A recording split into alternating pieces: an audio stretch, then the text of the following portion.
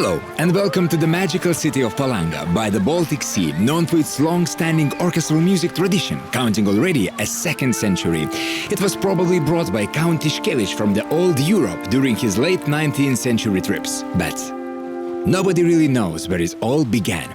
It's been some struggle to preserve the orchestral music traditions initiated by the counts. Nevertheless, today, Palanga is proud to host the exceptionally prestigious and essential for the region European Brass Band Championships of 2020. So the local guys and girls want to show how to make the best of Palanga.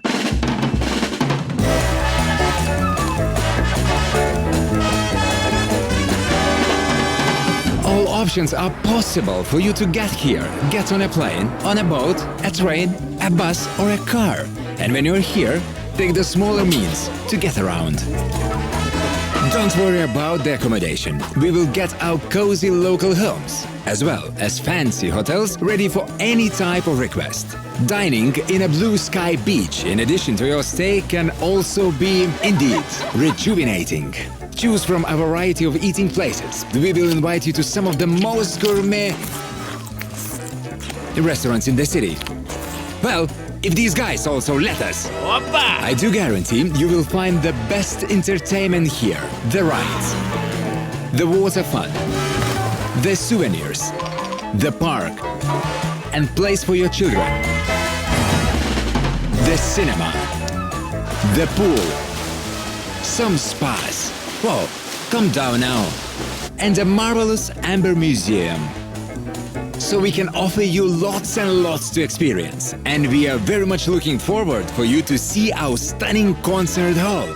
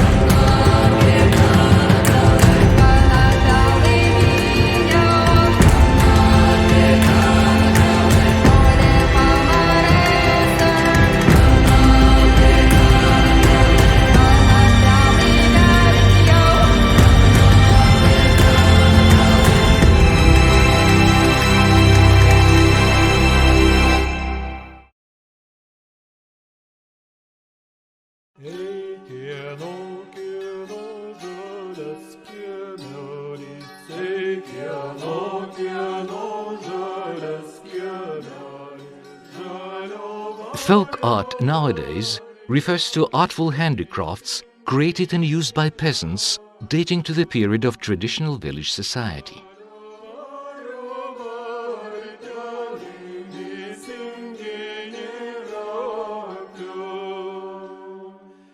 Talking about folk art, we most often have in mind the 19th century village, partly because most surviving collected artwork dates to this period. It also was the time when peasants had gotten wealthier and acquired more beautiful things. Compared to urban artisan creations, peasants' handicrafts were simpler and less refined, but making them still required a lot of skill in imagination. The best handicrafts served a very long time, were cherished and then handed down to children and grandchildren.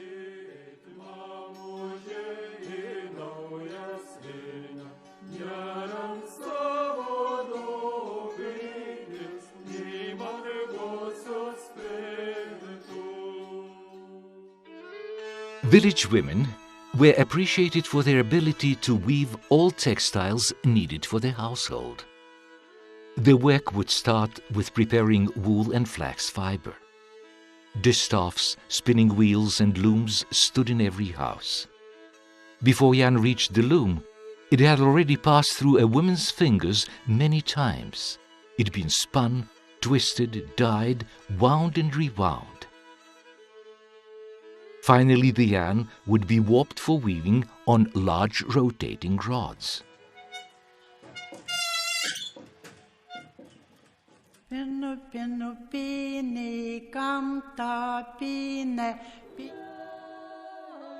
There was a great variety of monuments, simple and very elaborate, ornate. Cross-crafting often included other different artisans into the process. A carpenter erected the cross, a god sculptor carved sculptors, the blacksmith forged an ornamental iron cross for the top. Together, they created one harmonious piece of art.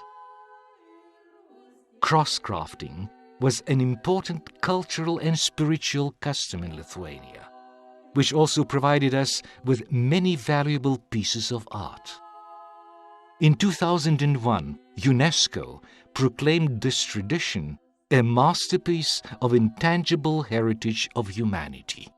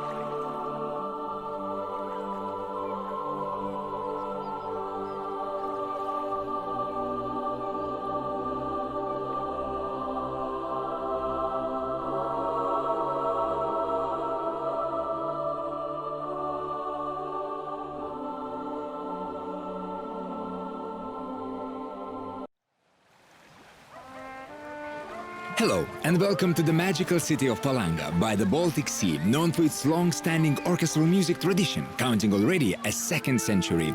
It was probably brought by Count Tiškević from the old Europe during his late 19th century trips. But nobody really knows where it all began. It's been some struggle to preserve the orchestral music traditions initiated by the counts. Nevertheless, today, Palanga is proud to host the exceptionally prestigious and essential for the region European Brass Band Championships of 2020. So the local guys and girls want to show how to make the best of Palanga.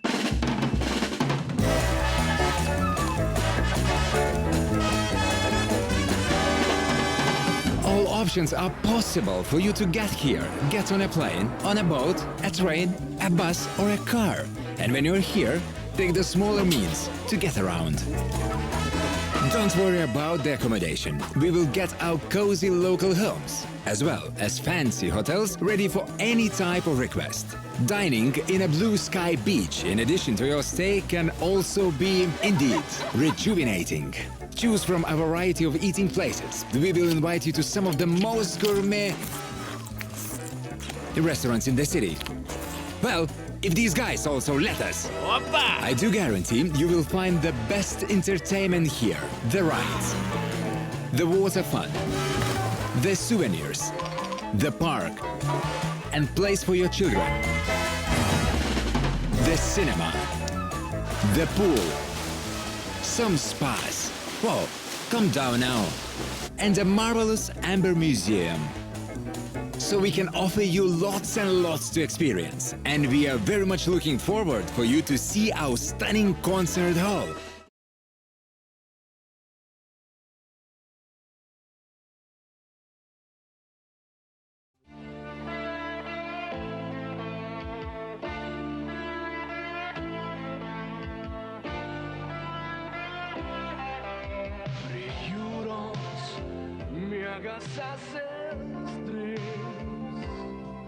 Jag slagar pancine viltis. Vad gör jag? Ligger gata pajuru. Dva salto tungar bens. Da parpas likimo nu aini vel. Jura Pangas. Τις άσες σμιαγώ κυλαιώ απ' κίντη σάβο καρπές.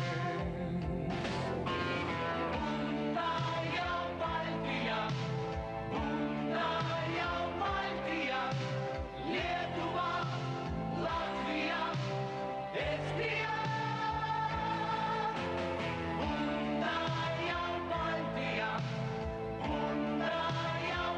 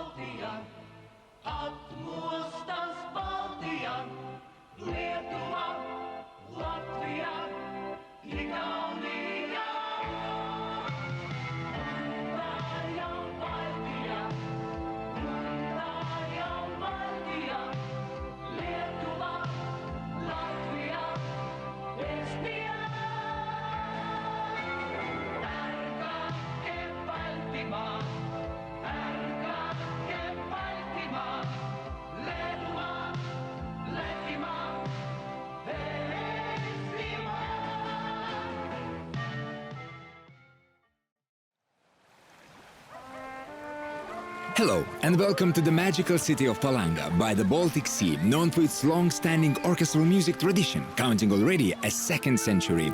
It was probably brought by Count Tiškević from the old Europe during his late 19th century trips. But nobody really knows where it all began.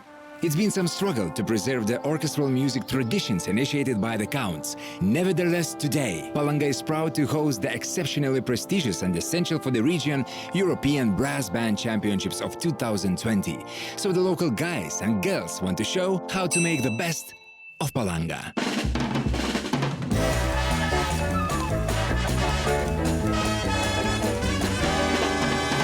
All options are possible for you to get here. Get on a plane, on a boat, a train, a bus or a car. And when you're here, take the smaller means to get around.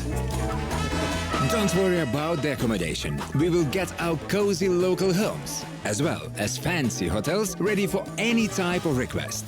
Dining in a blue sky beach in addition to your stay can also be, indeed, rejuvenating. Choose from a variety of eating places. We will invite you to some of the most gourmet restaurants in the city. Well, if these guys also let us, I do guarantee you will find the best entertainment here.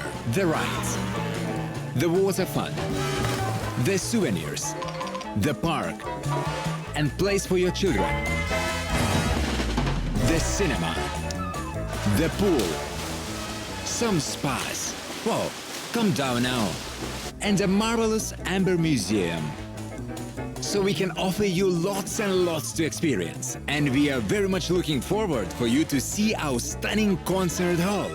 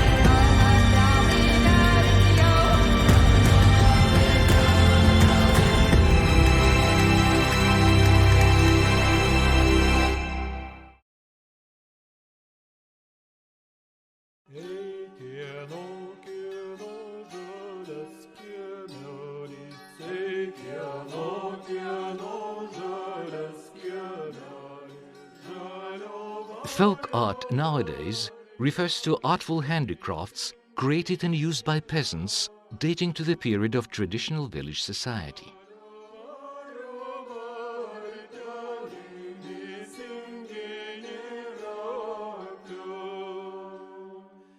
Talking about folk art, we most often have in mind the 19th century village, partly because most surviving collected artwork dates to this period.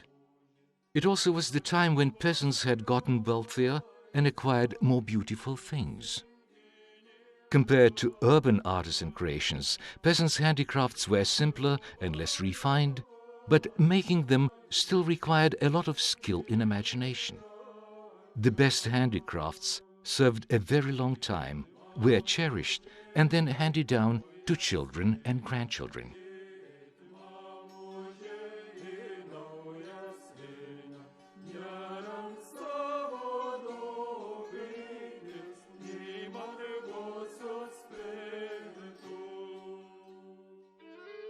Village women were appreciated for their ability to weave all textiles needed for their household. Their work would start with preparing wool and flax fiber. Distaffs, spinning wheels and looms stood in every house. Before yarn reached the loom, it had already passed through a woman's fingers many times. It had been spun, twisted, dyed, wound and rewound. Finally, the yarn would be warped for weaving on large rotating rods.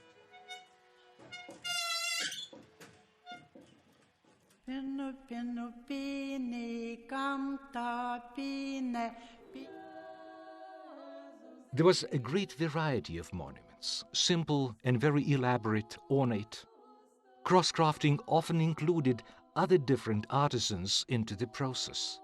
A carpenter erected the cross, a god sculptor carved sculptures, the blacksmith forged an ornamental iron cross for the top. Together, they created one harmonious piece of art. Cross-crafting was an important cultural and spiritual custom in Lithuania, which also provided us with many valuable pieces of art. In 2001, UNESCO proclaimed this tradition a masterpiece of intangible heritage of humanity.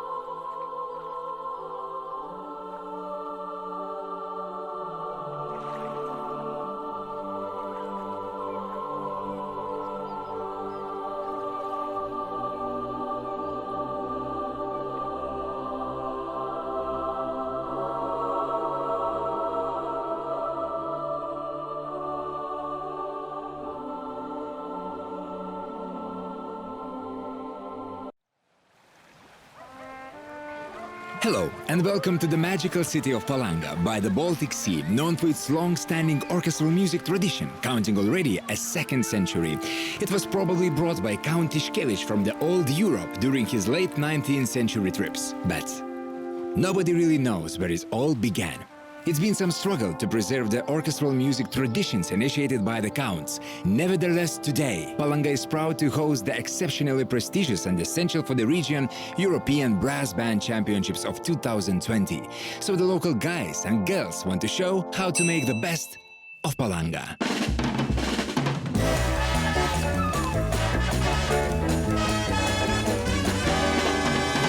All options are possible for you to get here. Get on a plane, on a boat, a train, a bus or a car.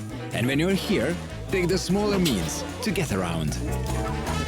Don't worry about the accommodation. We will get our cozy local homes, as well as fancy hotels ready for any type of request. Dining in a blue sky beach in addition to your stay can also be, indeed, rejuvenating. Choose from a variety of eating places. We will invite you to some of the most gourmet restaurants in the city. Well, if these guys also let us, I do guarantee you will find the best entertainment here. The rides, the water fun, the souvenirs, the park, and place for your children. Your Excellencies, distinguished guests, fellow tourist professionals, ladies and gentlemen, good morning and welcome to the 13th Baltic Sea Tourism Forum, and the first one digital, from Palanga directly to your office. Unfortunately, I am not in Palanga. I wish I was though, because I have seen the promotion film that you're going to see later on, and I got a new place to visit on my bucket list in the Baltic Sea region. My name is Björn Arvidsson. I'm from the Swedish Tourism Innovation Center in Stockholm, Sweden, and I'm going to take you through this morning's presentations. The theme for this year's forum is, of course, reviving tourism in times of global change. And boy, are they changing. As an international analyst and business developer in travel and tourism, I think this year's theme really could be no other.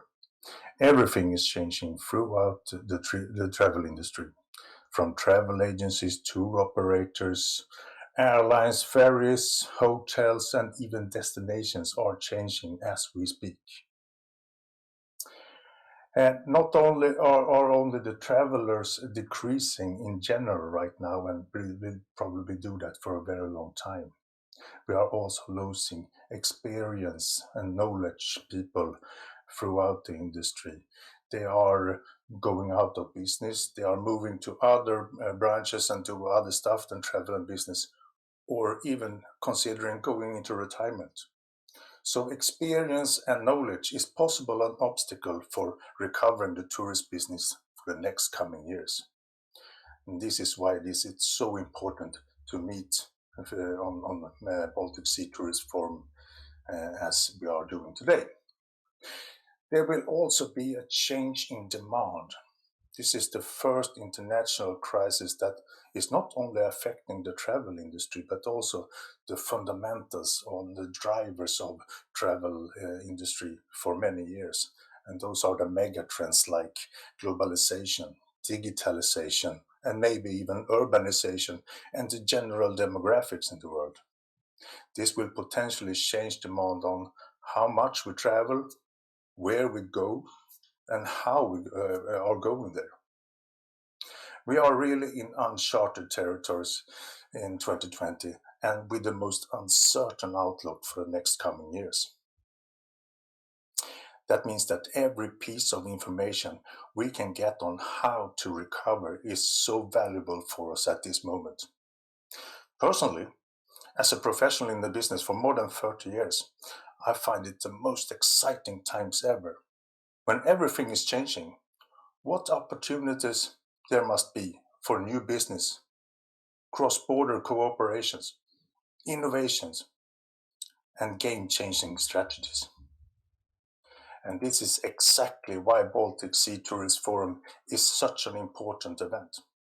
We need to exchange ideas, experiences throughout the industry, and most certainly between countries in the Baltic Sea region, this forum can create a competitive edge for the region, its countries, regions, destinations, and enterprises. The major aim for the forum is, first, support sustainable and balanced development of tourism and voice the interest of the tourism industry in the Baltic Sea region.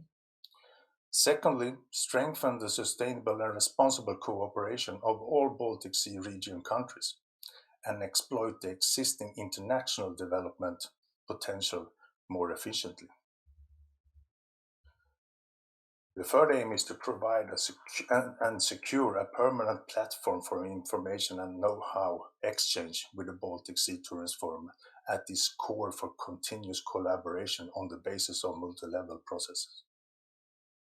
And the fourth and last aim is to position the Baltic Sea as a coherent travel destination on the global tourist market and promote the area as an attractive, safe, and natural destination for international tourists. We have a lot of know-how in tourist business in the Baltic Sea countries, and this is really the platform of sharing and listening in to the knowledge. Today is the third day of a total 4-day event. It started already on Tuesday, November 10th, with a warming up for the forum. Yesterday was the first Sustainable Tourism Awards handed out to three different winners in three different categories. Winner for the most sustainable tourist destination was Pärnu City in Estonia. Winner for the most sustainable tourist product and services goes to Signature Hotels and Conference in Denmark. And winner for most sustainable business, Avamere Sea Kayaking in Finland. Congratulations to all of you, and I hope we'll get some links on the BSTF website so we can visit them all. Tomorrow will be a meeting among the Baltic Sea region tourist ministers, and they will discuss the future together. Times of new beginnings, where do we go from here, is the theme for their meeting tomorrow, and we will probably hear more of that later on. The program this morning is that we are going to have some opening speeches now until 11 o'clock, when there will be a short coffee break. And after that, we will have the first of two sessions. The first session has a theme of the future of transnational cooperation.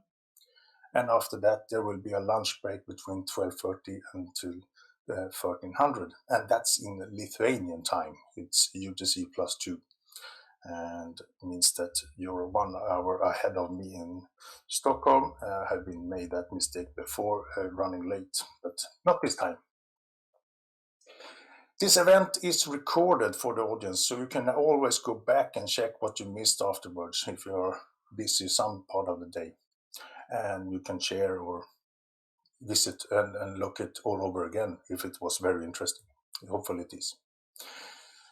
You also have a possibility to interact with the conference and with me or with the speakers, and we will pick it up during the Q&A session later on today. There is a chat box below the screen you're watching me right now. You can go there, you can write your comment or the question, and you can even like one of the questions or comments, and we will rate them. The best rate posts will be shown on the top later on. So we will pick up them as we go along during the day. So please write comments, write questions, and we will pick them up. We have several prominent opening speakers this morning. The first one out is, of course, representing the hosting country of Lithuania, Mr. Ramantas Sinkevičius, Minister of the Economy and Innovation of the Republic of Lithuania. His main task as the minister, of course, is to help economic recovery now during the COVID-19 pandemic-related crisis and boost tourism, innovation, the startup ecosystem, and the science business cooperation. And this is his presentation. Gerbiami ministrai, mėly svečiai, ponios ir ponai. Man didelė garbė pasveikinti jūs visus prisijungusius dalyvauti 13-ame Baltijos jūros valstybių turizmo forume. Labai malonu matyti tiek daug turizmo srities lyderių iš Baltijos jūros regiono, Europos ir pasaulio turizmo organizacijų. Didžiuojamės, kad šis turizmo forumas yra vienas didžiausių Lietuvos pirmininkavimo Baltijos jūros valstybių tarybai renginių šiais ir ateinančiais metais. O turizmas paskelbtas vienu iš pirmininkavimo prioritetų. Aš kaip šio renginio šeimininkas būčiau laimingas galėdamas jums asmeniškai paspausti ranką ir gyvai aprodyti savo šalį, Lietuvą, bei nepakartojamą Baltijos pajūrį. Deja, šiandien turime elgtis išmintingai ir stengtis neleisti virusui plėstis, kad kuo greičiau galėtumėm vėl grįžti į normalų gyvenimą ir džiaugtis kelionių malonumais. Turizmas nebejotinai yra viena iš prioritetinių Europos šalių ekonomikos sričių. Turizmas ne tik sudaro didelę pasaulio ekonominės veiklos dalį, bet ir skatina kitų verslo šakų, bendruomenių vystymąsi. Turizmo svarba ir toliau auga, tai skatina mus aptarti aktualiausius šiandienos klausimus susijusius su COVID-19 pandemija. Jaučiamės atsakingi už mūsų regiono ir visos Europos ateitį. Todėl siekiame turizmą skaitmenizuoti, skatiname diegti inovacijas, išskirtinius turizmo pasiūlymus bei tarpusavėje dalintis geriausiamis patirtimis. Lietuva, kaip ir kitos šalis, ėmėsi priemonių turizmo sektoriaus likvidumui užtikrinti ir jo atsigavimui skatinti. Šiais metais tam skirta beveik 50 milijonų eurų. Dar tokia pat suma turizmui numatyta 2021 metais ateities ekonomikos DNR plane per ekonomikos gaivinimo ir atsparumo didinimo priemonę. Šis planas orientuotas į investicijas, kurios turės ilgalaikį teigiamą poveikį ekonomikai, nukreipiant jas į 5 pagrindinės sritis, padedančias prie spartaus ekonomikos atsigavimo. Tarp jų ir turizmo sektoriaus transformacija, kuri būtina atsižvelgiant į naujas turizmo sektoriui realybės sąlygas. Tikiu, kad šis forumas sustiprins Baltijos jūros regiono šalių tarpusavio ryšius, padės glaudžiau bendradarbiauti ir svarbiai prisidėti prie saugumo, stabilumo, klestėjimo išsaugojimo regione ir visoje Europoje. Tegul forumas suteikia tikėjimo, kad turizmas ta ekonomikos sritis, kuri turi išskirtinį gebėjimą greitai atsigauti ir kartu prisitaikyti prie kintančių tarptautinių kelionių reguliavimo, sienų užtvėrimo, turizmo skatinimo sąlygų. Tegu forumas suteikia mums galimybę pasidalinti savo patirtimi ir nuomonėmis, bei geriau pažinti vieniems kitus. Gerbiami ponios ir ponai, norėčiau palinkėti jums labai produktyvaus forumo ir konstruktyvių diskusijų, neeilinių, kad ir nuotolinių susitikimų su išskirtinais žmonėmis, turizmo ekspertais, kurie bet kokiomis sąlygomis nepraranda tikėjimo turizmo ateitimi.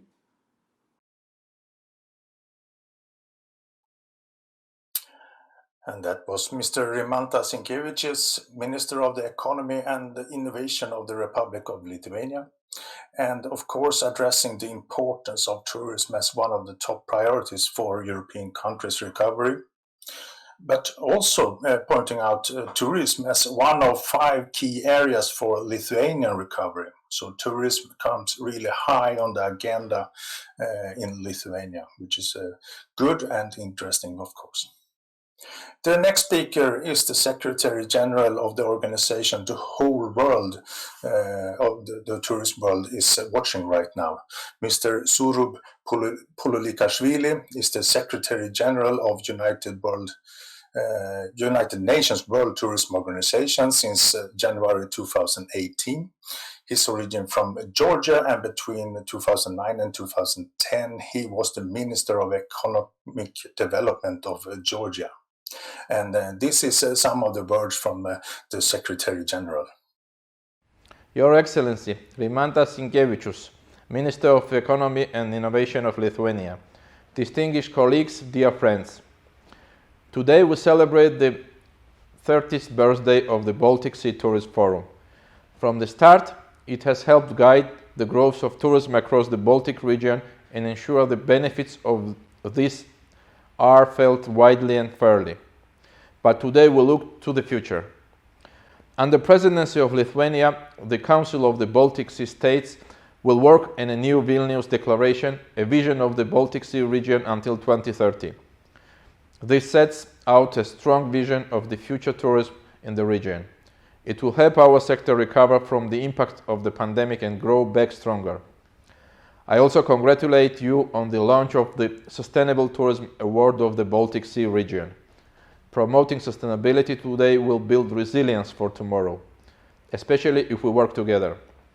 As the saying goes, two heads are better than one.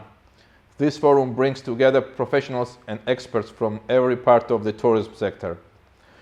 It is a platform for new ideas and collaboration, and an opportunity to rethink tourism across the Baltic region. I wish you all a productive day and every success.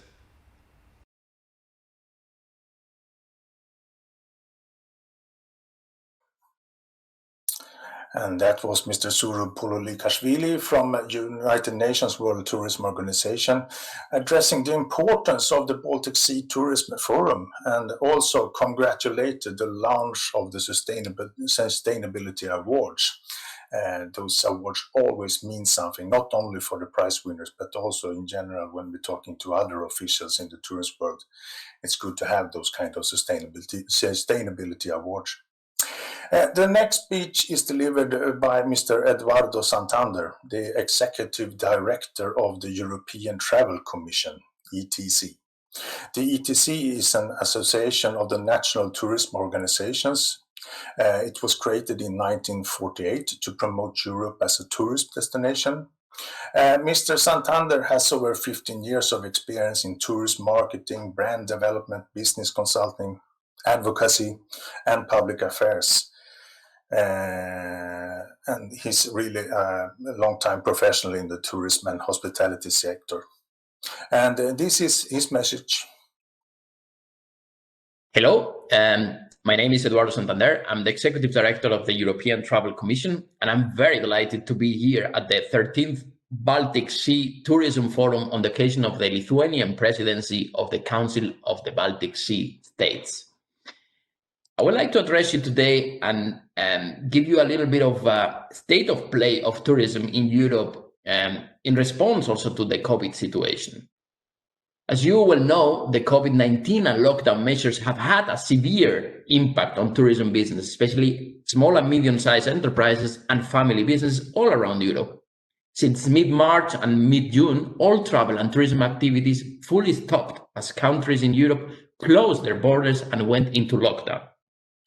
We had a minor recovery of domestic and intra-European travel in summer months, in July and August, and I'm sure that happened also in the region. The peak summer season provides some encouragement with a pickup in travel demand, which signaled people's enthusiasm to travel again. Tourism business resumed their activities and destinations across Europe and gradually reopen their borders to boost intra-European travel. However, a fragmented approach to the reopening of borders, stringent quarantines and testing procedures remain significant travel deterrents. The UNWTO Tourism Barometer shows that international tourism arrivals in Europe were minus 69% in August comparing to the previous year, which was a significant improvement compared to the minus 97% in April, but still very low and very absolutely below our expectations. Now the situation in Europe is getting gloomier again, as you know. The easing of pandemic restriction is being reserved as European destinations see a surge in COVID-19 cases. Governments have been prompted to reimpose curfews and travel restrictions while bars and restaurants sit empty in most affected areas.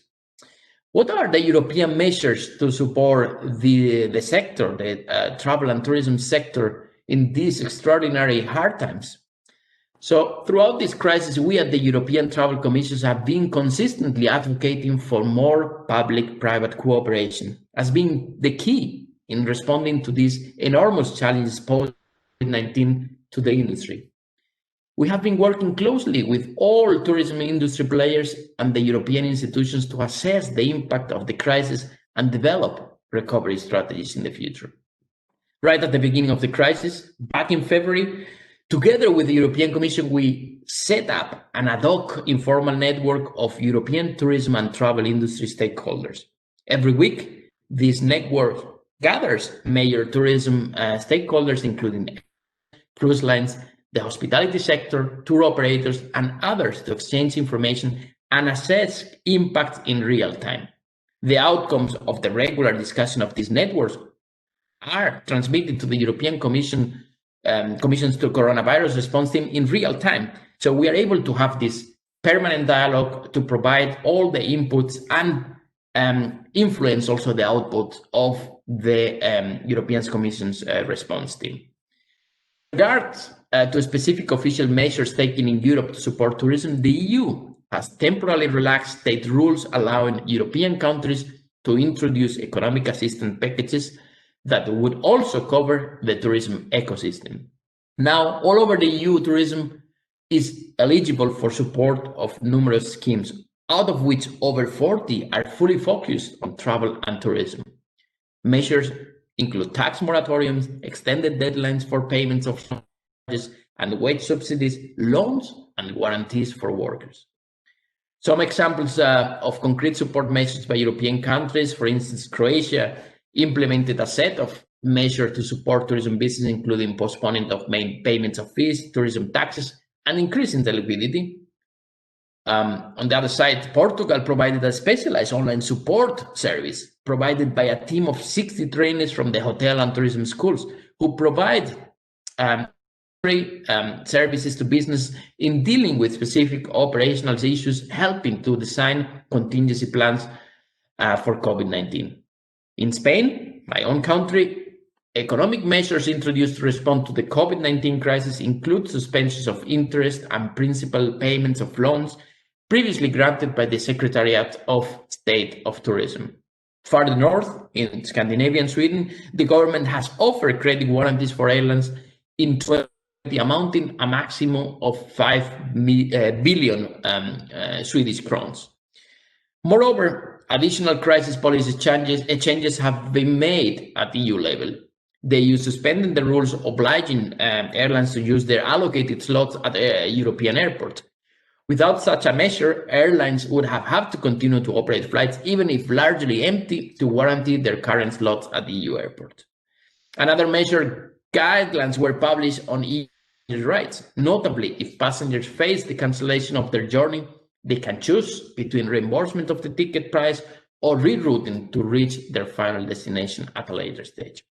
But maybe let me tell you that the most challenging part of this recovery and this period of trying to adapt to this new normal have been the coordination and harmonization. Looking at the pressing measures required for travel and tourism in Europe, we also keep urging the European governments to better coordinate travel restrictions and safety measures to find smart solutions to facilitate travel before the vaccine is available and also when we have this crisis behind us. European countries are actively working together to recover from this crisis. However, we still keep seeing a patchwork of different health measures and travel rules for the 27 member states of the European Union. EC strongly believes that widely implemented quarantines are disruptive, unhelpful, and should be urgently and collectively replaced by comprehensive, cost-efficient measures such as a testing upon departure based on an agreed protocol and coordinated tracing systems. A common testing protocol will minimize the disruption and fragmented the system that we currently see across Europe, and will also allow to slowly restart international travel and also reestablish the much needed confidence and trust of both demand and supply. At the end of October, our consistent calls together with the aviation industry and other travel stakeholders have finally been heard. The European Commission has introduced a new recommendation on COVID-19 coordination among EU member states, which includes actions to facilitate travel such as introduction of common passenger locator forms, coordination of quarantine measures, and a common European protocol. Now it's up to the EU member states to find an agreement on these measures. The tourism industry will keep advocating for more harmonization and coordination to secure travel, first in Europe and then international. What is the future of tourism and also the long-term funding? It's difficult to know. Nobody can know at the same because we don't know how long the pandemic will last. But we at ETC believe that the ongoing crisis is an opportunity to bend the tourism sector, to accelerate the transformation to more sustainable, digital, and innovative tourism. The tourism industry has been talking for so long about sustainable growth, climate change, digitalization, and innovation. This is the opportunity to press the reset button, challenge pre-established models, and finally take all these matters seriously. Now Europe is finalizing an agreement on the major recovery and resilience facility to mitigate the economic and social impact of the pandemic and pave the way for sustainable recovery. This facility offers an unprecedented opportunity to support tourism and ensure that the sector helps to drive digital and green transitions, and thereby it strengthens both economic and social resilience. We are advocating that tourism must be one of its main beneficiaries and should be anchored in the recovery plans of all EU member states. This funding will help tourism, micro enterprises and small and medium-sized enterprises, family-run businesses to rebuild their activities in a digital and environmentally friendly way, with a clear focus on people, tourists, locals, and workers. It is also critical to support destinations increasing their budgets for product development and especially promotion to attract more intra-EU travelers and long-haul visitors once this is behind. Ladies and gentlemen, the European Travel Commission would like to stress again the importance of cooperation. We are more than the sum of destinations. We are Europe. Europe has to stand together, has to act together, and we will get together out of these horrible circumstances that we are right now.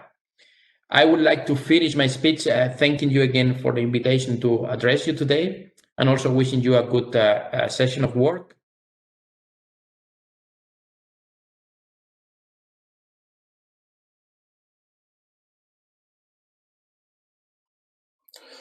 Well, that was Mr. Eduardo Santander, Executive Director of the European Travel Commission. And a lot of information. There's clearly a lot of things being done in Europe, European countries right now to ease the crisis and make the recovery come out better. A reminder to all viewers, please ask a question. Use the chat box below me. We love the interactivity. So questions or comments, the most popular questions will be on the top and we pick them up during the day. The next speech is from Mr. Grzegorz Poznanski, Director General of the Council of Baltic Sea States, CBSS, Permanent International Secretariat located in Stockholm since September 1st, 2020. Mr. Poznanski, a Polish national, has considerable experience in multilateral diplomacy and regional cooperation. Mr. Poznanski holds a master's degree in international relations from the University of Warsaw. He has also completed postgraduate studies in European integration and national defense at the National School of Public Administration and at the Warsaw National Defense Academy. He also studied in Beijing, Shanghai, and Taipei. So alongside his native Polish, Mr. Poznanski speaks English, Russian, and Mandarin Chinese. And this is his opening speech. Ladies and gentlemen, I'm very proud to welcome you all in the name of the Council of the Baltic Sea States, especially that since 2016, the Baltic Sea Tourism Forum, and CBSS are strategic partners. The role of tourism as a cross-cutting sector of economy, which can contribute to socio-economic stability and growth in the entire Baltic Sea region, is very much in line with all three long-term priorities of the CBSS: regional identity, safe and secure region, but especially sustainable and prosperous region. The role of tourism is also reflected in the CBSS Lithuanian presidency priorities, and one of them relates directly to the green and maritime tourism as important sector in reviving regional economy, increasing regions' visibility, and giving employment opportunities to young people. CBS Project Support Facility Fund has already supported several projects related to sustainable tourism, such as just started youth networking for sustainable tourism development in the Baltic Sea region, with Klaipėda University as the lead partner. The project is dedicated to the mainstreaming sustainable tourism concept in business, education, and public sectors. The project has an ambition to contribute to the recovery after the COVID-19 outbreak by issuing a number of recommendations for sustainable tourism. Tourism plays a central role in implementation of the 2030 Agenda and its Sustainable Development Goals.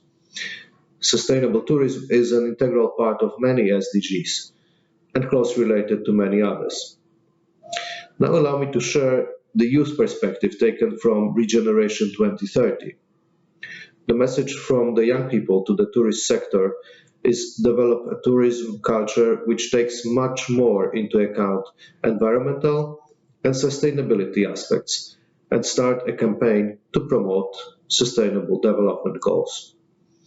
Actions proposed by youth are encourage travel within the region by strengthening the connection of Baltic Sea tourism activities. Engage tourists in the solution of problems, for example, cleaning country day initiatives. Increase the availability and economic attractiveness of cleaner public transport, such as trains and ferries. Stronger attention to human resources, especially reduce exploitation of the workforce and human beings in general, and support green tourism for creation of green jobs. I'm happy that CBS Secretariat, through its many activities and initiatives, assists the voice of young generation to be heard at different fora in the Baltic Sea region. Ladies and gentlemen, allow me to finish with obvious observation. Today, during the COVID pandemics, we all hope for the speedy recovery of the economy in our common Baltic Sea region, including the travel branch. I'm certain that this forum certainly will contribute to this process. Thank you for your attention.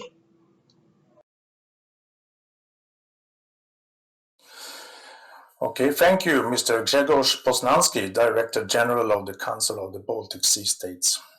He is especially pointing out Baltic maritime tourism as an important sector and also sustainable tourism as an important part for the Agenda 2030. The next speaker is Mr. Neris Germanas, Vice Minister of Foreign Affairs of the Republic of Lithuania. Mr. Germanas was a member of the Parliament of the Republic of Lithuania and member of the board of the same. From 1996, acting as a foreign policy advisor to the President of the Republic of Lithuania. In 1998 to 2001, Ambassador Extraordinary and Plenipotentiary of the Republic of Lithuania to Finland. In 2003 and 2008, Ambassador Extraordinary and Plenipotentiary Permanent Representative of the Republic of Lithuania to the Council of Europe. Between 2008 and 2010, head of the Secretariat of the Lithuanian Presidency of the Council of the Baltic States. And this is his opening speech this morning.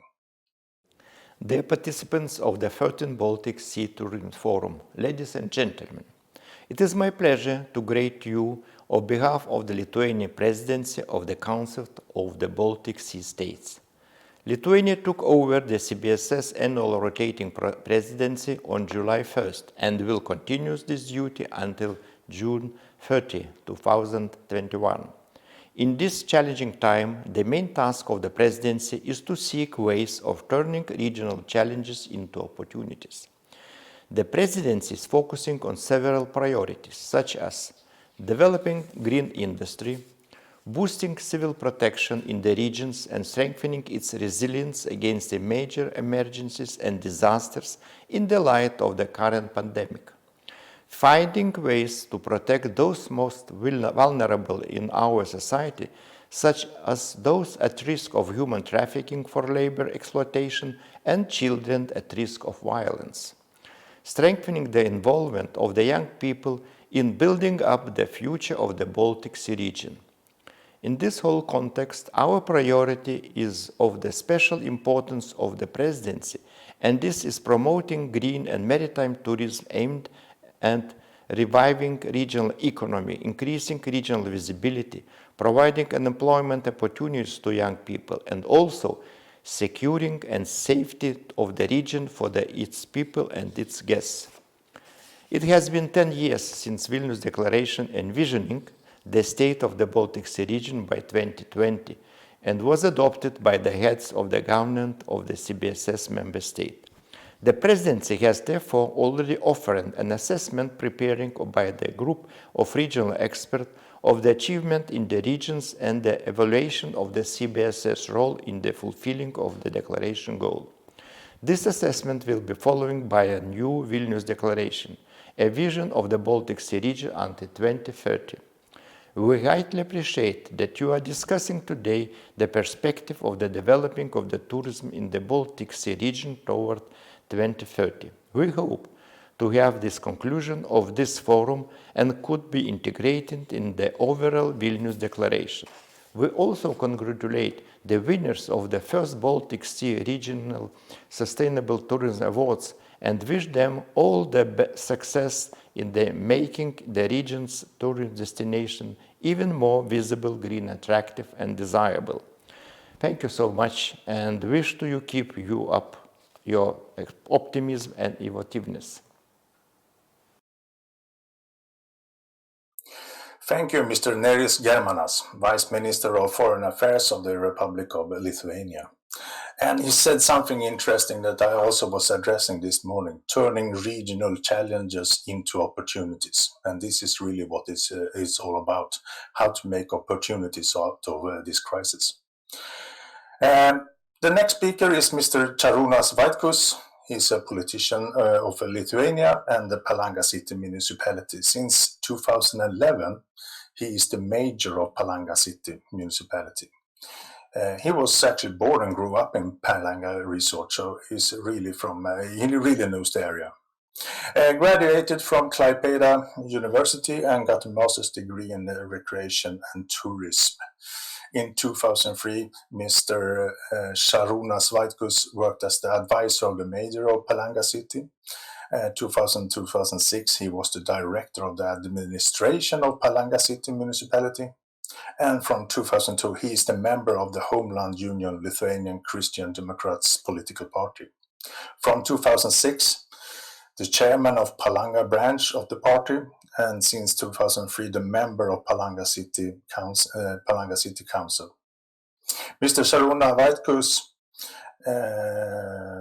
is very active in the Lithuanian political life. He is the president of the association Klaipėda region, which consists of 7 municipalities of the Klaipėda region.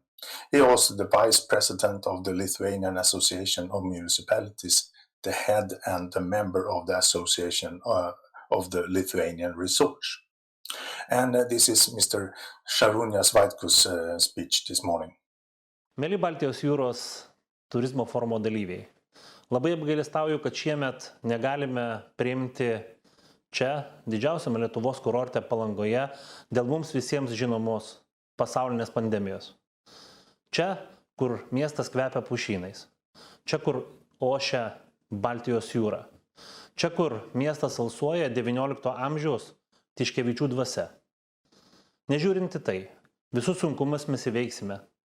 Ačiū, kad esate, ačiū, kad diskutuojate, ačiū, kad rūpinatės mūsų svarbiausių pragyvenimo šaltiniu – turizmu. Aš manau, kad viskas turi pabaigą. Vadinasi, mes vėl visi kartu, greitų laikų susitiksime, vienas kitą apkabinsime, priimsime svečius. Mėly forumo dalyviai, linkiu visos Palangos bendruomenės vardu. Būkite sveiki ir visus apkabinu.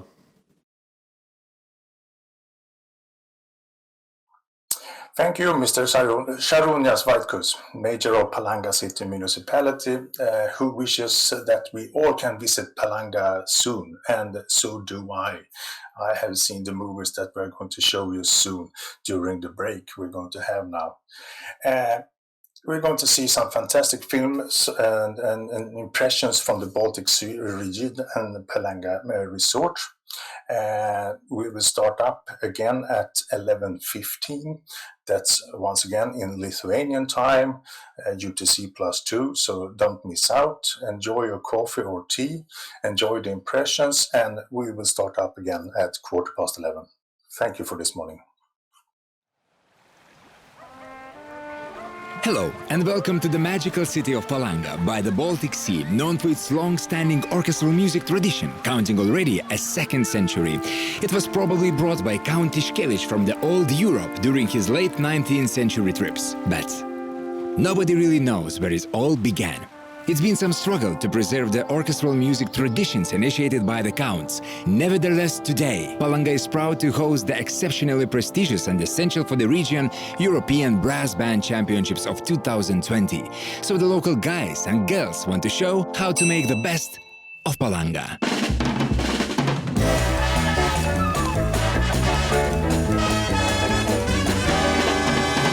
All options are possible for you to get here. Get on a plane, on a boat, a train, a bus or a car.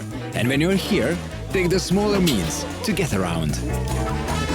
Don't worry about the accommodation. We will get our cozy local homes, as well as fancy hotels ready for any type of request. Dining in a blue sky beach in addition to your stay can also be, indeed, rejuvenating. Choose from a variety of eating places. We will invite you to some of the most gourmet restaurants in the city. Well, if these guys also let us, I do guarantee you will find the best entertainment here. The rides, the water fun, the souvenirs, the park, and place for your children, the cinema, the pool, some spas. Whoa, come down now. And a marvelous Amber Museum. So we can offer you lots and lots to experience. And we are very much looking forward for you to see our stunning concert hall.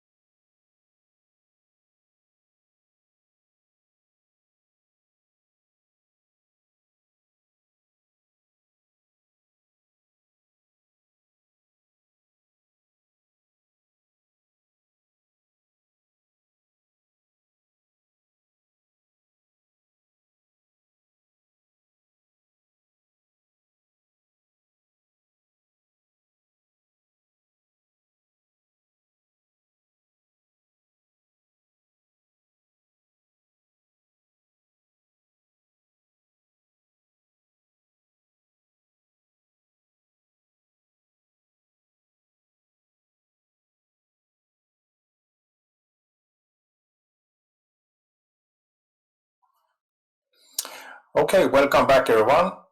Hope you enjoyed your coffee break. Normally, this kind of breaks at the Baltic Sea Tourism Forum is really too short because you meet a lot of new people, you meet old friends, you have a lot of things to discuss, and there is never time for a coffee break. The coffee breaks are always too short, really. I was looking at the chat box. There is a couple of comments like, good morning, everyone. Nice to feel we meet again at the BSTF from Elina's Baltic Holidays. Of course, it will be nicer to meet again. I guess this coffee break, you didn't only get your cup of coffee or cup of tea. You will also checking your emails, maybe responding one or two of them, calling back a couple of missed calls, and doing some other stuff at your office. I hope, though, that you were inspired by the movies from Palanga. I was that for sure. Welcome back to this forum. We will start the first of two sessions. This first session is called The Future of Transnational Cooperation. We will have two presentations. Both are pre-recorded as previous speeches, but after each one of them, we will have a live Q&A with both of the presentators. And the first presentation is from Ms. Anna Athanasopoulou.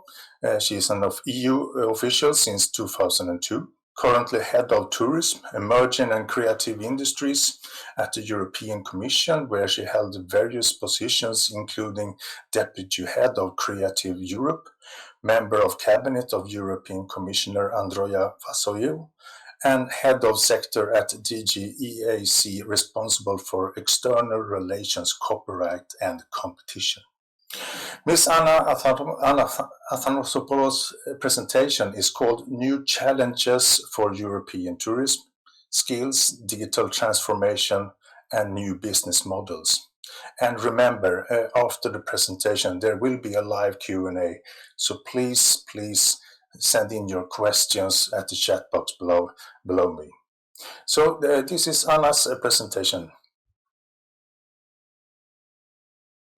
Ladies and gentlemen, dear friends, I'm happy to join the 13th Baltic Sea Tourism Forum today and contribute to the discussion. Looking at the present and future challenges of tourism during these difficult times, I wish to bring 5 messages to your attention. First, tourism matters for the EU and its regions. Indeed, 10% of EU GDP is contributed directly and indirectly by tourism, while 12% of EU employment is occupied by people working in the tourism sector.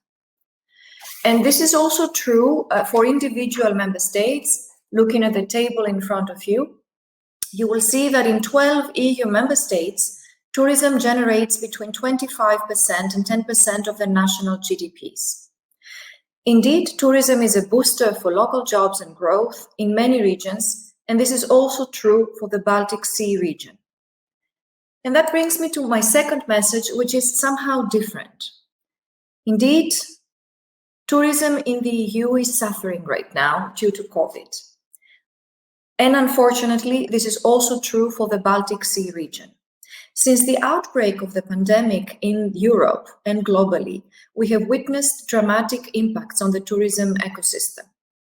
Between February and June, the European tourism services sector fell by 75% compared to an average of 16.4% in other services sectors. That puts more than 6 million jobs in tourism at direct risk, while out of the 2.4 travel and tourism businesses, many of them SMEs, are facing liquidity problems or simply remain closed. Looking at the Baltic Sea region, the situation is equally disrupted. A recent Commission study indicated a serious decline in international arrivals in EU macro-regions during the period of January and May 2020 compared to the previous year. And for the Baltic macro-region, this drop in tourism international arrivals is estimated at 55%. And now, with a new wave of reconfinement, we're facing a gloomy outlook at short term, with an estimated drop of revenues of up to 70% for the third quarter of 2020. Many estimate that actually full recovery for tourism may take 2 to 3 years. And that brings me to my third message, which is more about how we are managing the crisis from a tourism perspective and the challenges it brings, and also how we can strengthen resilience in EU tourism over the longer term. It's more about how save tourism now and how we can transform it along a digital and green path in order to fulfill the objectives of the European Green Deal, which wants to see the EU as the first carbon neutral economy by 2050 without leaving anyone behind. Save Now and Transform Tourism is actually the rationale behind the Commission's actions. So what has the Commission been doing to help relaunch the economy and also relaunch and protect the tourism ecosystem? First of all, it's about saving businesses and jobs. For that purpose, we allowed early on the flexible reallocation of unused regional funds to support SMEs, including in tourism, in most affected member states and regions. For that purpose, we mobilized 37 billion euros under the so-called Corona Response Investment Initiatives, and we're happy to see that 8 member states are using this opportunity to plan additional funding for tourism, and actually 4 of these member states are located in the Baltic macro region. And again, in the area of policy cohesion policy, we topped up the current budget of cohesion policy with 55 billion euros under REACT-EU, which member states can use without additional national co-financing to support suffering SMEs, affected regions and affected sectors. And this is also can be used to support tourism-dependent regions. To protect and save jobs, we mobilized 100 billion euros through the SURE initiative to help mitigate unemployment risks in all EU member states. And under the temporary state aid framework, travel and tourism companies benefit from more than 200 state aid schemes in member states. And this scheme is actually extended until the end of June 2021. And we know that it can create a breathing space for a number of companies in the travel and tourism ecosystem. But beyond protecting jobs and businesses, we have been working together with the member states to step up coordination of responses in order to make travel and tourism possible again and safe for all. Already back in May, we adopted a comprehensive tourism and transport package, which helped to set out a framework for hygiene and sanitary protocols for tourism businesses and also for all modes of transport, for the use of vouchers to protect consumers in case of cancellations due to COVID, but also to call on member states to remove travel restrictions in the Schengen area that we saw entering in the first phase of the reconfinement last spring.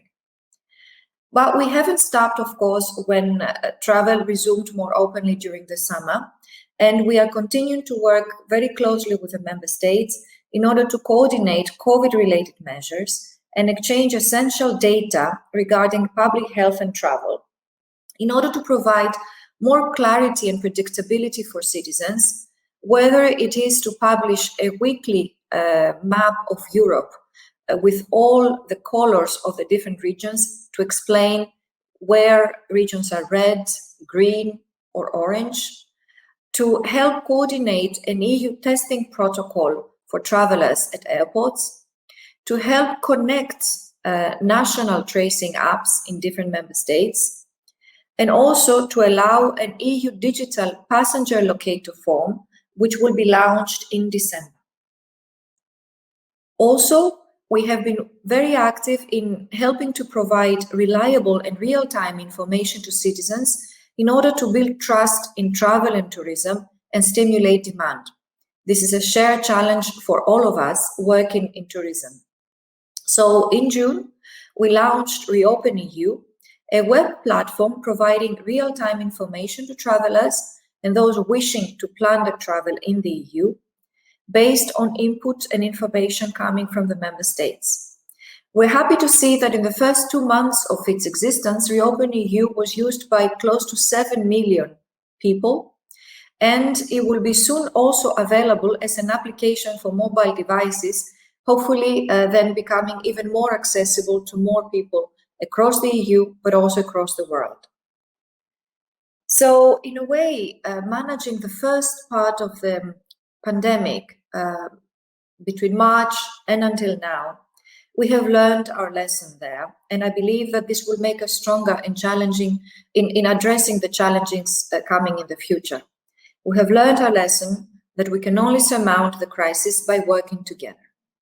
And that brings me to my fourth message, which is different. It's not about managing the crisis, but it's more about the aftermath of the crisis.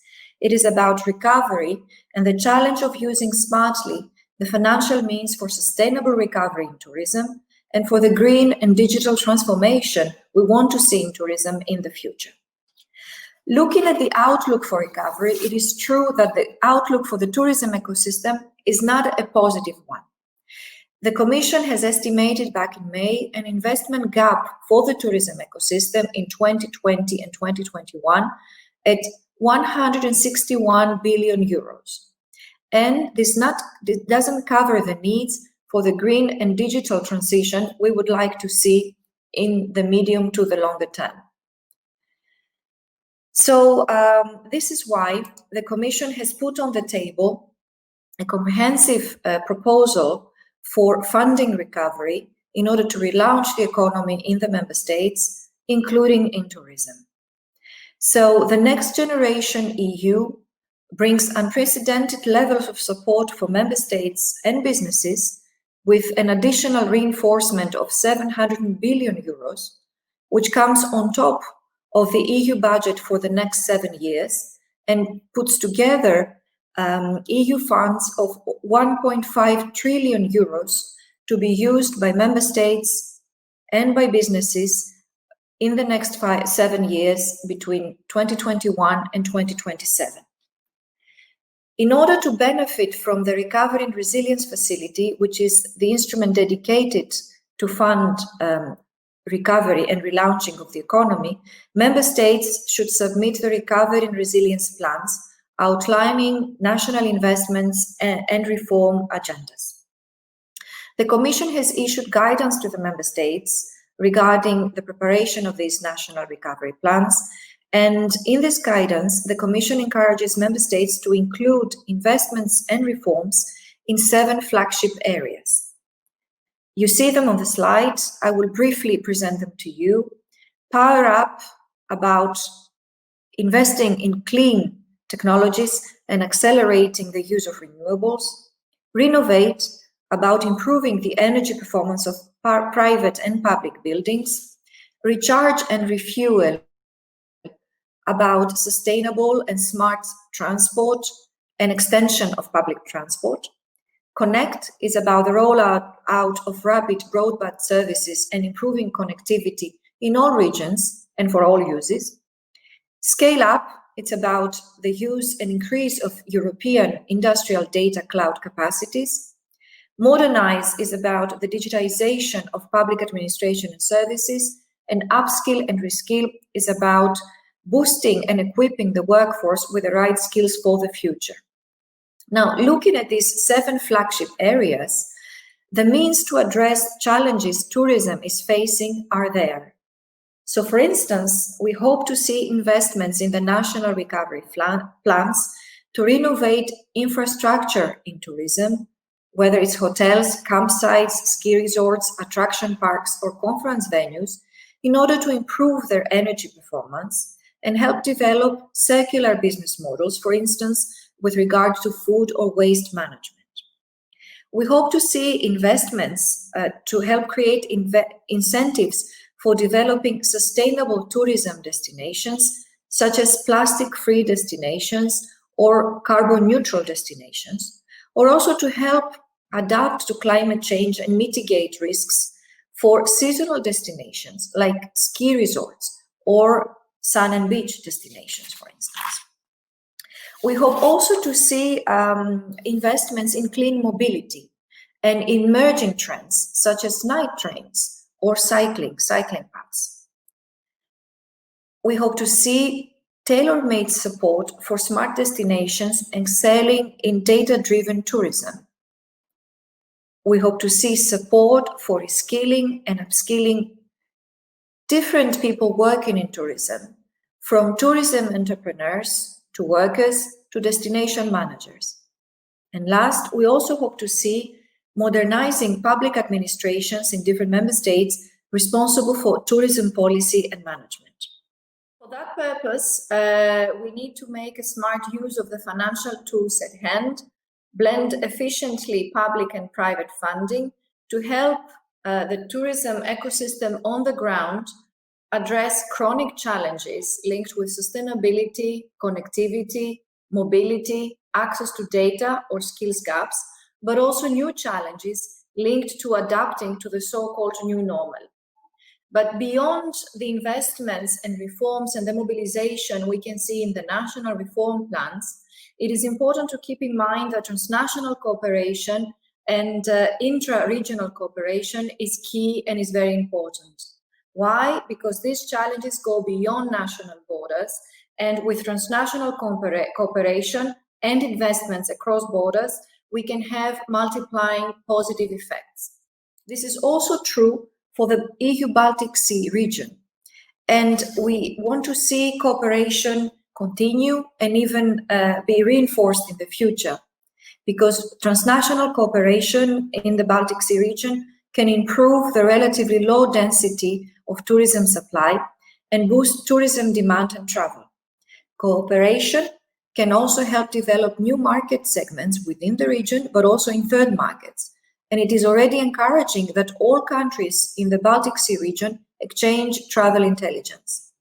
And last, cooperation can also facilitate peer learning, for instance, in crisis management, in tourism, or in building resilience. And that brings me to my fifth and final message that I would like to share with you today. We spoke a lot, and I spoke a lot about the financial tools and the opportunities that are there for those working with tourism and in tourism to support the tourism ecosystem, recover sustainably, and also transform along a green and digital path. But financial tools are not enough without a shared vision for the future of EU tourism. This is why we need dialogue and we need cooperation and information sharing at all levels, from the local level up to the regional, intra-regional, and European level. And this is why we organized the European Tourism Convention on the 12th of October to set out, together with stakeholders, the roadmap for the European tourism of tomorrow, the so-called European Agenda for Tourism 2050. I invite you to discover the program of the convention and the discussions on the website, which is marked on the slide, and also the outcome of the convention, which took the shape of a set of action points in three key areas. First, safe and seamless tourism experience. Second, greener holidays. And third, data for tourism. I would say three areas summarizing the key challenges tourism, European tourism, has been facing for some time and will certainly face during the period of sustainable recovery and further transformation. It was interesting to see that despite the different views and perspectives presented by the stakeholders at the European Tourism Convention, we saw a certain amount of convergence, and we saw most of them sharing a common vision how to arrive to sustainable and resilient tourism in Europe and what the key ingredients are. Of course, the key question is how to get there. And for that, it's true that we need to find at all levels the right balance between short-term recovery needs and how to address them, and the long-term green and digital transition of the EU tourism. We need governance tools to work together on shared priorities, on sustainability, on digitization, on skills, and towards agreed milestones and targets, together with the member states, the industry, destinations, regions, and cities.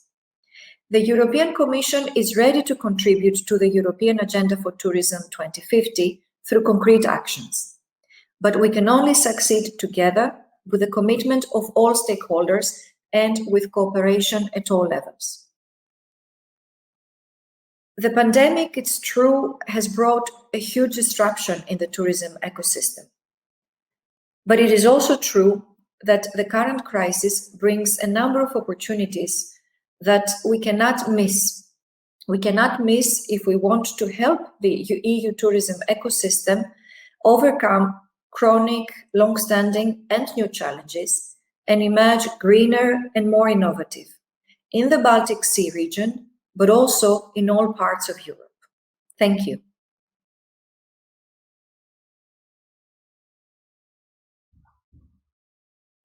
Okay, thank you, and welcome, Anna, to the Q&A after your presentation. Wow, 5 messages, a lot of information. I have a lot of questions for you, and we are going to look at the chat box on the live stream and get some questions from the audience as well. I have the first question for you. Quoting Mr. Neris Germanas, Vice Minister of Foreign Affairs of the Republic of Lithuania, he said this morning that we need to turn regional challenges into opportunities. I find that so true. How do we turn this crisis into an opportunity? And what is the biggest opportunity as you can see it? Yes, thank you for the question, Bjorn. Hello and good morning to everyone. It's true that in the last months, all we talk about is challenges, and it's also true that this pandemic has brought a huge disruption for tourism, not only in the EU, but also globally.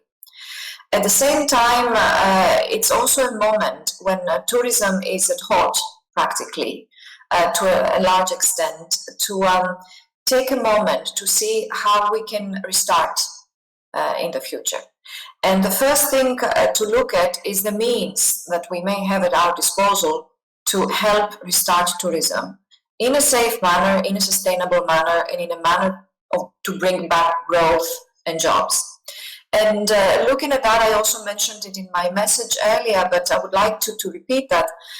We have unprecedented financial means on the table for all EU member states, and in a way that brings to all regions, member states, private sectors, public authorities, an opportunity to support tourism, the types of investments and reforms they see fit in the specific local, regional, or national context, to help recover, but also boost this transformation we want to see in the tourism ecosystem in Europe, which is very much about setting things on a greener path and setting things on a more digital, more innovative path, ensuring the type of quality and innovation we would like to see in Europe.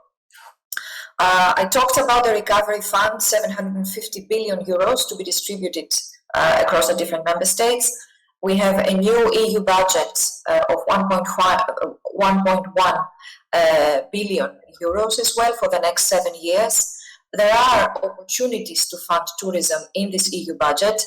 My call would be for everybody to look at these opportunities and talk to each other in order to set the vision and mobilize and access the means. I use the word vision because that's also important. We need to see where we want to have and get EU tourism in the next 5, 10, 20 years. And there, at least the discussions that we have with the different parts in Europe, people and stakeholders working in tourism, but also at the European Tourism Convention, we see some convergence about where the issues are and where we want to be, and how to avoid mistakes of the past, about overcapacity, about putting everything in one basket. So what I see as an opportunity for the future is a more even development in tourism across the EU. It's true that Europe and the EU is a mature travel market globally. We say that we occupy 40% of international tourism arrivals, and it's about 30% of the revenues, the global revenues.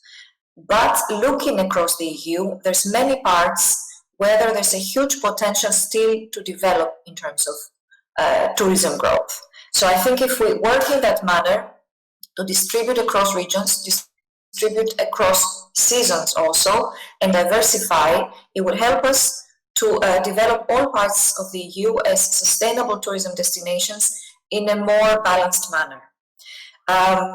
So I think it's about the means, it's about the vision, and it's about the ambition. This is the opportunity that I see. Oh yes, good. I agree, and there is a lot of opportunities to catch at the moment. So let's not stay with the obstacles. I'm looking at the Q&A. We have some questions from the audience, and please remember to also write your name when you ask the questions. It will be easier for us to actually address the question in the right way. There's a lot of things about the financial. Darius Lithuania is asking what possibilities to use resilience and recovery fund for a single country. Is that something that it's up to the country, or is it something that you can have help with from the EU? Yes. The EU helped by activating and making this instrument possible. The Recovery and Resilience Facility, with its 652 billion euros. Now, these funds, this money, which is a combination of loans and grants, will be distributed and is accessible to all 27 member states according to a certain quota, which is known and published. Each member state is developing and has to develop the so-called national recovery and resilience plans to explain the investment agenda and the reforms that they see fit in order to restart the economy in a sustainable manner, and also meet the objectives that we have together as Europe regarding the carbon neutrality to be achieved by 2050, regarding the so-called digital decade, where we need to make sure that everybody is up to speed with digital, etc., and also not leaving anyone behind. This aspect of social cohesion, and national governments, the member states, are working on that now. The expectation is that these plans, recovery plans, are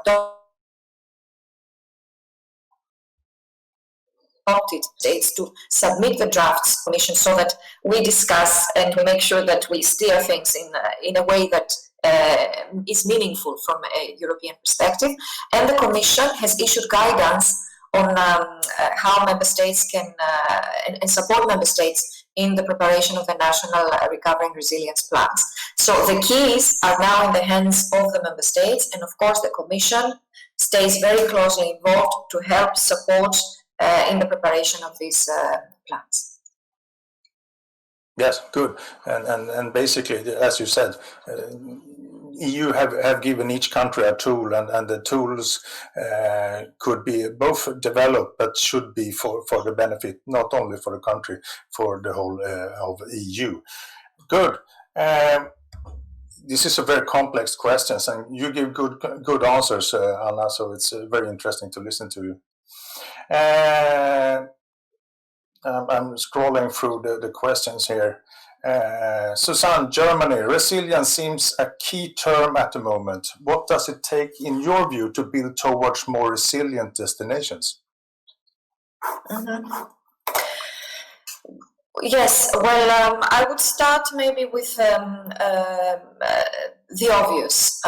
It's about governance, and it's about vision. Governance during good times, and governance during difficult times, as we are now. I mean, having in place crisis management mechanisms, at destination level that bring together stakeholders not only working in tourism, but all parts of the local economy and all levels of responsibility.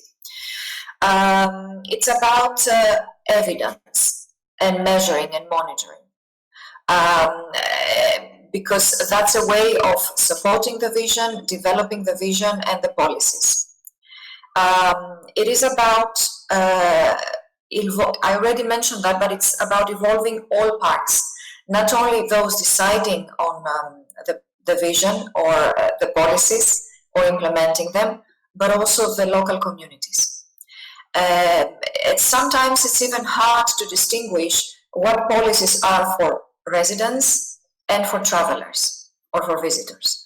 When you talk about infrastructure, when you talk about circular economy, waste management, when you talk about protection and preservation of local assets, whether it's nature, natural assets, or cultural assets, there you need the measures in place, and that's why you need to consult and involve residents, because what is good for them is certainly good for travelers and visitors. And resilience is also very much about putting in place growth models that bring value, perhaps, and are not only based on volume. We have seen so far growth models driven by volume, and we have seen their limitations. I think at this point in time, we have the opportunity at a very high price to pay for destinations and for tourism. I mean, I think everybody knows that. But it's very much about taking a moment to see what growth model suits which destination. And this is a way for each destination to really build in a smart way on its local assets and brand itself in a way that it will distinguish it from a number of other destinations, similar or different. So I would say putting the tools in place, governance, evidence, all stakeholders together, having the vision and the ambition, and there to make changes. Yes, good. And talking about volumes, we talked a little bit about this during the break. Early in your speech, you said something like, we will not see the same volumes in Europe for maybe another 2 or 3 years. In my view, it could take a much longer time than that before we reach the same level of tourism that we had in the past. What do you see in the future when it comes to volumes, actually? Should we try to recover to the same sort of volumes we are used to, or do you see something else? Well, first of all, it's hard to predict when we can have pre-COVID numbers. But what I would like to add here is not so much about the numbers we may reach as Europe pre-COVID numbers. The question is where these numbers are and how they're distributed across the EU. I think this is the key for future growth that can help us go even further and continue branding ourselves as the leading tourism destination globally. Because, as I said, we are a mature market. But the question is, where is the growth potential still in terms of regions, in terms of types of tourism, in terms of products to develop, in order to make sure that we have the volumes, we have the numbers back, whether it's in 2022 or 2023 or later, I think it's hard to tell right now, but we have them in a way that is sustainable, profitable for all, and frankly speaking, sustainable in a long-term perspective, so that the value is there not for now, not with a quick gain perspective, but with a longer-term perspective. So I would say it's more about that. It's about more even distribution, whether in terms of geographic distribution, in terms of time, seasonality, the diversification of the tourism product across regions within national territory, but also at the level of the EU to see where and how we work together, and what type of new services we can develop, keeping in mind the evolving consumer demands. We have funded a survey run by the European Travel Commission about what European travelers, what Europeans are looking for right now whether they're ready to travel and where they would travel, what is important for them when they're traveling. First of all, it's encouraging to see that Europeans are willing to travel again and they're interested, and I think this desire to travel is always there. Now, what is on their mind? What is on their mind is, first of all, safety, and I think that's very important to keep that in mind. If we want to bounce back as Europe, we need to find a way to brand ourselves as a safe destination and understand what this means. And the second is about peace of mind. Peace of mind meaning maybe places that are not overcrowded, maybe places rural, remote, closer to nature, maybe other types of tourism, or open air adventure, or medical spa tourism. It's hard to tell, and I don't want to put one tourism product over another. It's not about that. My message is more about consumer patterns are changing, and I think for everybody and for destinations especially, it's very important to get the intelligence to follow that and adapt. And those who will adapt more quickly will have the first gains, and if it's done in the right way and with a vision in mind, that would be a sort of sustainable gains. Yes, good. Totally agree. And of course, there will be a change in the demand right now, and what it's going to be, we still don't know that really. But this is also the opportunity for all the entrepreneurs and regions and destinations to actually catch up on the new demand that are rising. It's going to look different. I totally agree on that. Good. I go back to the questions from in the chat box, see if I have anyone new. Yes, Darius, Lithuania again. Give any examples of tourism transformation in Europe, any structural reform.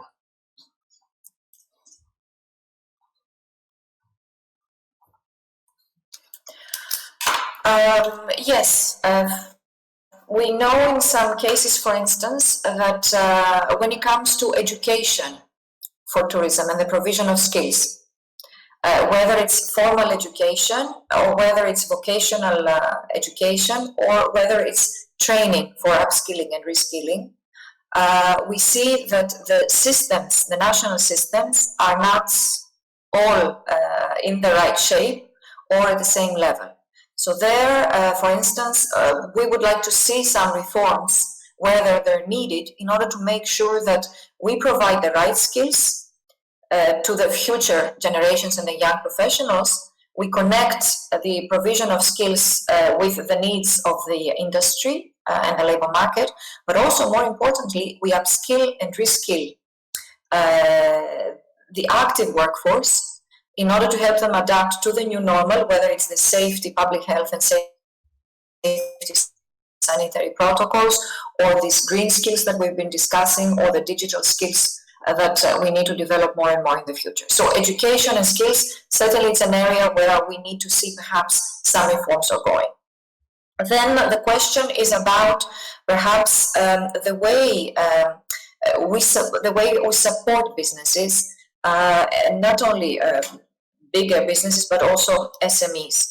There again, it's important to have in place the business environment and the regulatory environment, not only at EU level, we are working on that, but also at national and regional level, that cuts red tape, but also from now on brings support where it's needed to the SMEs on the ground, with some incentives, not only to help them and to save them at this point in time, because we know SMEs are the most suffering now, some of them remain closed. We need to make sure that we don't lose the businesses and the business fabric in the tourism ecosystem, especially in the EU. We know that this is more than 90% SMEs and micro businesses. Yeah. But to bring this this support in a way of creating incentives for transforming them, not only saving them, but transforming them, helping them to transition towards a green path, giving them the tools to access the digital markets, to innovate, etc. So these are two examples that come to mind. Yes, very good. and education is good. We are not only are we closing some businesses right now. There's a lot of people leaving the businesses. They may go to other branches or go to retirement, and so education is really crucial, I think, and how to pick up the knowledge in travel and tourism in the future. Good remark. Look, I think sorry, since we are on education, I'm sorry to interrupt you. Since we are on education, what I would like to see is that the Commission has announced a new initiative which is called Pact for Skills in Tourism, which the idea is to generate number of public-private partnerships in all parts of Europe to upskill and reskill the workforce. Tourism is among the priority areas here, and we are working to roll out these partnerships in the coming months. Good. Well, that was a very good final comment from you, Anna. Thank you so much. Thank you. It's been a pleasure to listen to your speech and to your answers. I think we covered most of the answers from the audience as well. And thank you so much. Let's talk soon again. Hopefully we can meet at another conference and have a longer talk with live audience. That would be very nice. Thank you very much, Anna. Thank you.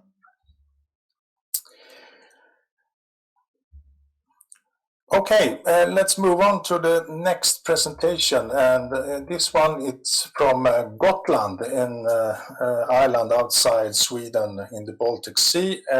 It's going to be a presentation from Mats Jansson, Business Development Strategies for Regional Gotland. Mats Jansson is the project leader for the development of the regional strategy for the region Gotland, and he is a business intelligence strategist in tourism. In 2010, he worked as the general manager in the Gotland Tourist Association, and from 2012 to 2015, he was the owner of Destinationsarenan, a consulting company for destinations, municipalities, and regions. Mats got his bachelor in culture geography and his master in computer science. His presentation is named COVID, Tourism and Transnational Cooperation, the Case of Gotland. And please remember to write questions to Mats, and we will pick them up during the Q&A after his presentation. So let's go to the presentation from Mats. Welcome to Gotland. We started off this year, 2020, with a new strategy for tourism on the island. We talked a lot about how we should build a sustainable development of tourism on Gotland.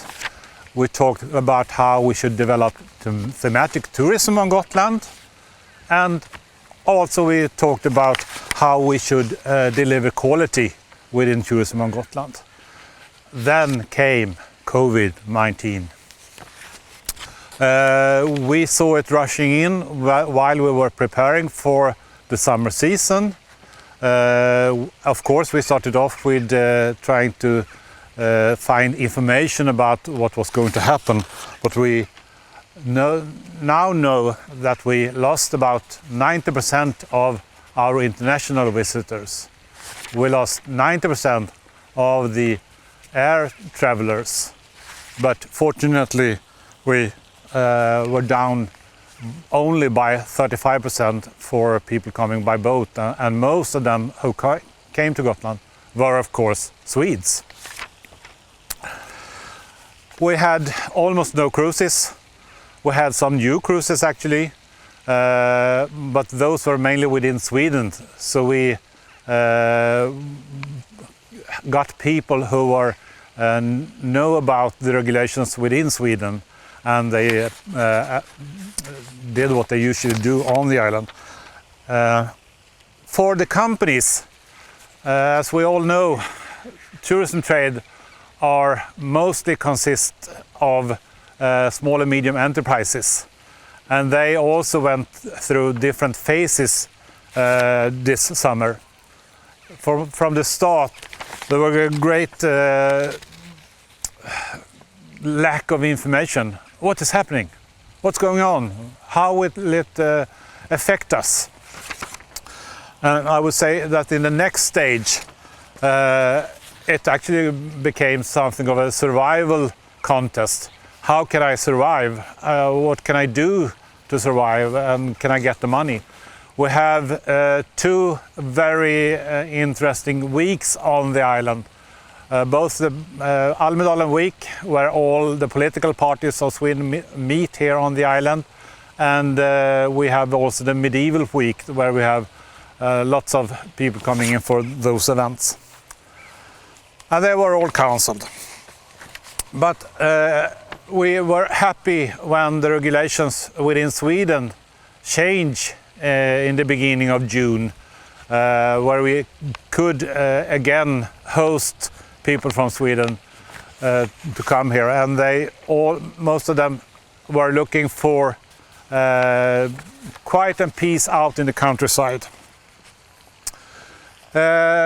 What happened within the SMEs were that very many of them did not hire any summer personnel, or a very small amount of summer personnel. It was more about survival. How can we get some money back in order to survive for the winter? And we still see some of them are struggling, both within tourism, but also companies that deliver services for the tourism industry. For me, that works on Region Gotland, the regional agency for Gotland. We have our tasks to perform, and we cannot tell the companies what they should do. But what we are working with is, of course, knowledge. We try to gather as much knowledge as possible, and we also try to make marketplaces where you can collaborate within the tourism trade and different players within tourism, and also Region Gotland. We try to deliver some support. We got some means of getting money to the companies, but also to deliver knowledge in different ways. But it was also almost like the wheel all over again. We did our own experiences on Gotland, as well as every region in Sweden had to find their new ways to take care of this precarious situation. So we were a little bit on our own, and I don't think we did the best we could. And now I'm turning to how it also affects our international cooperation, because we, as many other regions, we work together both within Sweden but also over the borders with our neighboring countries and within Europe. And it all came to a halt, and now in this autumn again we have started off by doing exchange through digital media as of today. But I think that we can do much more, because what we see is also that there are emerging new codes of conduct. We have to develop new ways of dealing with what's happening. Of course, international travels are very much down at this point, but hopefully in the long run we will come back to a more normal situation, but with new ways of taking care of infections and so on. This is also very evident regarding cruise travels. We were aiming for a season where we could have 150,000 cruise passengers, but we only had 20,000 passengers coming. And now when we are looking at what the cruise companies are telling us, we see that there will be new rules aboard the cruise ships. And I would say that we are much better in doing this together. We need the broader perspective we get when we are working together in an international cooperation. we need to strengthen our existing networks and projects. We are putting more emphasis on our international relations as of now, and also we want to find new ways to look for new opportunities within the development of Gotland and tourism in the Baltic Sea. So we are very open to new relations with different players. So what's interesting is that our strategy for 2027, where we aim to be a sustainable destination, is still valid. It hasn't changed. The information in it and the knowledge we have developed during this period is that we need to go this way with being sustainable, broadening the scope of thematic tourism and raising the quality in order to be interesting for both national and international travelers.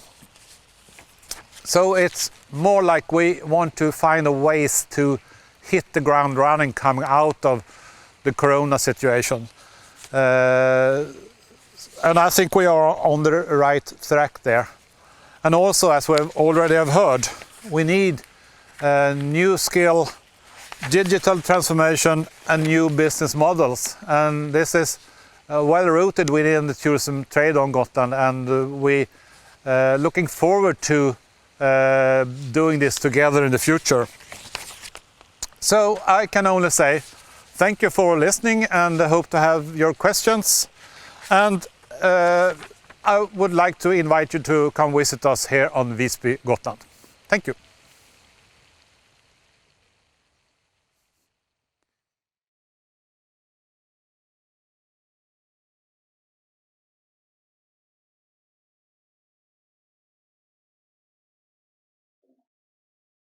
And thank you, Mats, and welcome to the Q&A.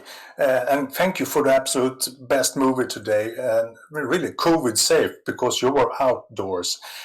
Where were you? It's in Visby, I understand, but where in Visby was the...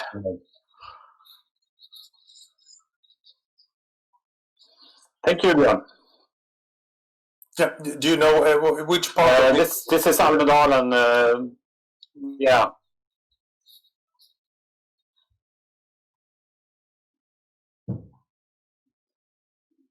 So I have a bit of lag on my end, but I hope you can hear me.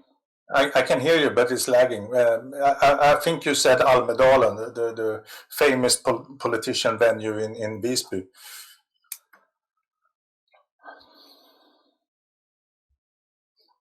Okay. I think you can hear me, Mats, even if it's lagging. As you described, 2020 is going to be the best year ever for you when you had this new strategy and going into the year. And then in only a couple of months or even a few weeks, it turned out to be the even worst year ever for tourism on Gotland. And we are really into uncharted territory.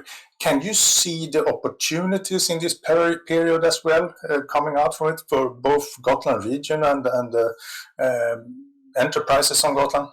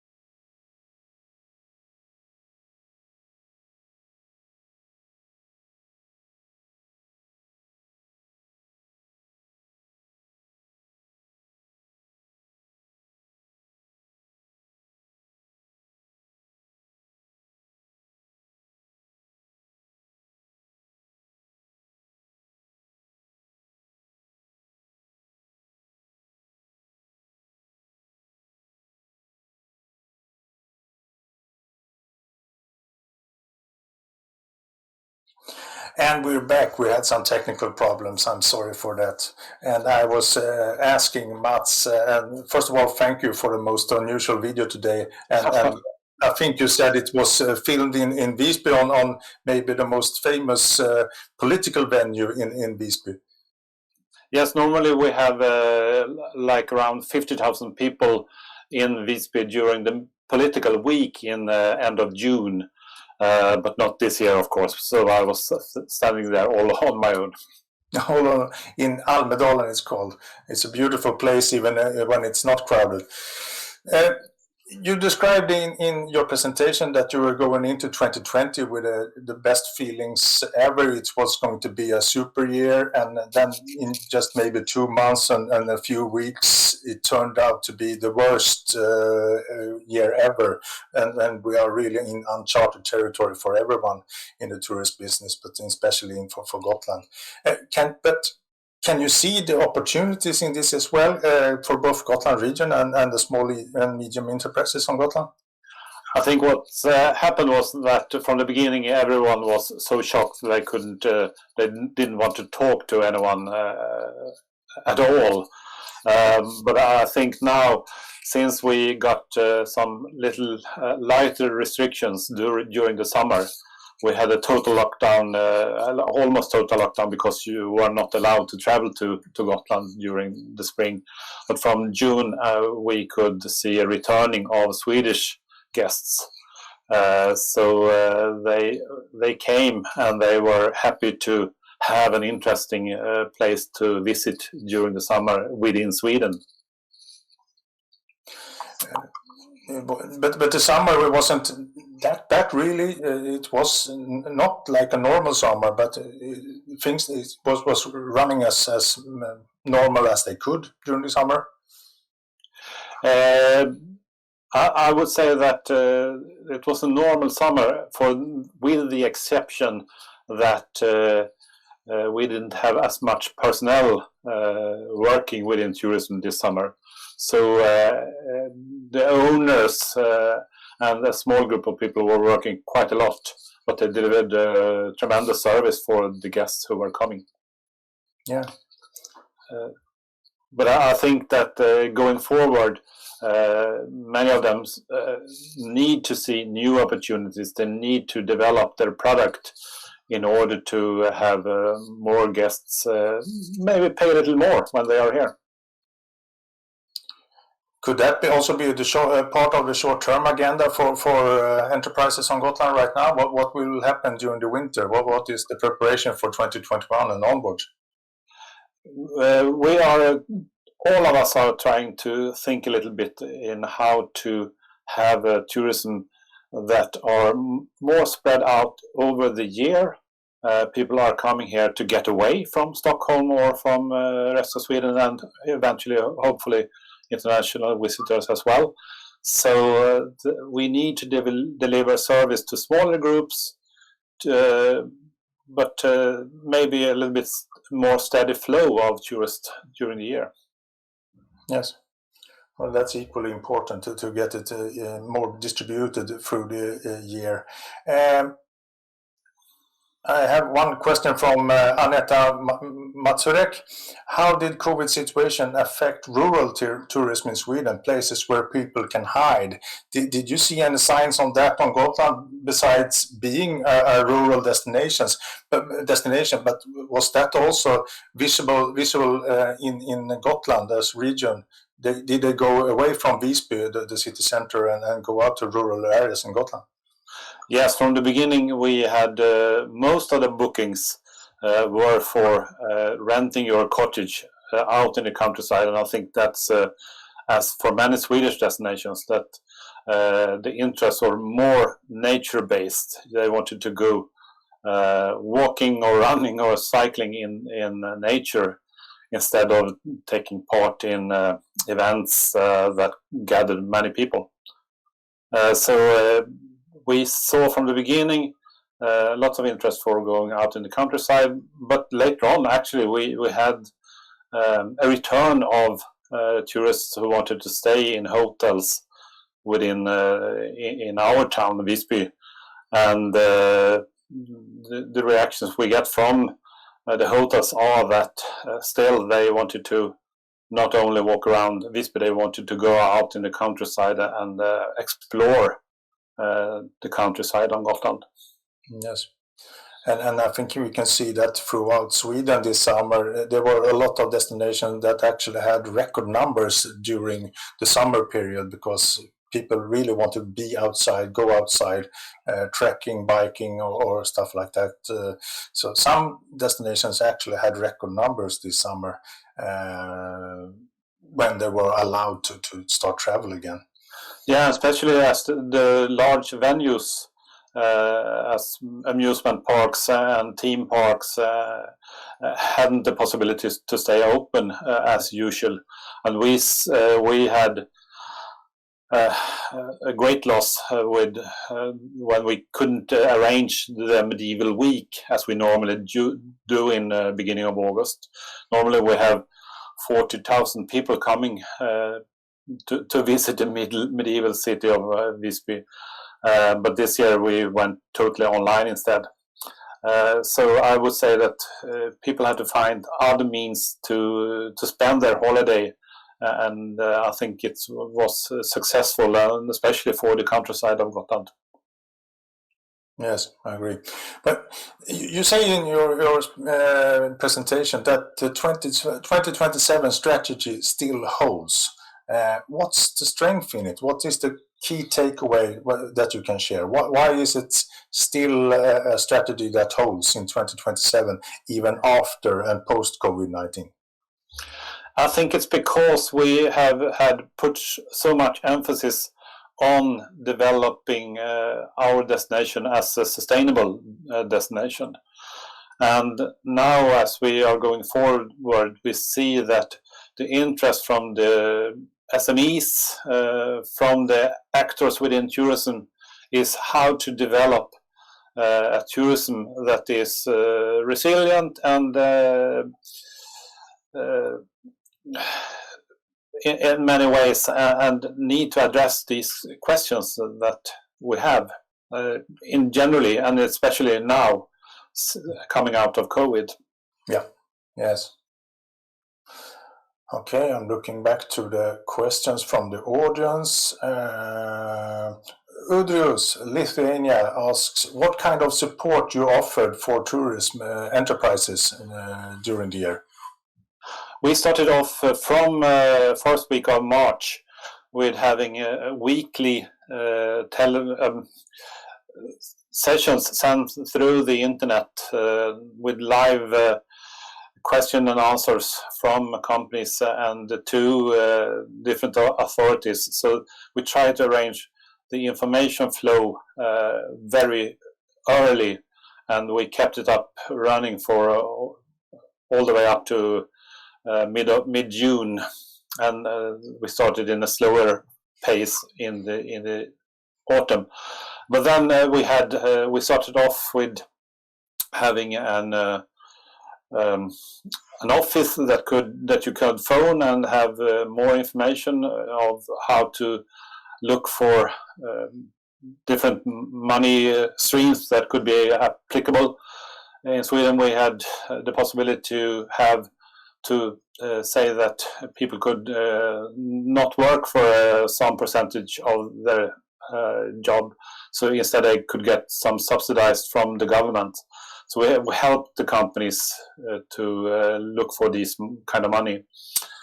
And but I think the most important thing we did is to have open telephone lines and open discussions with the companies, and we tried to call them and ask what they needed. So just having the open discussions with the companies was the most important thing of all. Is this still going on? Is it still an open phone line? You have the weekly sessions on social media and stuff like that?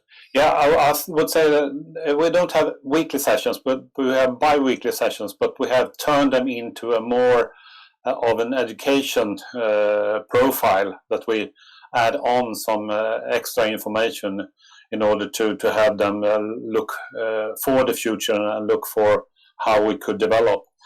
And we have many questions about how to digitize the communication from the companies to the customers. We have many questions about how they should do, how they can track their sustainability questions going forward. Yeah, good. We have more questions from the audience. Susanne, Germany. Mats, you mentioned a new code of conduct that is necessary. What could you ideally envision for that for your destination? I think we need to have this in as a broader scope. We have to work both on national levels to have the same kind of discussions about how we should prepare how we should have a code of conduct going forward that includes both citizens and tourists, because it's in the medium term, long term, there still will be discussions about how many tourists can we accept, will they bring along the virus, and so on. So I think we both within Sweden and within EU, we need general sets of gameplay, so to say, for how we should interact with tourists and with inhabitants. And for us, it's very important regarding if and when international cruises will come along again. Yes. And we rely very much on the network, Cruise Baltic network, where we can discuss among more than 30 different Baltic harbors to have the same set of rules. And this helps us in the discussion with the cruise industry, so that we can act from the same standpoints in our Baltic harbors. And I hope that this could be discussed maybe tomorrow when the ministers are talking together, in order to have a set of rules that are all over the European Union. Yes. And on top of that, you have these mega events like the political week, that might also be an issue for a new code of conduct, I guess. Yeah, absolutely.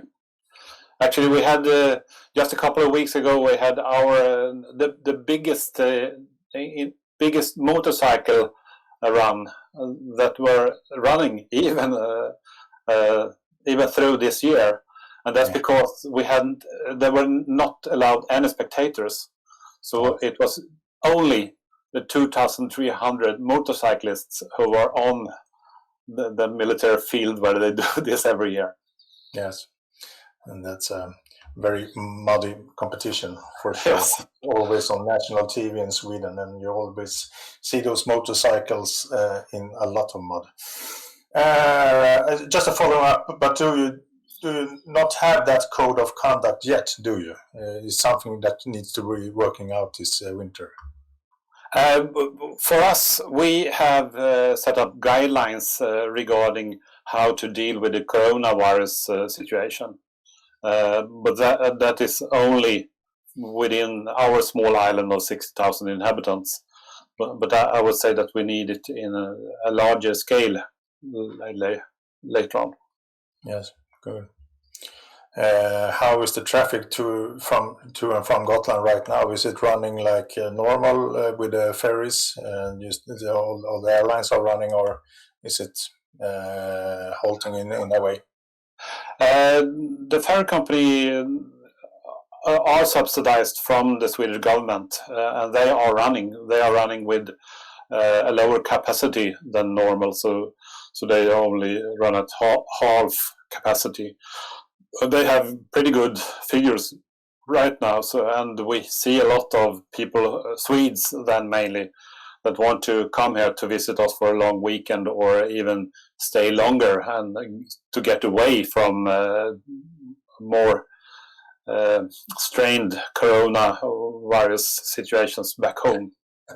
So it's the same situation with the rural tourism we have seen throughout the year. Actually, you want to get away from populated areas, and okay, you take your family and your work to a rural cottage somewhere in Gotland. Yes, very much so.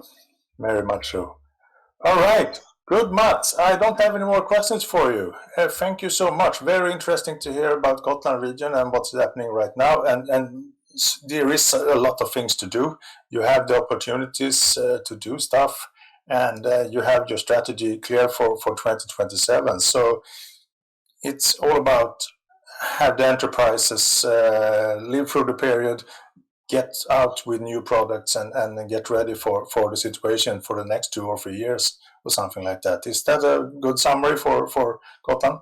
Absolutely. We are looking forward to a new normal. The new normal. Okay, thank you, Mats. Thank you very much. Thank you. And we are getting closer to our lunch break. And my final words this morning, and before everyone is running away, please, I've been asked to say something about the taste of the most delicious Lithuanian food that they cannot share this time. But you are able to see some movies from Lithuania cuisine. And when going back to Lithuania, they will show you what you can actually taste and try out. Or maybe try to make it on your own at home. The next session will start at 1 p.m. once again on Lithuanian time, and it will not be moderated by me. It will be moderated by Mr. Darius Liotikas. Thanks for listening in this morning, and I hope I can see you all in real time very soon. Thank you for listening in this morning. Thank you. Bye.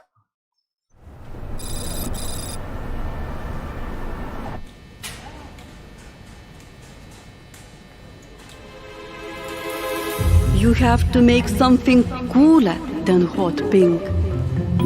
Something truly unique. Cooler than hot pink.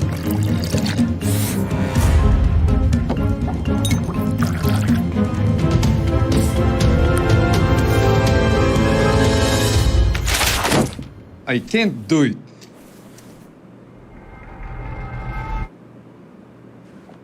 It's a traditional cold beetroot soup. Do you want some? Cold. Cold. Professor Gentiare, I believe we have the hot new color. You mean cold? Exactly. Cold pink is in season. Wonder what else is? Come to Lithuania for colors you never knew existed.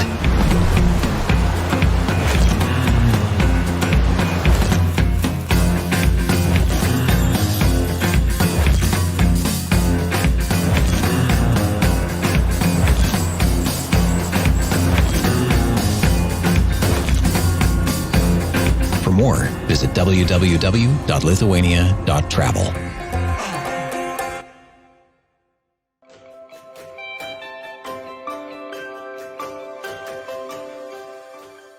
Hi there, wherever you are. It's almost summer, and you know what that means?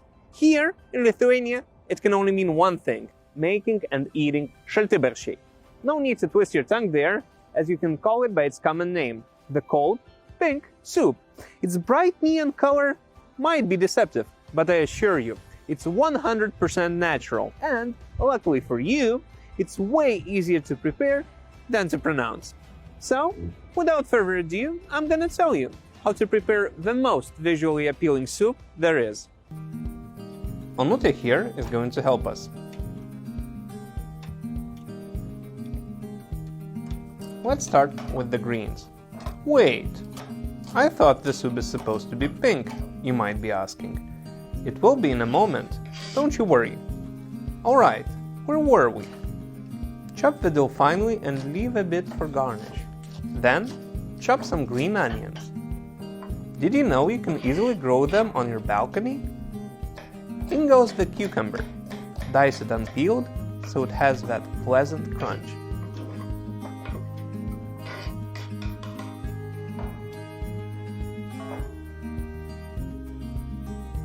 Add a generous amount of salt. By the way, they say if you oversalt stuff, it means you're in love. Now, it's time for the main ingredient, the sweet, sweet beetroot. Grate the pre-boiled beetroot into the pot. Mix it all and admire the color. Add some sour cream and mix it all again. See how it just pinked up?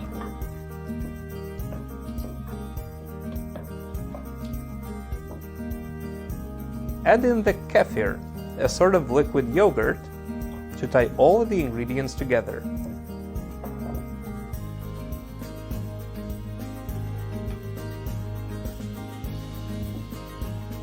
Pour in some milk to water the soup down a little bit. We're almost done! Now, to add some protein to the already super healthy soup, chop up a boiled egg.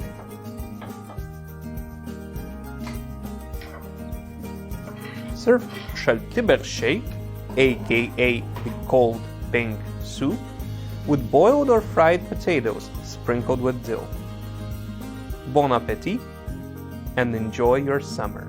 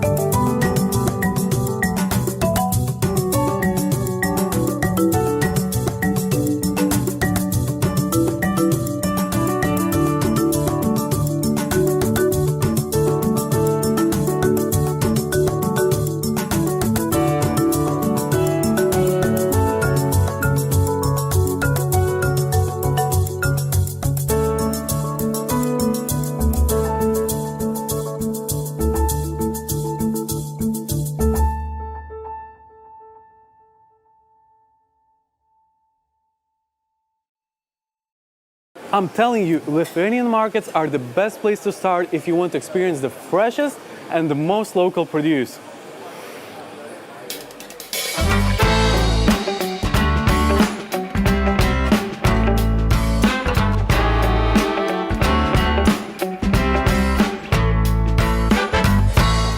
The food is really good here. Okay, anyways, I'd better introduce myself now. My name is Elvinas, and if you pick this video, that means you're a gourmet, interested in exploring the must-taste dishes in every country you visit.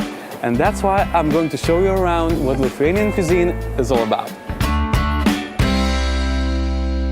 But the best thing about a food journey in Lithuania is that you can explore the country's history throughout the taste, the Middle Ages up to the present day. So let's start from the beginning.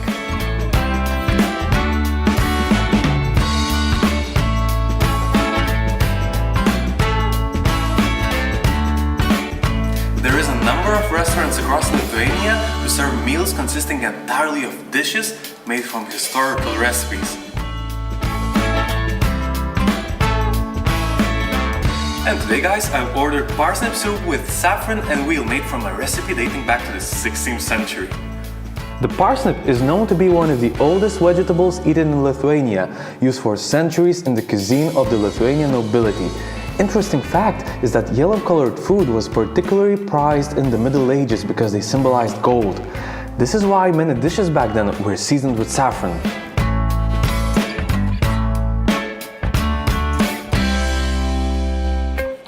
Okay, now I feel like a real nobleman. So keep in your mind, guys, Lithuanian historical cuisine. Now let's hit to try the traditional one.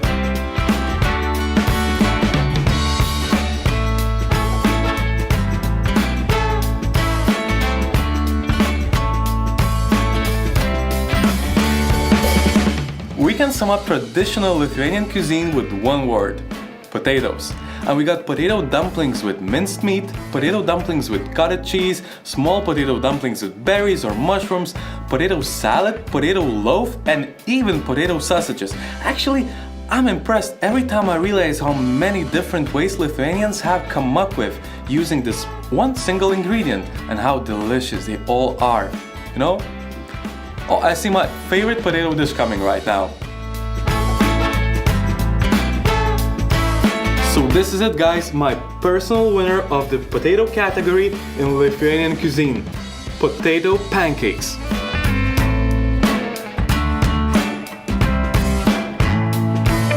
Whoa, I'm pretty full by now. Lithuanian cuisine is known for its huge portions and those filling potato dishes, but there's always some room left for me. I'm talking about Lithuanian modern cuisine, so let's go and try it out.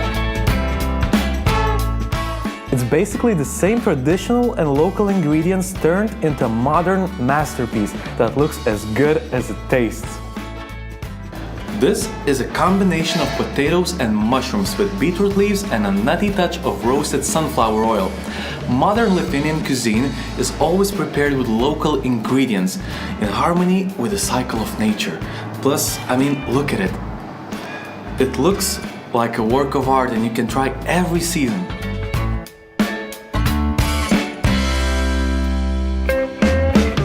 People say that dessert doesn't go to the stomach, it goes straight to the heart, and that's a perfect way to describe the soft and natural Lithuanian ice cream we're about to try.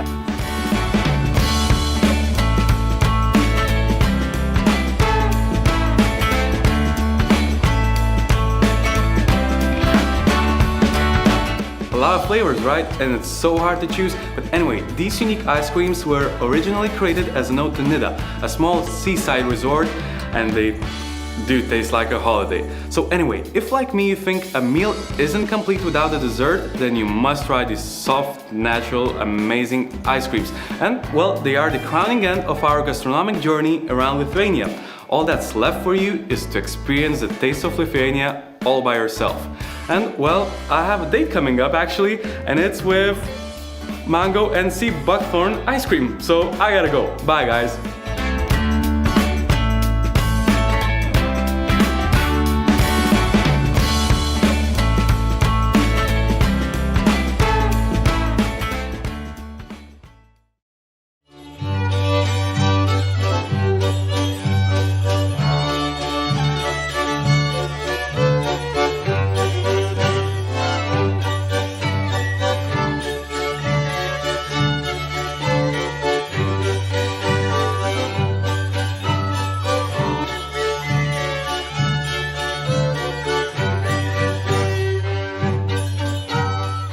In Lithuania, the history of shakotis dates back to the late 14th century, early 15th century. Shakotis is cooked in an oven or over an open fire using birch firewood. Shakotis has been considered the centerpiece of Lithuanian wedding spreads since ancient times. Only 5 ingredients are used to make shakotis dough: eggs, sour cream, sugar or honey, margarine or butter, and flour.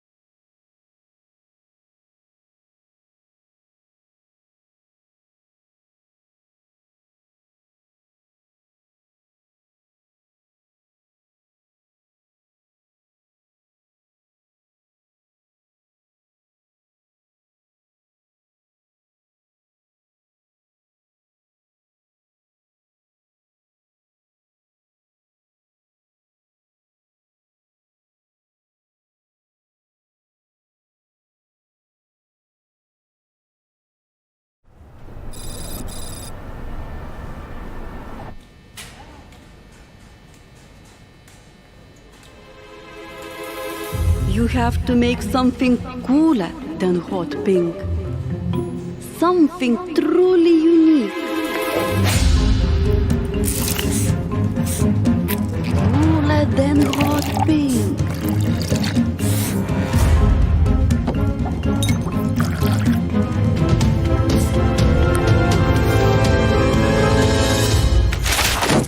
I can't do it.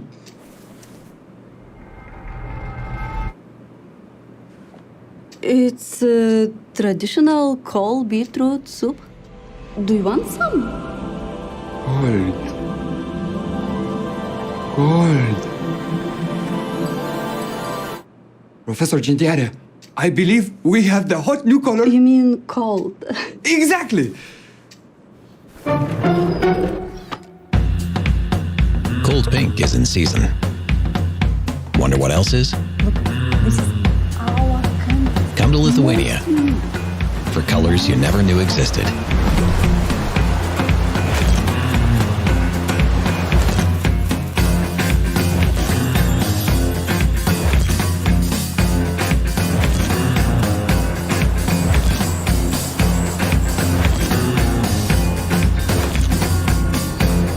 For more, visit www.lithuania.travel.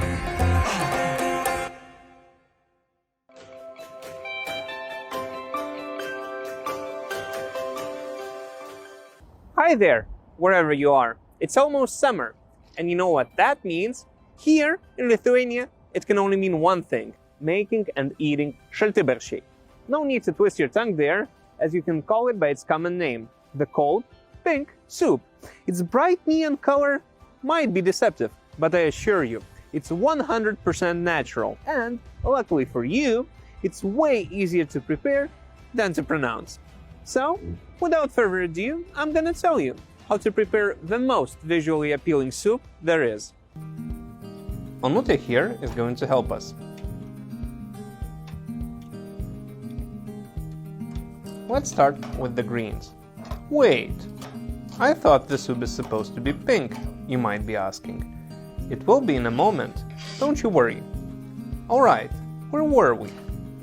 Chop the dill finely and leave a bit for garnish. Then, chop some green onions. Did you know you can easily grow them on your balcony? In goes the cucumber. Dice it unpeeled, so it has that pleasant crunch.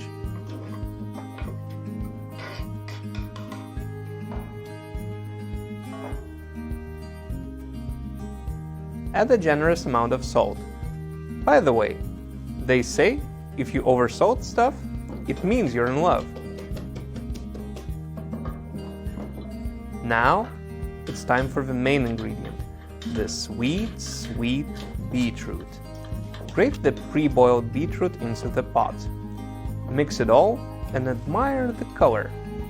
Add some sour cream and mix it all again. See how it just pinked up?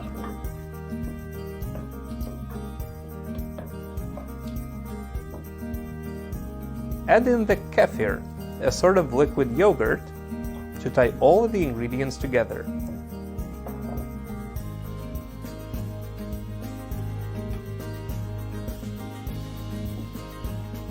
Pour in some milk to water the soup down a little bit. We're almost done! Now, to add some protein to the already super healthy soup, chop up a boiled egg.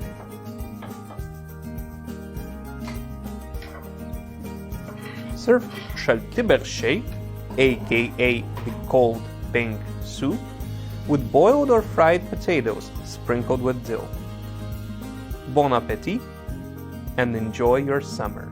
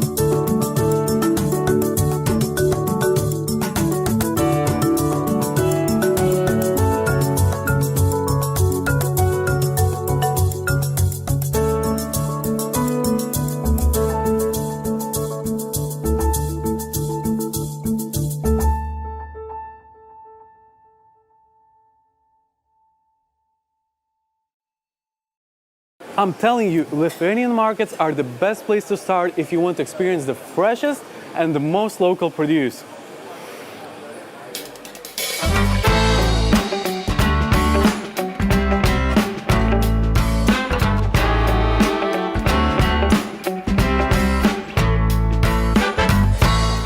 The food is really good here. Okay, anyways, I'd better introduce myself now. My name is Elvinas, and if you pick this video, that means you're a gourmet, interested in exploring the must-taste dishes in every country you visit. And that's why I'm going to show you around what Lithuanian cuisine is all about. But the best thing about a food journey in Lithuania is that you can explore the country's history throughout the taste, the Middle Ages up to the present day. So let's start from the beginning.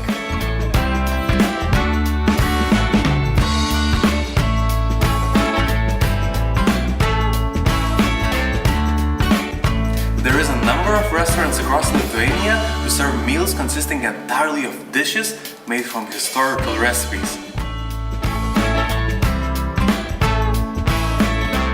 And today, guys, I've ordered parsnip soup with saffron and wheel made from a recipe dating back to the 16th century. The parsnip is known to be one of the oldest vegetables eaten in Lithuania, used for centuries in the cuisine of the Lithuanian nobility. Interesting fact is that yellow-colored food was particularly prized in the Middle Ages because they symbolized gold. This is why many dishes back then were seasoned with saffron.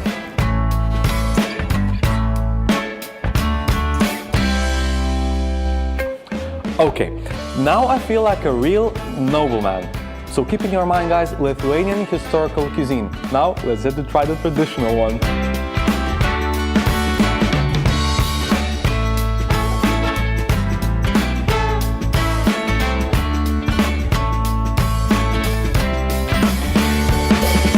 We can sum up traditional Lithuanian cuisine with one word: potatoes.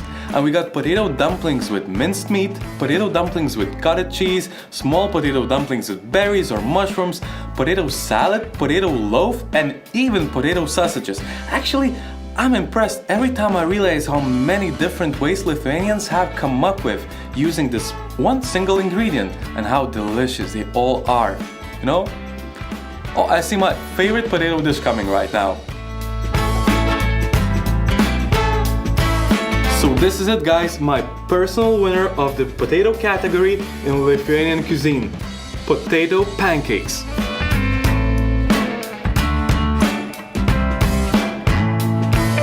Whoa, I'm pretty full by now. Lithuanian cuisine is known for its huge portions and those filling potato dishes, but there's always some room left for me. I'm talking about Lithuanian modern cuisine, so let's go and try it out.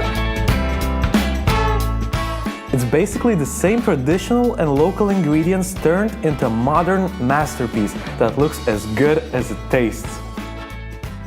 This is a combination of potatoes and mushrooms with beetroot leaves and a nutty touch of roasted sunflower oil. Modern Lithuanian cuisine is always prepared with local ingredients, in harmony with the cycle of nature. Plus, I mean, look at it. It looks like a work of art and you can try every season.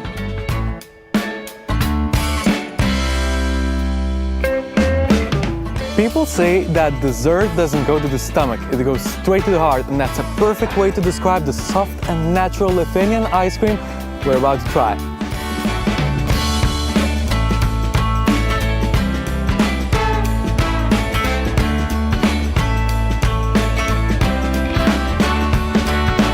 A lot of flavors, right? And it's so hard to choose. But anyway, these unique ice creams were originally created as an ode to Nida, a small seaside resort, and they do taste like a holiday. So anyway, if like me you think a meal isn't complete without a dessert, then you must try these soft, natural, amazing ice creams. And well, they are the crowning end of our gastronomic journey around Lithuania.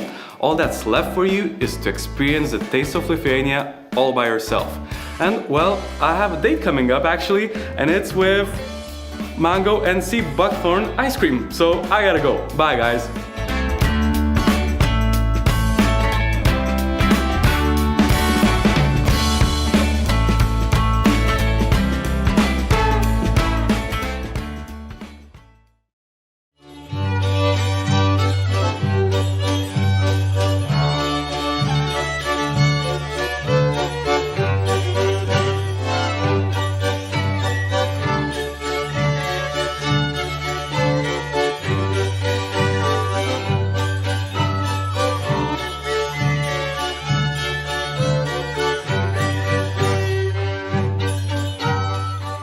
Lithuania, the history of Šakotis dates back to the late 14th century, early 15th century. Šakotis is cooked in an oven or over an open fire using birch firewood. Šakotis has been considered the centerpiece of Lithuanian wedding spreads since ancient times. Only 5 ingredients are used to make Šakotis dough: eggs, sour cream, sugar or honey, margarine or butter, and flour.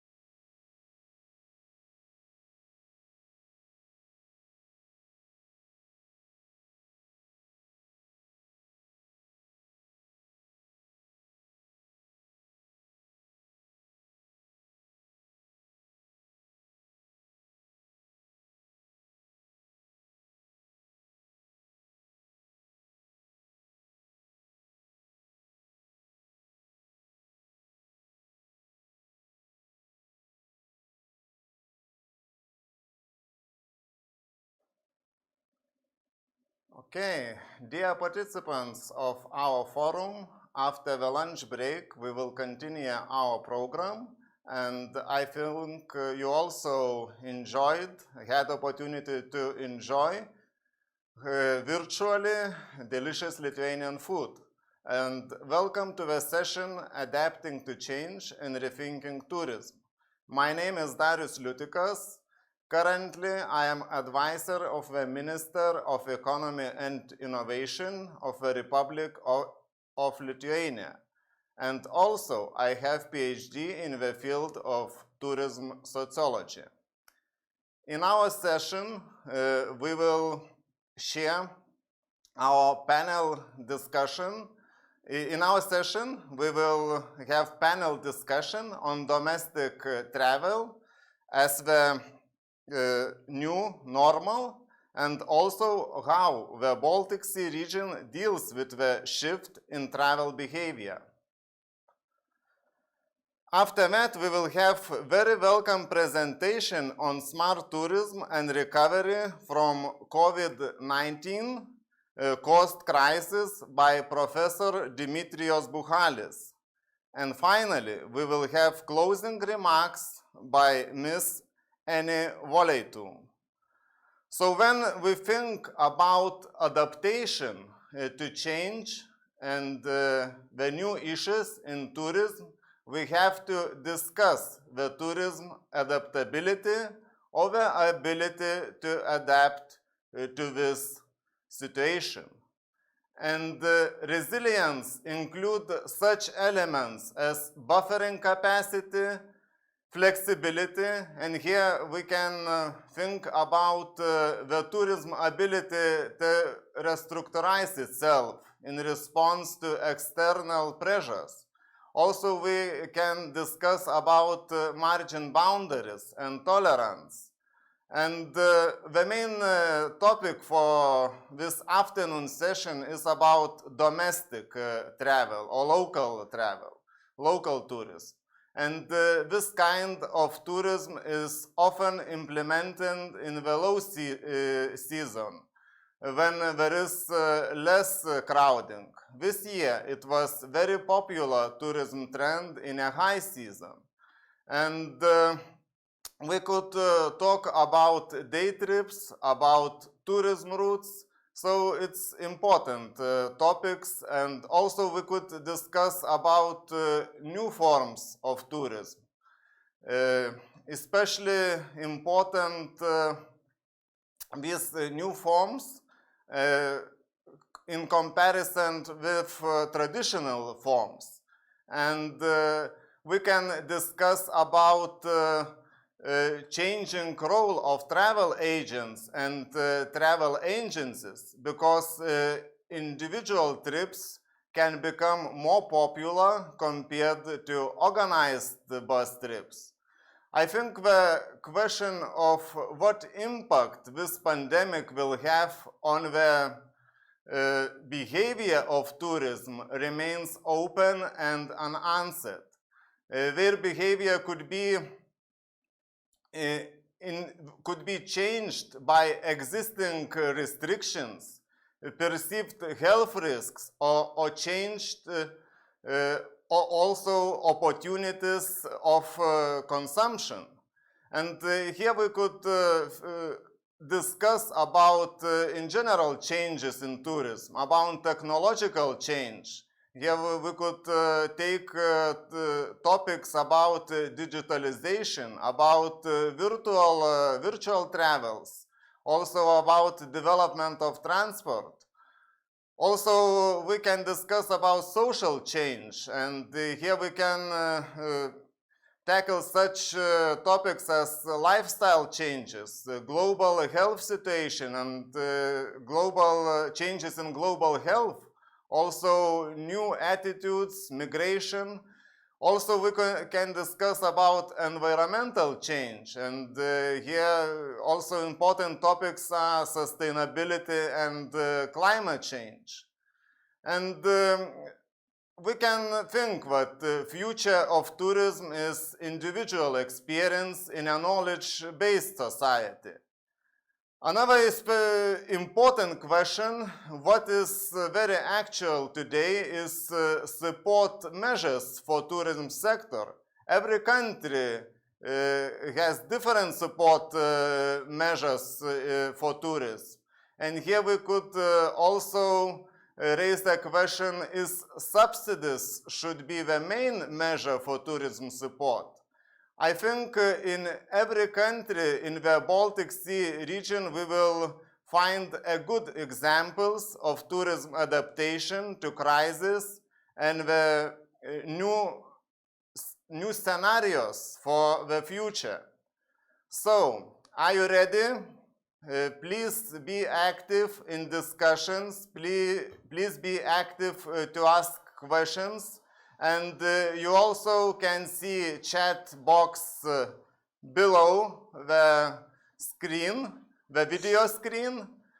And now I would like to present Ms. Susanne Marks, who will be moderator of the first part of this afternoon session, the panel discussion on domestic travel and shifting modes of travel behavior. So, Susanne Marks, she is from Stralsund University of Applied Sciences. She has a professional background in marketing and project management with over 15 years of industry experience in national and international projects in the sector of consumer goods and tourism and IT.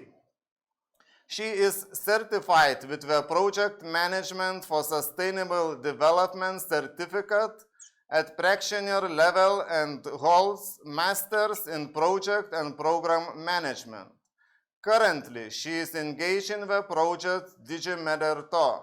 So, hello Susanne, do you hear me? Hello, Darius, and thanks for your introduction. So, are you ready for the panel discussion? Yes, please. I'm ready to take over. Thank you, and microphone is yours. Thank you, Darius, and welcome everyone to our panel discussion this afternoon with the topic of domestic travel as the new normal and how the Baltic Sea region deals with this shift in travel behavior. Well, we'll have a panel discussion, and part of the discussion are questions. So, as Darius said already, please feel invited throughout all panelists' presentations to raise your questions, put them underneath, but also vote for questions that you think I should ask to the panelists after their presentations.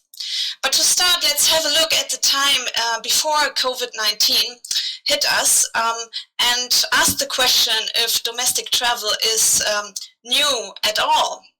And when looking at the latest report of the Baltic Sea Tourism Center, which refers to figures from 2017, there were 3 figures mentioned and recommended to remember. The first was that there are over 600,000 people in the Baltic Sea region working for tourism. And these provide 225 million overnight stays. That is 2017. And out of these, 25% are by international visitors. So if you think about the other 75%, domestic visitors already played a strong role in the past. Yet that is different and was different already for different countries in the Baltic Sea region. If we look, for example, at Estonia, Latvia, Lithuania, international visitors played a much larger role with accounting for around and above 50% of overnight stays. But when you look at other countries like Germany and Poland, it was around 20%. So if you look at that, we see that the structures in tourism have already been different in the past, and domestic visitors have already played a large role. However, we should also think about that COVID-19 did not only impact international travels, but also domestic travel. When looking at April this year, when, as we heard earlier also by Eduardo Santander, that, travel in Europe almost came to a complete stop with overnight stays going back at least by 90% in all the countries across the European Union. This really marked a big change and a challenge for many of us. However, there's some hope. I learned this morning also from Eduardo that, from looking at the figures from summer, that there was some recovery, which is also stated by the European Statistical Office, looking at figures till July, that domestic tourism recovers faster than foreign tourism. However, recovering does not necessarily mean compensating, and this is something we will discuss about today. And since July, things have changed again. We have regulations that have been removed, changed, been put back, and these have caused both great despair, but also a really great sense of creativity and creative action. And this afternoon in this panel discussion, we'll attribute to looking at these different challenges that we've faced in the different countries, but also to amazing creative solutions that have been implemented by our panelists. Well, before we will move later on to your questions and a discussion, our panelists will give you a short introduction each of the situation in their region. And we will have two different views here. First of all, people come representing the national view of countries. And I'm thrilled to welcome here Dalius Mokvenas, the CEO of Lithuania Travel. Welcome, Dalius. Good to see you. Then Lina Maria Lepik, Director of the Estonian Tourist Board. Hello. Hello, Lina. And Ida Honkanen, Specialist for Tourism in the Ministry of Economic Affairs and Employment of Finland. Hello, everyone. Hello, Ida. And then we have three more speakers representing more a regional perspective. And I'm delighted to welcome here Caroline Strand, CEO of Visit Stockholm. Hello. Hello. Marta Tchaikovska, Director of the Tourist Department of the Marshal Office of the Pomorskie Voivodeship in Poland. Hello, everybody. Hello, Marta. And Marie Zürnstein, Deputy Head of the Department of Development of the Mecklenburg-Vorpommern Tourist Board in Germany. Hello, everybody. Hello, Marie. Good to see you all. And we return to all of you later on with your presentations, and after that to a lively discussion on your experiences and the questions from the audience. Well, I'm very happy to welcome all of you participants out there, wherever you are at this moment. Again, the invitation to drop your questions underneath and also voting for them, so we will have a lively discussion after. We'll now first move to Marie Zürnstein, Deputy Head of the Department of Development of the Mecklenburg-Vorpommern Tourist Board in Germany. And Marie, not only are we sharing studies at the same university in Stralsund, obviously we both also spend times in Sweden and share a dedication to the Baltic Sea region. For several years, Marie has worked at the Mecklenburg-Vorpommern Tourist Board, responsible for international marketing activities. And since May, she has taken a new role, May this year, focusing on developing the destination and products for the destination, with a focus, amongst others, on quality, sustainability, and also acceptance of tourism. And this very last aspect became very important, especially in the beginning of the crisis, where kind of fear turned the tourist, the perception of the tourist, into a little bit of a virus spreader and someone to be afraid of. So we are very much looking forward, Marie, to learn how you coped with that, and also how your work as a DMO has changed since March this year. Marie, the screen is yours. Okay, thank you for the introduction, and hello from Rostock. So I just need to, do you see my screen now and me? Yes, perfectly. Okay, perfect. Okay. Yeah, so let's start. Just a few figures about the region. Most of you heard about it already. Mecklenburg-Vorpommern is, one of the federal states at the Baltic Sea, and we are Germany's #1 domestic holiday destination. That means of the almost or more than 30 million overnights in 2019, only 3% of our international visitors were spent. That means that the domestic tourism is very important for our region. And what's also important to state is that Mecklenburg-Vorpommern is the region with the lowest population density, but at the same time also a region with the highest tourism density in Germany. Luckily, at the moment, we are a region with a very low number of corona infections, but at the same time, because tourism is such a major economic factor in our region, the impact is really, really high in our region, maybe the highest in Germany, because it's the region in Germany with where tourism is most important. So as we heard already before, during the forum, tourism lockdown and the impact does not only affect the tourism businesses, but also all related businesses like the retail, the service industry, the transportation. The restrictions of international destinations increased the domestic demand in Germany, especially because the Germans are among those who love to travel and now can somehow to stay in Germany because of a lack of international destinations. That at the same time led to a fear of over-tourism in our region, because our region already is kind of well booked of domestic tourists.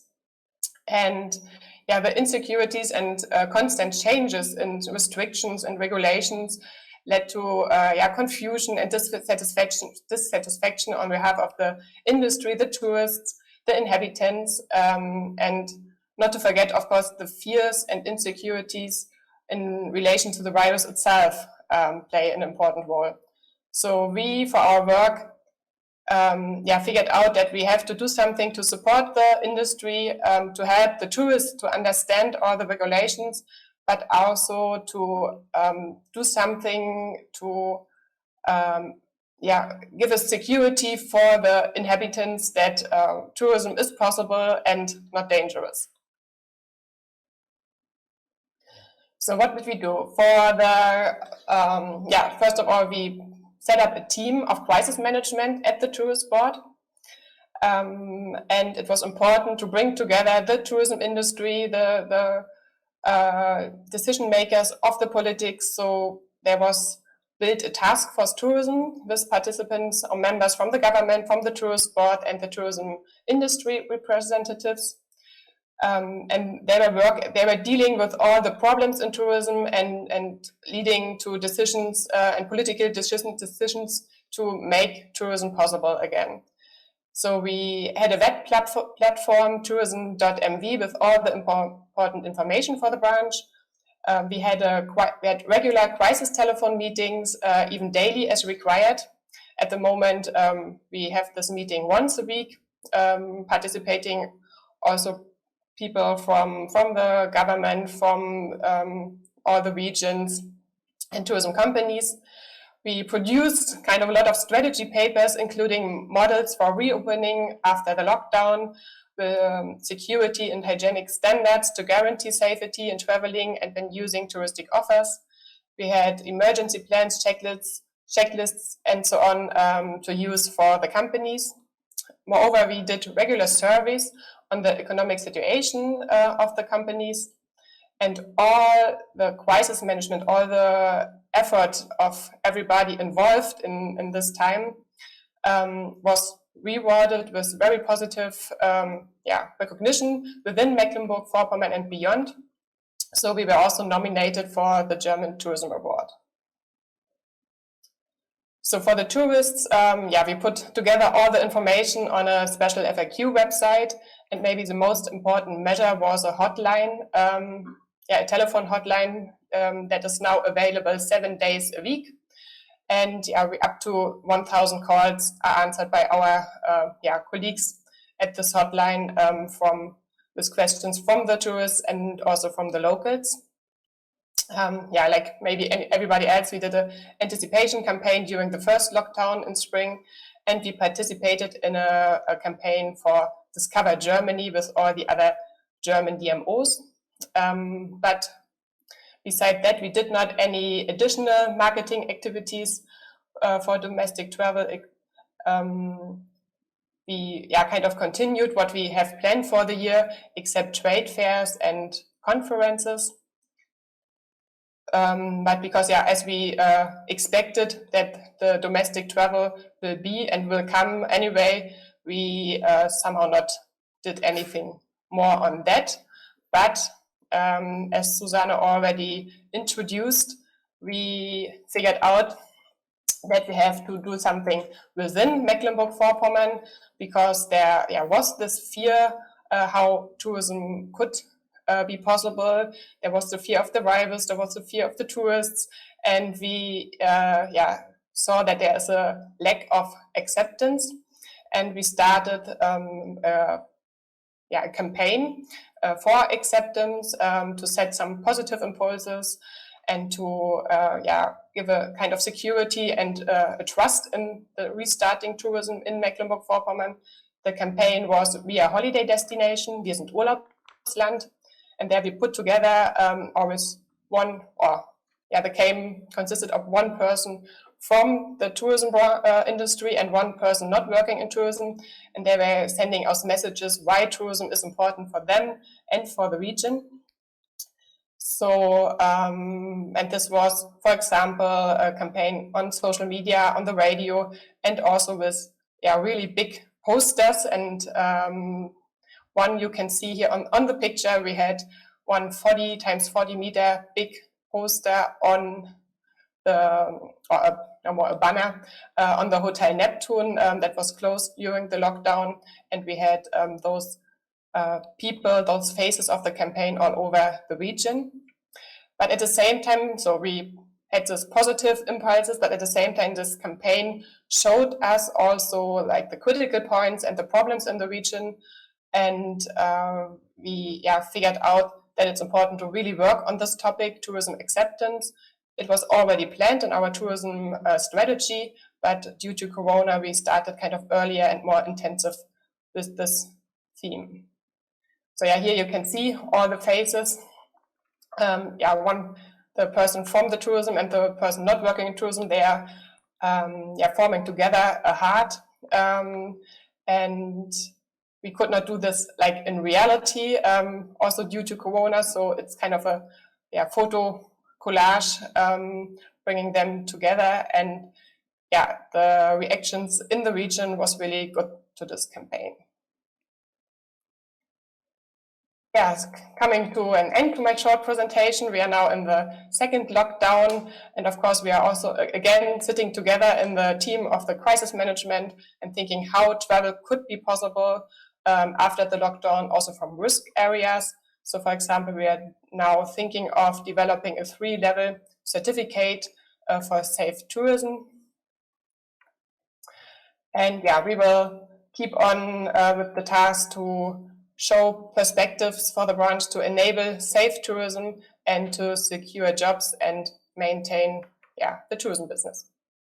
Thank you. Well, thank you, Marie, for this presentation, especially your threefold approach of who to address, not only the tourism actors who you supported and have done a lot of lobbying also for the industry, and ensuring transparency for the tourists, but also thinking about local inhabitants. How do they perceive tourism now, and how does this perception change? So that's very interesting, and I'm also interested to hear later on, hopefully in the discussion, of your new ways of working. You mentioned this weekly calls that you are now having. What will stay after the acute crisis that we hope will be over sometime? What do you think will stay? So we'll discuss that later.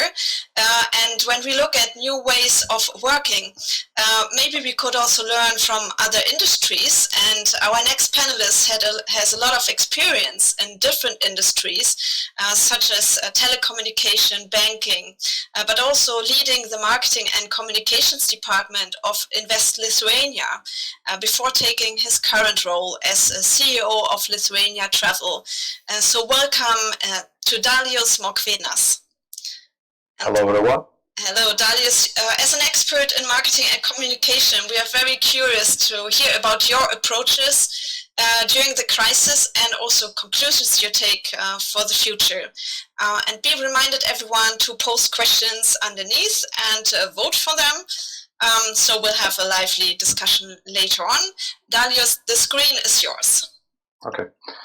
Hello, everyone. So first of all, I would like to mention that it wasn't my solutions for my activities. Well, that was a team effort, and from the ministry, from the government, and all the major institutions were working on working with the industry, looking for the solutions how the state can help in short term, and how the state can help to live through this hard period for the tourism industry to come back to the old normal when it will be. I don't know. I hope in foreseeable future. So I would like to highlight a couple of things that I guess could be an inspiration, or at least a start of discussion with my colleagues from other countries. And I'm going to start with a couple of numbers. So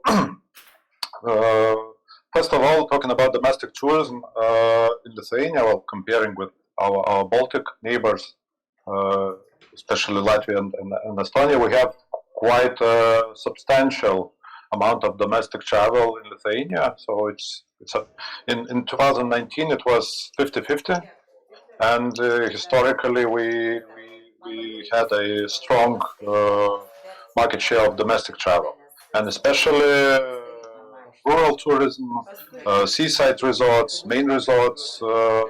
They usually have lower seasonal fluctuations due to domestic travel. And traditionally, summertime is for international tourists, and all other seasons is more for domestic tourists. And when the pandemic on crisis started, this is another slide with a couple more mandalas. The economical motivation on why the domestic travel is important, because it can replace the international travelers, and Lithuania has almost equal balance of payments, meaning that we have almost the same numbers of Lithuanians spending the earned money for the tourism and services abroad as the international travelers come to Lithuania and spend their money for services and here in Lithuania. So the economical idea is to turn this during hard times when the borders are closed to how to say, to make a diversion of the external of the money flow that goes abroad to help local tourists that cannot travel internationally now to spend their hard-earned salaries here in Lithuania and to help the tourism industry to live through this hard times. And couple of highlights what was happening and what is happening. And first of all, we had very good season during summertime, especially because domestic travel naturally increased because borders, well, they were open, then they were closed. So lots of people were rediscovering Lithuania, and our agency's marketing activities were were focused on that, to help them discover and see Lithuania, show them new spots, new experiences, new services, new ideas, where to travel, what to see, and also in regions they saw increased inflow of visitors. I don't know, nature paths, some other tourism spots. They seen record high numbers of visitors, and comparing and looking at into figures of arrivals, of night spent in the accommodation services. Again, some of the regions, some part of business, tourism business, they did well during the summer. So that was summer. Then the autumn came, and and if summer was more or less self-regulated, with some additional activities from the state and municipalities, then in autumn we still have the governmental projects of state-funded holiday for healthcare employees. And we have 65,000 people who are eligible to participate in this program, where they go to particular supplier. It can be accommodation supplier, it can be tour operator or travel agent, and they can pick the service they want, and the state will compensate 200 euros of value of this offer.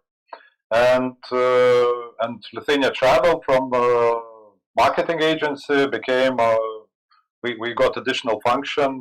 We are implementing this project, so we are also now in the business of state aid or state funding, dealing with state funding and distributing this how to say, compensations for medics travel, for the accommodation suppliers, tour operators, and travel agents.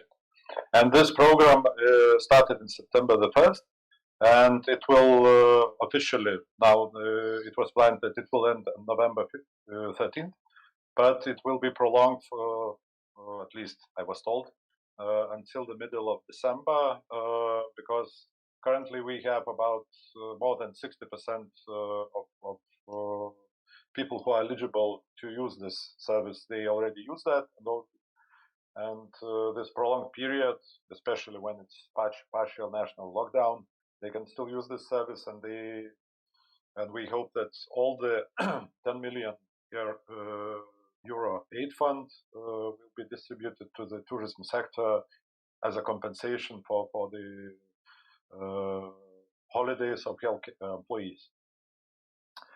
And the third thing, or third, I would say, problem, which we still have, and also I would like the slide to be a kickstart for our discussion as well, is how to help with for the tourism sector in the bigger cities, because neither domestic travel, neither this program for the employees of healthcare, there was not as big as impact as it was planned for the services that are located in big cities.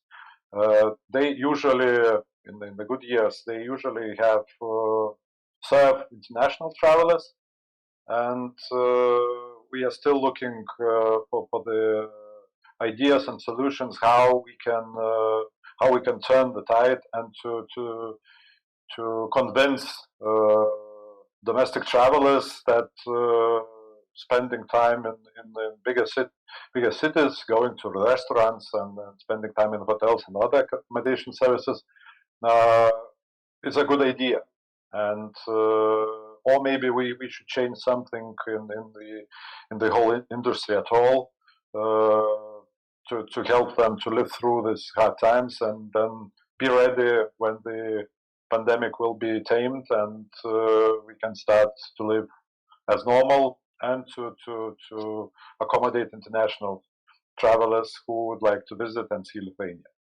So this is it from my side. Thank you. Thank you very much, Darius, for your presentation and also pointing out that it has been a team effort of many people involved. And that's something we've both seen this morning also in the discussions, and also, I think we'll hear about more who was involved, who's working together to finding solutions that can help develop the industry.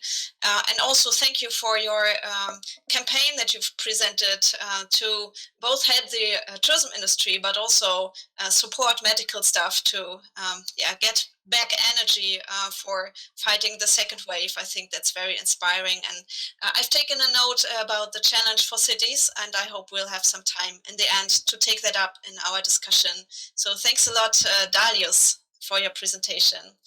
Well, our next panelist seems to thrive in volatile and challenging and changing environments. She has worked in many sectors, such as the banking sector, the film industry, and has been managing e-Estonia Briefing Center, a part of Enterprise Estonia, focusing on promoting Estonia as a digital state and disseminating digital solutions. And when we think of this field of digitalization has only one constant variable, and that is very fast change. So it seems like a miraculous circumstance that she just decided to move to the tourism industry just as the crisis kicked off.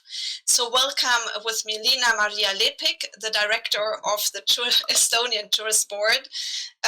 We are very curious to, with your strong background in innovation and managing change, how has that impacted the past month for you, and what are your views for the future? You're welcome to start your presentation. Thank you. Well, yes, I did step in a very, very difficult period. Sorry, I'm putting my presentation on. Yes, please. And of course, my plans were different kinds. My plans were to start developing the Estonian tourist sector, but yes, I started in the 2nd of March, and already in the 13th of March we were already in lockdown. Wow. So life happened, as they say. Okay. So, Lina, may I interrupt you? We see the presenter view, so you should change and share the other window. Sorry. Too many screens. So I'm trying it once again. And so hopefully you can see it now. Can you? I cannot yet. I'm waiting for a response. It's still the same, I hear from our technical support. Presenter view is still the same. Sorry, we did practice it, and now when we are live, then of course there are But problems. This, please, dear audience, this is kind of a planned thing because we know that Lina Maria loves this volatile and challenging environment. Indeed, you can see it still. No? Let's see. I cannot see it yet. Oh, there was something. I'm waiting for our technical support to take a note for us. Yes, Victoria is stating that it's working now. I'm seeing it. So please go ahead. Very well done with this. Sorry for that. All the precious minutes were now lost, but I'll be quick. Well, hearing about the others and their worries, well, we are struggling with the same issues, but trying to tell you more about what we in Estonia did a bit maybe differently. But yes, in 13th of March we were already in lockdown, and on the 14th of the slides are moving. 14th of March, we had this kind of a bold and, as we consider responsible Twitter tweet saying that visit Estonia later with the hashtags stay home and stay the fuck home. It was very popular. We gained a lot of international attention with that bold but responsible approach. Also, our president retweeted, and we have been talking about this statement ever since. And this was very kind of a wise one because we could use it later when in March the Baltic bubble was opened, we could already welcome our Latvian and Lithuanian friends to visit. And also later on, when the more borders were widened or opened, then we could attract the other ones as well, that Estonia is now ready for you. So visit Estonia now. And yes, this was a very popular social media action. But yes, during the summer times, we had 5 campaigns. The first one was the domestic one, which was very popular. And well, Estonian loves to travel. But the domestic share is always has been 37% of our total tourism. So the Estonians love to travel globally. So therefore, it was a struggle for us how the domestic travel would impact when the international travel is stopped. But the Estonians do love to travel also in Estonia. The domestic travel was well, doing new records, but also we had campaigns in Finland and Latvia, and two campaigns cooperated with the destinations and attractions also in Latvia. The numbers were decent, but of course we are missing very much the international travelers. So in the end of summer, we could see that the total tourism was down 45%. The average price was also 1/3 down. So you can imagine that the revenues are definitely not the same as they used to be. But from this map, you can see also what Dalius focused on also as pointing out the problem that the cities are having very harsh times. Especially our capital Tallinn and also Pärnu and Tartu as the second largest cities, they are very dependent on the foreign travelers, and this is a new kind of problem for us. The cities that were the main attractions are now waiting for the travelers to attract. But also we managed to do some impossible acts as well. In the beginning of September, we hosted WRC Rally Estonia, which was kind of a surprise for everybody because we got to know about it 2 months in advance, which is well, a kind of a miracle that it was actually so well organized, which usually takes a year. It was very responsibly made. We couldn't host all the foreign visitors we would have loved to because of the coronavirus, but still it was a success. And the biggest success was that the next year in WRC Rally schedule Estonia is already in, and we hope to welcome more foreign guests. And also in the middle of October, where the second wave was already approaching us, we hosted the Baku Store European final, and as far as we know, we have the only continent who actually held the final before the big final in Lyon in June. So although the situation is impossible to have big events and well, it's very, very difficult, we managed it well, and we are more and more being approached with international events to be held in Estonia as the reputation is very, very high. And that's it. This is definitely a gain from the coronavirus for us. But yes, the safety is the new normal. I wouldn't say that having safety labels and disinfection stations is something that we should actually point out because this is how it is now. But just a good idea that grew out of one of our destination, Pärnu, who got actually nominated yesterday. They have this safety label, "You are safe here," that the city is recommending and the company are confirming. And we think it's brilliant that the destinations are allocating the labels and controlling and checking and being well tight cooperation with the companies. And we are also then now sharing it with the other destinations to use that stamp as well. And also we allocated throughout Estonia into several tourism companies and attractions and the museum and airports this Visit Estonia disinfection stations. That Visit Estonia, the safest way is for you to clean your hands. So we are promoting that this is like a mutual agreement. We are doing our efforts, but our visitors have to be cautious about their hygiene as well. And well, the state aid also quickly going through that because I guess my time is up. But there was overall the company support, wage support, which was very much needed in the tourism sector and very much missed still. But we had also direct support, 25 million, which we have already most of it allocated, and an extra 5 million for the sector is also coming. And we are the ones distributing and designing the measures, so hoping to help as much as possible. But the biggest, but my most interested part is the business model support, which is the renewal of the tourism sector business models, which I have to admit that because of my background, I was very much surprised how left behind the Estonian tourism sector is digital-wise. And well, this is definitely a challenge for me to change that one. But thanks to the virus, we see it as a good opportunity because we had the support scheme up and running. And for 3 years, we were actually begging for the companies to come and use the support scheme. But there was no interest because, well, life was good. But thanks to the crisis, this first 4 million was allocated within 3 days. And we got an additional support for 5 million, which we will start allocating and taking the applications in the beginning of January. And it's turning out to be very, very popular. And we are very glad about it. But what we also in the first presentation here, that engaging the sector has also been our challenge as well. It has always been good, but thanks to the crisis, it's even better. Of course, we aren't sharing the glory and the success stories. We are sharing the worry and what to do.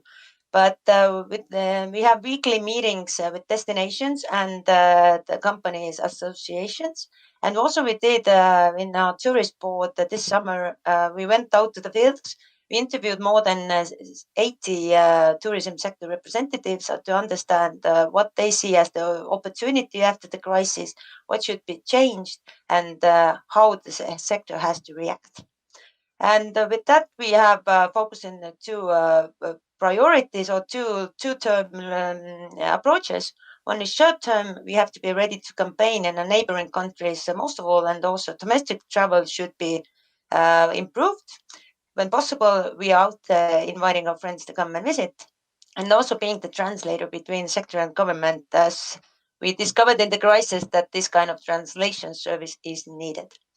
And also in long term, we take this crisis as an opportunity. Of course, it's a bumpy road and a lot of challenges ahead, but customer journey, hospitality, defining the DMOs, which are now too many and too overlapping, and business models and digital solutions, sustainable tourism, we have everything on plans, but then we need to focus on them more than ever. So quickly, this was from my side and from the Estonian tourism. Thank you very much, Lina Maria. I noted that several times you used the term "thanks to the crisis." I would keep that in mind. That's a very good view and very optimistic view on the situation, and taking a crisis as an opportunity for change that kind of kicks off development programs that have been like slowly developing, and now with the kickstart taking off. And it seems you are still thriving in this environment and with a lot of energy. So that will hopefully inspire all of us for the coming months. And before we move to our next speaker, let me point our audience to the invitation to post your questions. And here I'd love to thank Thomas from Poland, who has been raising the first question. I'll address that later on, Tomasz. And dear audience, to all of you, what I would love to see at the end when we come to the discussion, to see at least one question from someone of you from each country around the Baltic Sea. Let's see if we can make that. Post your questions and note your name and your country of residence, though, so we can see where you're coming from. Okay. Now we will move north to our next speaker. And our next speaker has been seeing the tourism sector from many different sides. She has been running her own company focusing on business development. She's engaged in governmental and national tourism consultations. Well, and she has been developing and marketing one of the most beautiful cities of the north. I know that is biased, but I have been living there for some time, so please allow me to say that. A very warm welcome for Caroline Strand, CEO of Visit Stockholm. Caroline, I'm very much looking forward to learning from your experiences, especially representing a city that has certainly had some thriving mice business, and we've heard about the problems for cities from two other speakers already, so I'm very curious to hear from you, and also that you're coming from a country that has taken a bit a different approach to handle the crisis. So the floor is yours, or better, the screen is yours, Caroline. Thank you, Susanne, and I guess you can see my pictures now. Yes, I do. Yeah.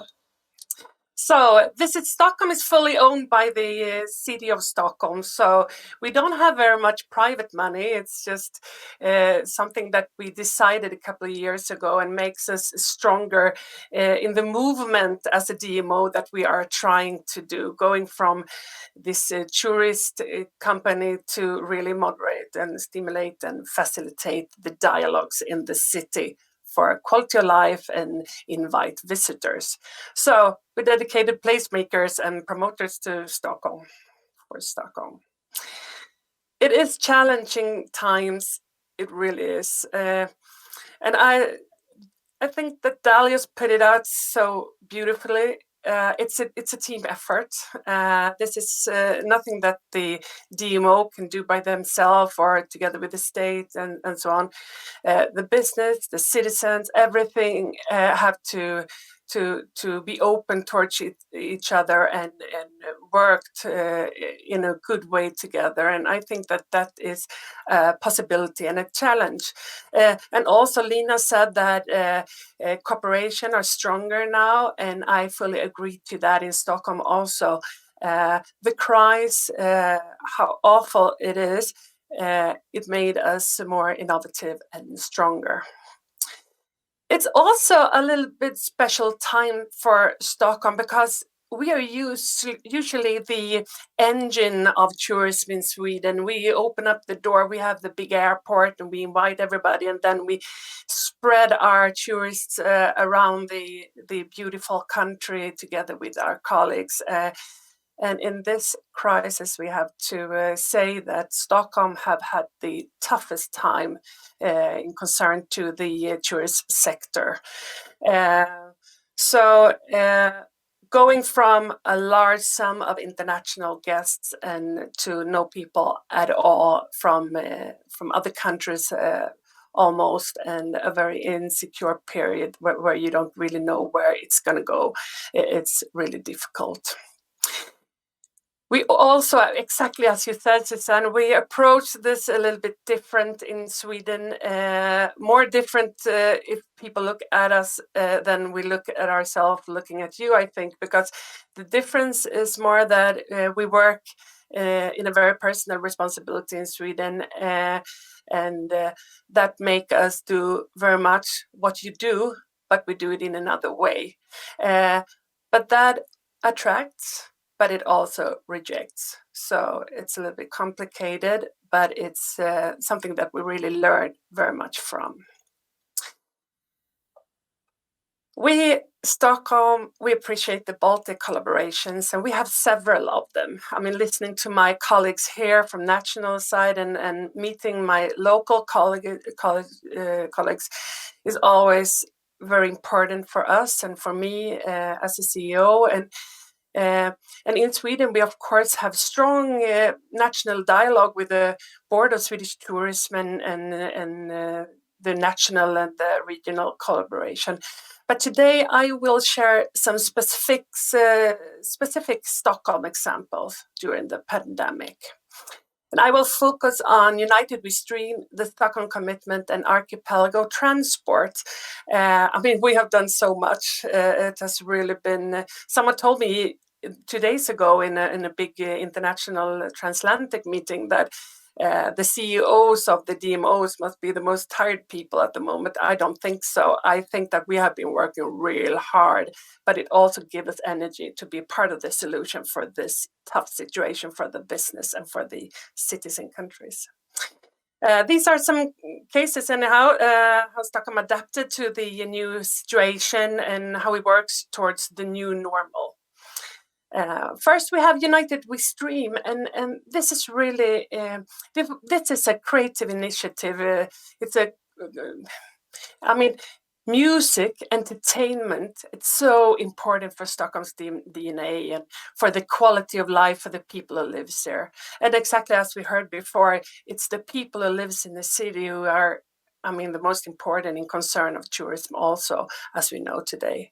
And this comes as an initiative from the live scene community, and we broadcast the festival United We Stream together in 8 places. We worked with digital development and also with a very strong local connection.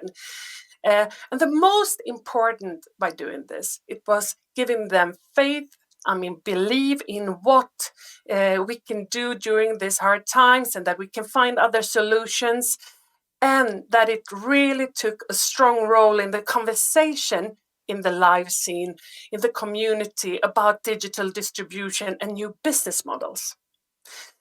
We see lots of new initiatives coming from this industry, so it's really a good platform of it. Then we have the Stockholm Commitment, and that's really different. Stockholm Commitment, it's about individual behavior and shared responsibility.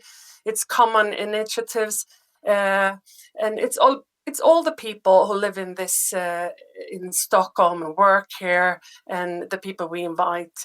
It's about all of us.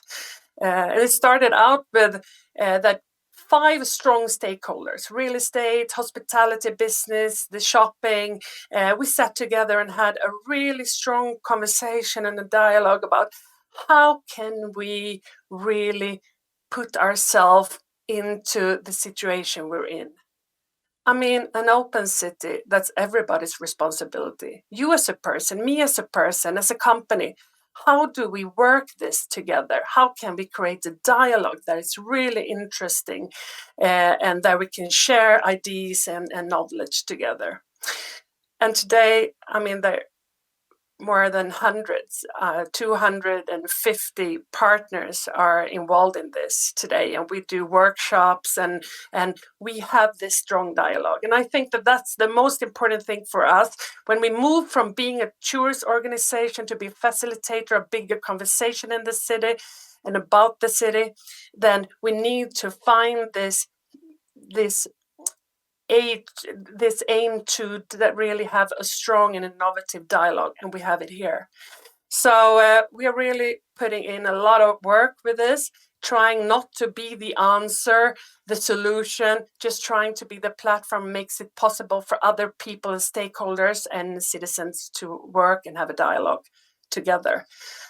So that's a new way of working that's really interesting for us.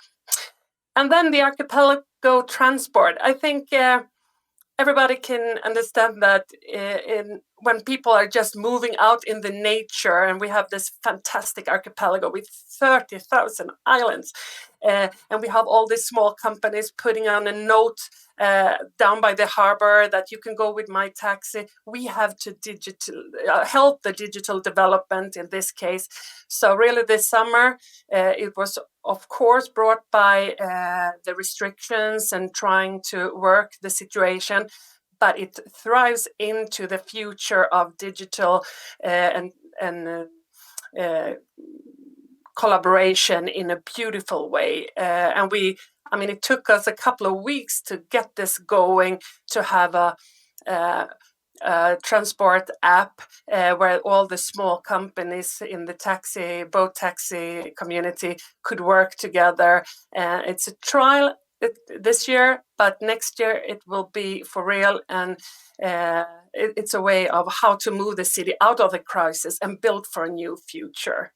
And I believe also the Finnish version of this is working in the Finnish archipelago, so we have a good connection there and have spoke to each other. Okay, finally, it's about reboosting Stockholm now. We have I mean, we can not say thank you enough. The state, the national level, they really helped us. I can tell that it takes patience once in a while to work with a local partner that's never been into the EU funds. And now in this situation that Stockholm is, we really want to show the business that we do everything we can together with the state and the national level. So we've been working together, and now we have a fantastic program in digitalization and digital business development, and how to work with event organizers and open up Stockholm again. And I think that innovation is key. It's all about quality of life for the Stockholmers, to develop sustainable and smartness with a very warm heart. And of course, it's going to be all about the connectivity and the hospitality service. Thank you. Thank you very much, Caroline, for your insights, especially from this city perspective. And well, you mentioned some things that I noticed. One is your planning horizon, like reboosting Stockholm to 2023. Yeah. Earlier this morning, we heard other planning horizons, 2050, for example. So I hope we will also be able to discuss a little bit what is a good horizon to discuss now, or is it just short mode we are in now, from 1 month or 1 day to the next? And also that you said your view on innovation and whom to involve, and your changing role as a DMO, as a facilitator, and providing a platform for exchange. I hope we will also have some time to dive deeper into that. Thanks a lot, Caroline, for your insights. And thanks to the audience. More questions are coming in. I'm not seeing questions from all around the Baltic Sea yet, but I'm very optimistic that is still to come. So keep on dropping your questions. Vote for questions that I shall address to our panelists. And well, with the panelists, we stay in the north. And we'll now welcome our next panelist, and she has a background in various tourism projects, both on implementation level, but also on governmental level. And please welcome Ida Honkanen. She's a specialist for the policy area tourism in the Ministry of Economic Affairs and Employment in Finland.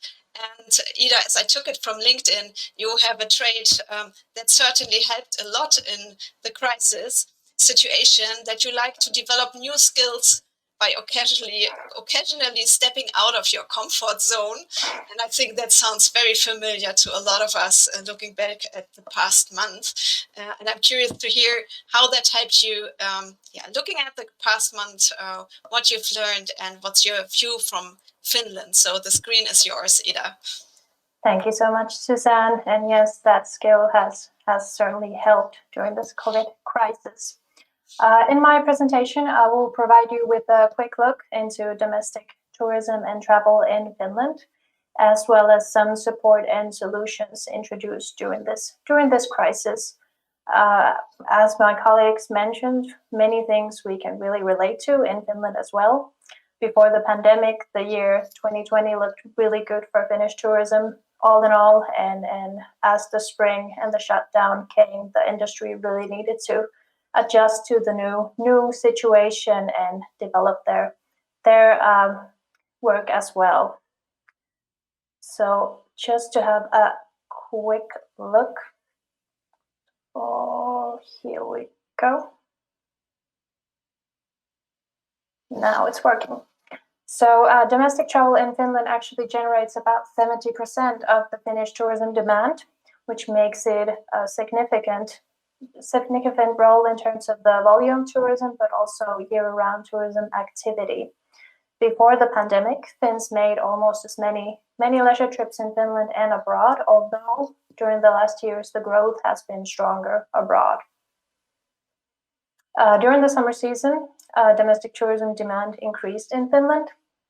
In May-August 2020, Finnish residents made some 9.7 million domestic leisure trips, which means that there was a 14% drop from previous year. However, in some destinations, businesses even broke new records during the summer, thanks to the vivid domestic tourism demand. After the summer holiday season, the demand has slowed down again, as was expected. And now, according to very optimistic estimates, domestic tourism demand could recover to the previous year levels by the summer of 2021. Looking at few trends we can see in the Finnish domestic travel, majority of the domestic trips are made with one's own car. And during this Corona summer, rental cars and motorhomes were also very popular as people were trying to maintain the social distance and somewhat avoided public transportation. Another big trend during the summer 2020 were cottage holidays. They were extremely popular. Overnight stays at both owned and rented cottages increased nearly 1.5 times compared with previous years. Like mentioned in the previous presentations, camping, hiking, visiting national parks, and all activities outdoors were very popular this summer. We broke records in some of the national parks looking at the visitor amounts, and in some areas, the sudden increase in visitors even caused some problems such as crowdedness and littering. For some Finns, we have recognized that this summer was indeed their first time of spending holidays traveling in Finland instead of heading abroad for their summer holidays. Some say this could mean potential growth of domestic tourism also in future years to come, as now the Finnish people have found the touristic offering of Finland. However, domestic tourists are not ready to buy tourism services or activities in the same extent as international travelers. They spend less money and prefer independent tourism experiences such as hiking outdoors, rentals, like I mentioned before, over guided group tourism services, to mention an example. Few words about support and solutions introduced during the pandemic. In addition to state aid schemes and development funding by the government, we have in May drew up a guideline for the safe reopening of domestic tourism in Finland. This was drafted together in order to support the tourism industry and encourage the Finns to travel again. Like mentioned previously, there's a lot of fear of traveling, reservation. People want to stay home, maintain social distancing. Also, another thing we recognize as well is cities. As mentioned before, cities are almost abandoned, if I may say so. As people want to be outdoors, they prefer the nature to big cities with potential crowdedness. The government has also allocated funding for regional tourism development projects, as well as domestic tourism campaign 100 Reasons to Travel in Finland, aiming to promote the smaller tourism businesses and support the domestic tourism demand in Finland. All in all, the Finnish tourism businesses have adapted to the change in the situation quite well. They have developed their products and marketing to better meet the needs of domestic tourists. We have seen a lot of quick response to the new health protocols. Like we saw the stickers, it's safe to travel here, safe to be here, hand sanitizing. This has all been quite quickly taken into use in Finland as well. We have also this autumn commissioned a survey to identify the domestic tourism target groups in order to help businesses develop suitable products and services to these groups. And to summarize, all in all, supporting the Finnish tourism industry in a shift towards a more resilient, sustainable, and digitalized future requires sufficient measures and benefits the whole tourism industry in its recovery of this crisis. Thank you. Thank you very much, Ida, for your view from Finland. And also taking the opportunity for growth of domestic travel, but also talking about that there are differences when people travel in their own country, both when it comes to spendings, but also regarding the services they require and the places they go to. Again, we have here the topic of cities that I will take up later on in our discussion there. So I think these differences in travel domestically will certainly require our continued attention in the coming month.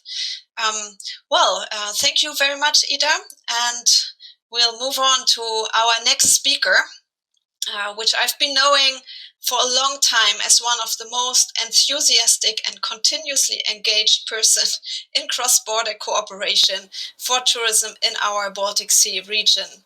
However, tourism was not her first field of industry.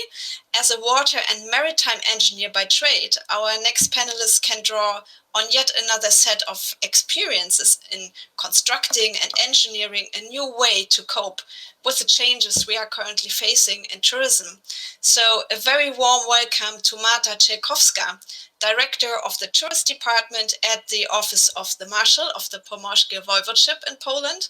And Marta, I'm now very delighted to learn from your experiences in the past month, especially knowing that you have been working on the tourism development strategy for your region for 2030, and probably a lot of things have changed. So Marta, the screen is yours.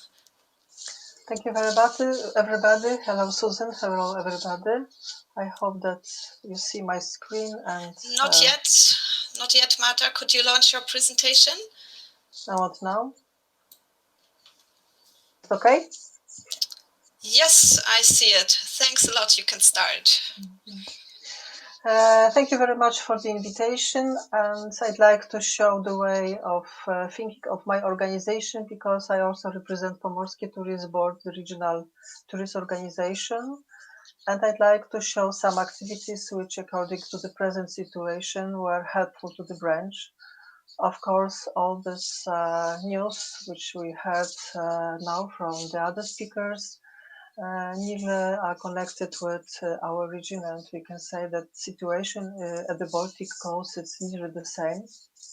So we had nearly the same problems and nearly the same, we think nearly the same solutions. And that's a hope that we beat in some activities. But now I would like to say a few words about us. When pandemic started, we were aware of its importance. And for the association, it was crucial to stand together and to stand by the industry. At once, we started to act. We prepared the web page with present information of the situation, and also we prepared a survey for the industry, and the answers obtained allowed us to take further actions. We watched the situation and slow defrosting. In parallel, slowly and carefully, we posted information about the region, about its tourist attractiveness in the internet. We started from the center, from the free city, Gdańsk, Gdynia, Sopot, towards the region. And then we went from the region with our messages to the cities of neighboring voivodeships. Of course, everything was about security, environmental assets, about open space and green infrastructure. The pandemic affected another consumer behavior, which we then had to respond to. Those 90% tourists visiting Pomorskie region came from the country. We are the first destination in Poland as summer holiday destination, and mostly we in the past had domestic tourists, but this time there was not international tourists, and it was a rather strange situation. The places outside the cities were most popular, and the internet became the most important tool. Today it sounds normal, and it was used for searching and verifying the offer. So it appeared that internet is very, very useful tool. The bicycle has become a popular means of transport. It was another our experience. And urban centers, which have so far been visited in large numbers, weren't very popular. So people chose, like my colleague said, cottage tourism. So it was represented by agriculture, by open spaces, open air museums, and national or landscape parks. It was something unique and something different, but we didn't want to wait, and we chose to act step by step. Hence our actions like online marketing, cooperation with new partners. For example, because airlines have suspended their operations, so we had to find the other partners and make some campaigns. Also, because we have 75 members in our regional organization, we ran campaigns together with them, of course, including appeared trends like shorter stays or shorter distances, because people didn't want to go too far and they planned their trips for a few days only. But of course, we noticed that some unknown destinations became very popular, so we did also campaigns for them. However, safety and the need for safe behavior was our leitmotif, we can say, and it was the most important thing. But the challenge was the importance of overcoming fear of large groups of people and a new approach towards urban tourism. This is the situation my colleague told about earlier. We're undertaking promotional activities which choose several important assumptions. We present, of course, region as a year-round offer and realized that we meet different client needs and expectations, for example, safety. And our consumers would like to choose this agritourism, nature, and they want to look for individual offers. It appeared that internet created many options, and we could monitor the number of visits and the scale of the interest, also the identity to the target group of dedicated message. So cottage holidays, we can say, but at the end of the summer, we started to cooperate closer with big cities, and this is only one example for the campaign for the free city. We proposed different types of leisure, and we were surprised that this new situation, the need of promoting cities that have never had tourism issues. Our message we wanted to say about these free cities were take care of yourself and your loved ones, spend holiday in free city, and catch for us security first, leisure for now, time for free city. So as you see, security was the most important issue. You can also admire the pictures when you see branded places of free city, but combined with maybe unknown brands. So this mixture showed that we have to look for something else, and we have to change our communication of our attractiveness. Since there were no foreign tourists, there was no work for our guides, and this situation was very frustrated. Now we have to fight with this. And a few words about Baltic cooperation, because currently we are focusing on domestic tourism.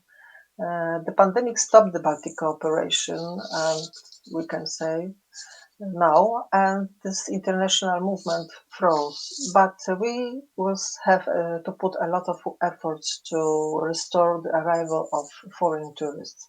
Already today, we are planning actions, the actions that are ready to be implemented, and when the air connections are unfrozen. We will work to stimulate confidence our destination and confirm safe and attractive rest. That is why we need strong Baltic, the closest neighborhood cooperation. I hope that Interreg programs will let us be together in many common projects. We are connected through biking routes, interested in unique nature or diverse culture. So we have to come back on the market, maybe with different tools, but we have to. Thank you very much for your attention. Thank you very much, Marta, for your remarks, and I'm delighted to hear you are still an enthusiast of Baltic cooperation and looking forward to revive that and taking it up as it was before. And that's also backed up by numbers. When I looked up at the European Statistical Office, they were stating that at least looking at July and the summer season, that incoming tourism was especially coming from neighboring countries. So if there were international tourists, they were coming from the closest neighborhood. And this segment is recovering faster than further away international tourists. So I think this exchange in the Baltic Sea region is of high relevance. And I'd like to open the scene now for all our panelists as we have reached the end of our presentations. Thanks to all panelists for your contributions and seeing all this extremely high level of energy and what you've put in it. That's very inspiring. And yeah, let's have a look at some questions. I've seen that there have been quite some coming in, but starting off, Marta, you've just mentioned the cross-border cooperation. When we look now at international travel that is limited at the moment, where do you see the value of cross-border cooperation in the Baltic Sea region now and in the very near future? Yes, of course, we don't have all answers, and the question is really, it's difficult to answer, yes, in one sentence. But as I said, Baltic cooperation is really necessary to launch the foreign tourism market. And of course, we have to prepare for it today, professionally and systematically. We know that the advantage of individual travel over organized tourism. That means that the offer must be also more personalized. We can say tailor-made. And for example, as our organization, we are working on creating a dedicated website and undertaking promotional activities that will generate the traffic on this platform. And it takes, of course, a little time. But the pandemic indicated that we have to cooperate with our neighbors, as you told before, because it is easier to reach. And the investment we made on the field of active and natural tourism now brought us results because it's finding their receptions. So I think that we have to find common activities, common markets, and start to act together. We have also remembered that about the diversification means of transport. Lately, camper tourism being revived. So many things changed and we have followed these changes. And finally, in my opinion, good communication and fulfilled safety conditions will enable international tourist traffic. We can say also mutual cooperation can be the inspiration for further actions. So we have it together and we have exchanged our experience, and this could be a good tool. Okay, thank you, Marta. And I have been seeing that there were quite some questions on the Baltic bubble that Lina Maria, you have been mentioning. Are there any experiences with this close cooperation with few neighbors that you would like to share additionally? Well, we have been working together with the rest of the Baltic states, both Latvia and Lithuania, in a high level always. but also with Finland. Like we had this second version of the Baltic bubble, which now also concluded already Finland. So our government set separate rules for the visitors coming from Latvia, Lithuania, and Finland. Those are the most visiting neighbors and very important. And we are also not only tourist-wise, but also economically and work-related with those states very heavily. So those three states got the special treatment. Of course, then the second wave hit us, and those terms are now put on hold for a minute. But otherwise, yes, we are working towards that. Those very important countries of ours are. We have mutually agreed that we take each other with the special terms. Okay. Do we have the same development in other regions? Marie, do we have that also for the region of Mecklenburg-Vorpommern? Yes, of course, I said only 3% coming from abroad, but of those 3%, the majority comes from the neighboring countries. So there's also among those Poland, Denmark, Sweden, for example. And here we also optimistic that soon there is travel possible, and also this summer where guests coming from those regions. And we always said we want to more international tourists. So kind of this year was not a break in our struggle. So we will continue, and we will also intensify the cooperation and collaboration, especially with the neighboring countries and also for the Baltic Sea region. Okay, and I'm taking up here a question from Tomasz from Poland. What interventions will be needed to encourage foreign tourists to travel again in and to the Baltic Sea region? Caroline, what do you think? Yeah, I think that one good thing is that we stick together and we work together so we can show the responsibility and openness and how we can act in a very somehow same way, even if it's really difficult.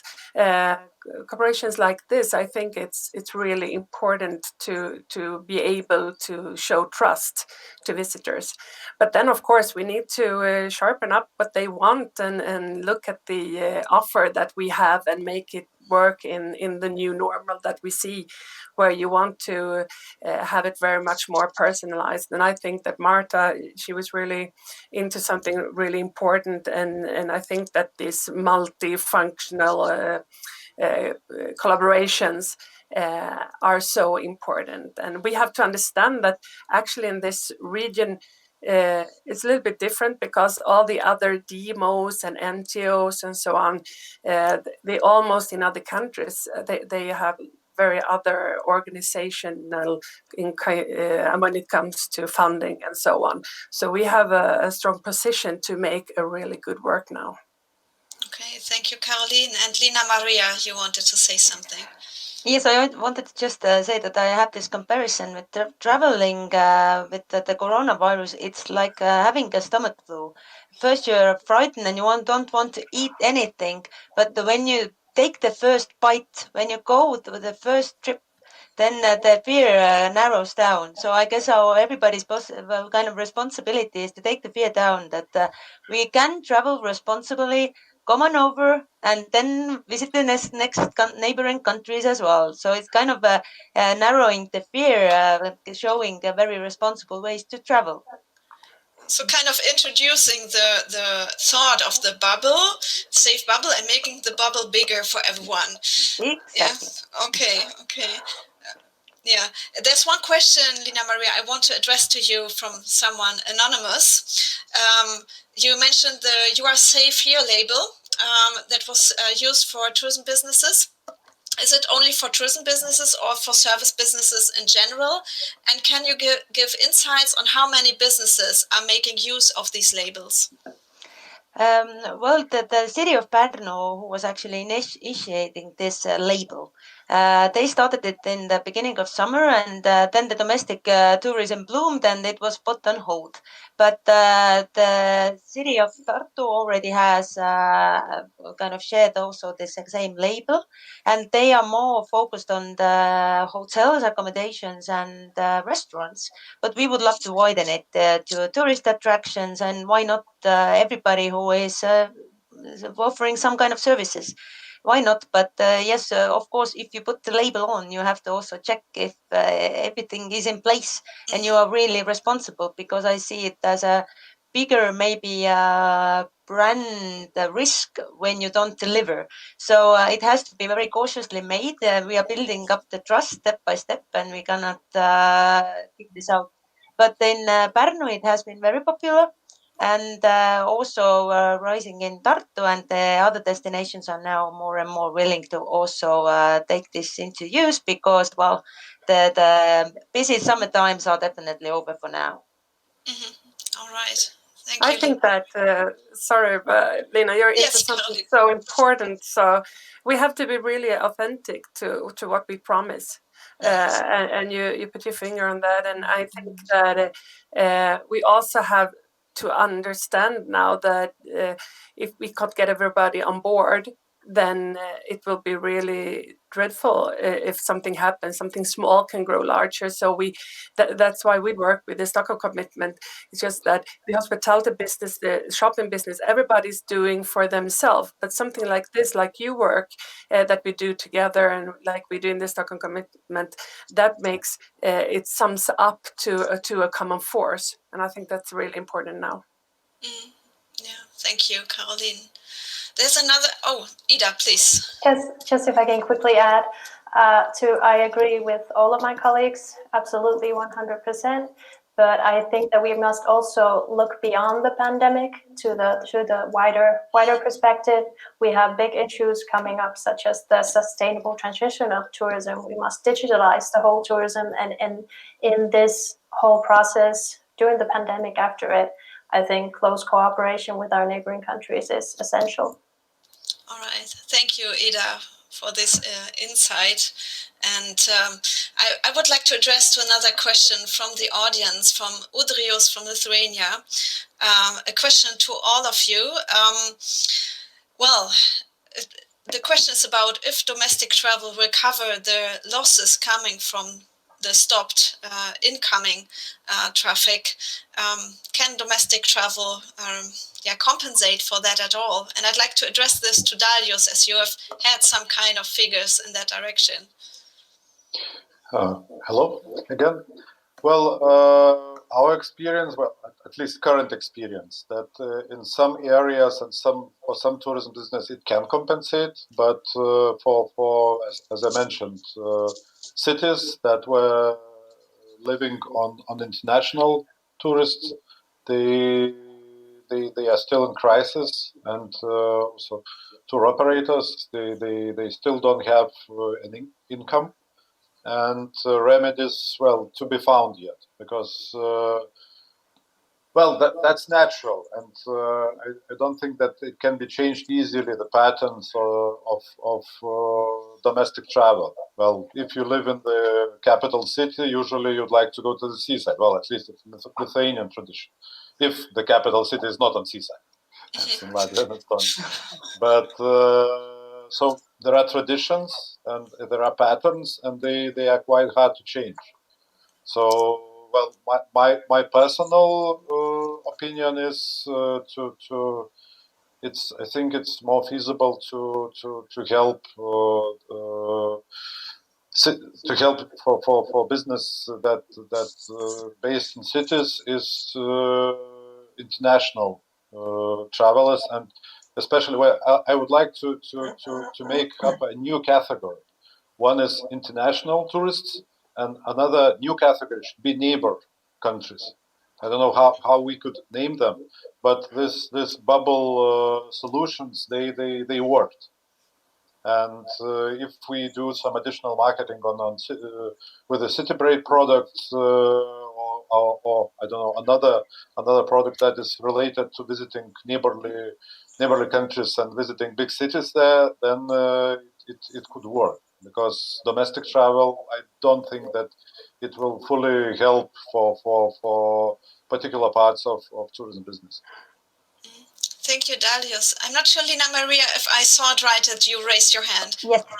Right. Yeah, I would love to comment that, yes, so for Estonians, only third, in normal times, only third is domestic. So we are definitely struggling the most, and that cannot be compensated. But the regular leisure tourist leaves with this trip 2 times more money when they visit. But our biggest loss is actually, well, all of our visitors, but business tourism. Business tourism leaves 3 times more money when they come to visit us. So this is put on hold. The conferences are put on hold. The conferences are held in hybrid or online format. So this is a new normality, but how to attract those clients who actually in low season come to our capital to spend money and do business. Those are the trickiest segment we have to now focus again. Yeah, thank you, Lina Maria. I'm not sure, Ida, if you wanted, I saw you first now. Caroline, please.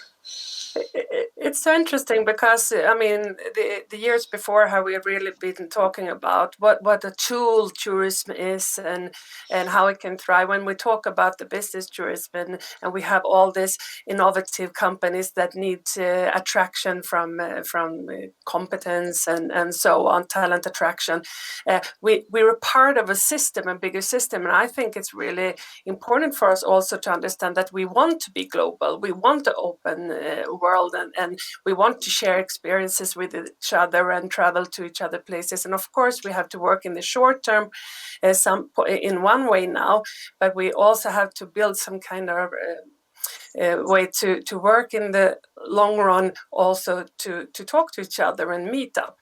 And now it's interesting because we started to work with meetings and everything just because it was good for the hotel and the meeting part of the sector. But of course, it's good for the academy and for other sectors. And now we have to discuss that with our competence, can we go in and work with the digital part of this that's really important for a country or region or a city, even though it's not making any guests at the moment. Because I think it would be really dreadful for Stockholm if we let go of the international relations that we have at the moment. We, of course, have to turn local and work with the Swedish people to visit us. But we also have to stick in the dialogue because it's important for so many more parts. Yeah, thank you, Caroline. Marta. A few words about business tourism. Of course, it's connected with big events tourism, and these 2 branches they have big crisis now, and we noticed that they change the behavior, and the most popular events are in internet. So we have hybrid conferences and events in internet, but it's we can feel that it's not the solution, yes, and we would like to go for concert or we have to meet somebody and look into his eyes. So it's not the solution for every day, and we have to change it. And maybe we have to think how to change it, because people are afraid of big number visitors and of crowd. So maybe we have to change for small groups and many places where some events happens, because now we have big problems and nothing happened, we can say, yes, because in internet it's not the same. Yes, this is the one point, and maybe to Caroline, a question to you, as you were talking about Restream, so taking events online, and the question is, do you see any business model how to earn from that, how to make that turn into economic revenue? Yeah, I think that we need to build that into the business models, and we have to develop that. And we're starting a new project now that we're really looking into that. And of course, it's all about getting used to new way of consume. And I think that the digital experience together with the live experience could be really a strong thing. So of course, you have to scale it up more if you work digital, and then you have to go a little bit more via IP in combined with that when you go physical. And so I think it's potential. When we work with United We Stream, the business also had this. They were starting to work with you can pay what you think it's all right to pay for this. Yeah. And I think that that's also so interesting, because then you get data from who are paying what and what do you think it's most important for that target group and so on. So you can learn so much from that and then add the product into another perspective. Yeah, thanks a lot, Caroline, on that. The topic of getting insights has been, accompanying us all along, kind of in all presentations already this morning, when you hear at different levels what kind of surveys are taken or interviews that you've done with the tourism actors to get insights. What's the situation? What could help now? And I think there's also potential for cooperation and sharing these learnings across the countries and learning from each other in that respect. What we've also heard, and I'd like to look into that a little more in our remaining minutes, is how the ways of working have changed for you in the DMOs. How did you work with your stakeholders, and what do you think will remain after crisis mode, where you think that was really beneficial, that has changed the way the community works together? Is there any volunteer to start having a say on that? Caroline? I can start. I think everything goes quicker now. For the business, it's a really tough game and it goes really fast. So we have to take down the bureaucracy and make it how easy we can without taking away the democracy. I mean, and we have to really understand and put ourselves into the business needs and understand how we can facilitate and take away friction and make it work. And if we do that during this crisis, then of course this movement will follow up and start innovative processes and sustainable development for the future. So it's a possibility. Thank you, Caroline. Dina Maria. Yes, just adding to Caroline that also the flexibility and being ready to react quickly, because the environment can change that quickly, is kind of a new format now. And I guess this will be sticking for a longer time, because we don't know the behaviors, we don't know how the virus is reacting, what the vaccine will do. So being ready to react, having always alternative B and C and D on the table as well. As we said, this is the on-off period now. That if its on button is on, then we run, and we have to put on the brakes as quickly as possible and do something else. So, it's kind of a circus. Yes. It also reminds me of our thoughts on how long could strategies look to the future. What's the planning horizon? Well, we have different kind of scenarios, because none of us can say what's going to happen. So let's think about all the things that can happen and be ready to surprise. Okay. And just do it. Just try, do it, and then tweak and try again. Right. And when you look at the way of working with the industry, what changes did you see, and maybe also the feeling of the industry as your partners? What has changed? Maybe Marie, you can say something on it, because you have been very active, as I know. Yeah.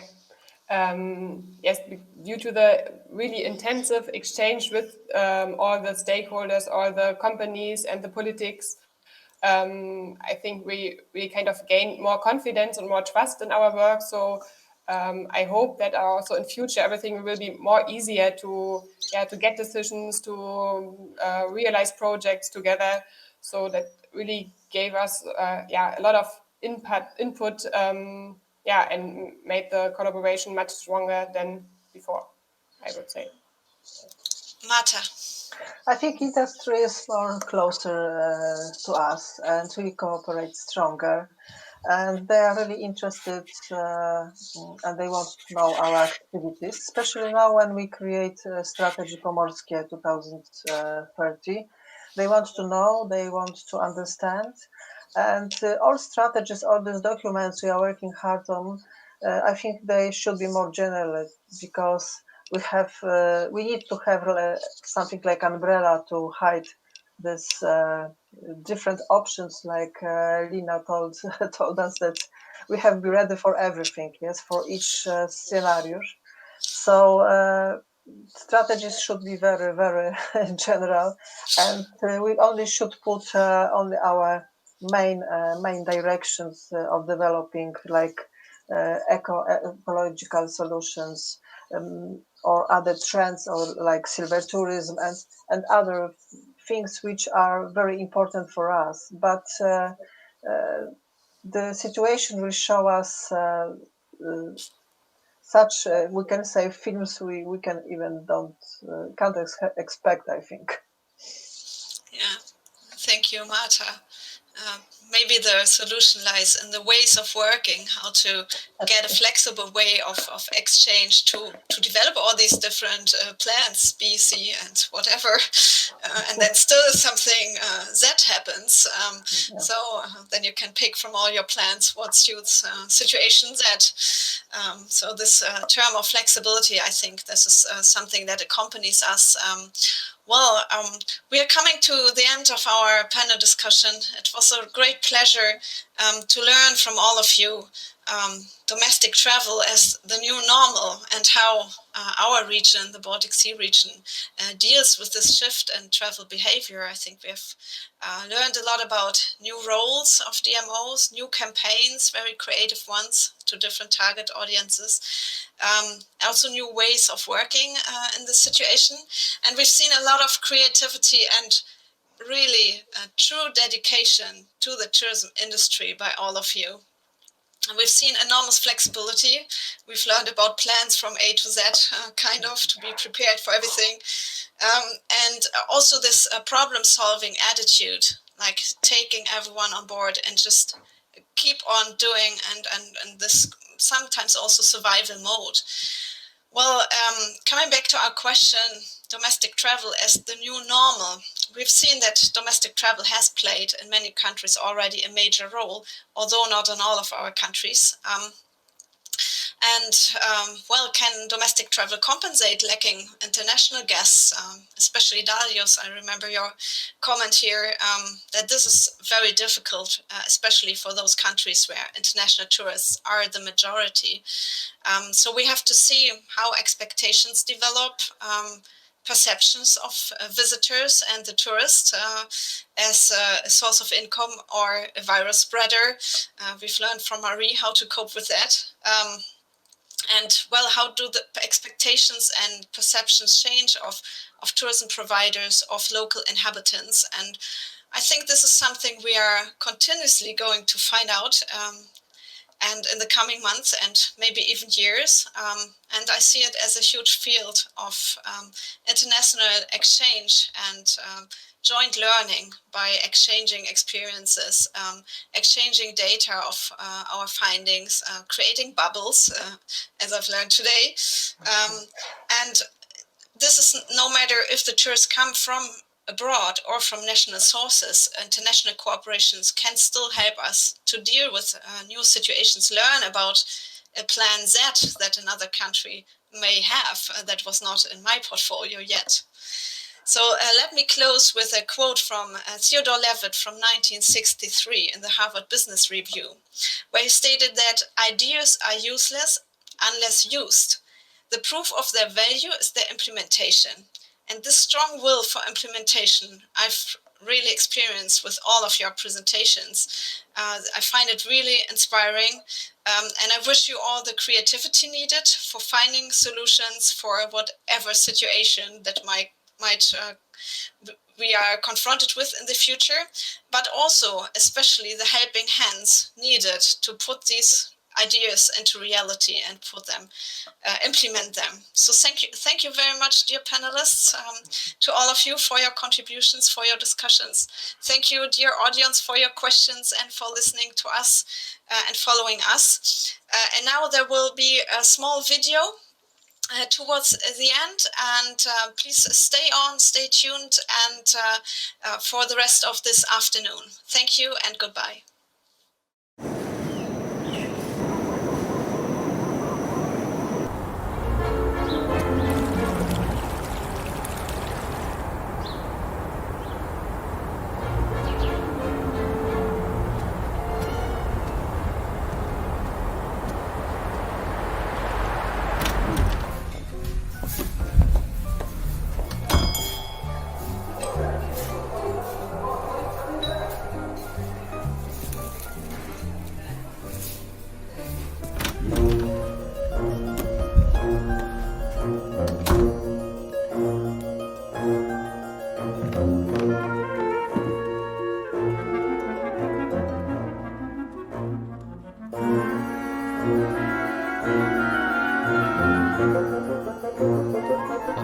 Yes.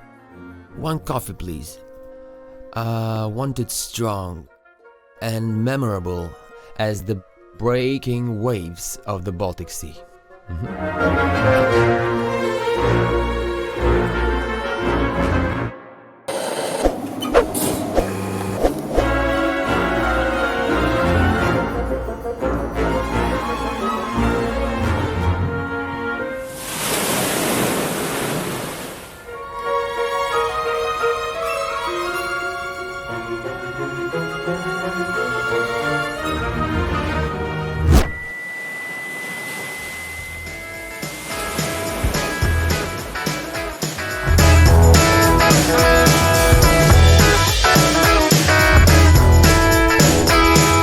Now, I'm ready.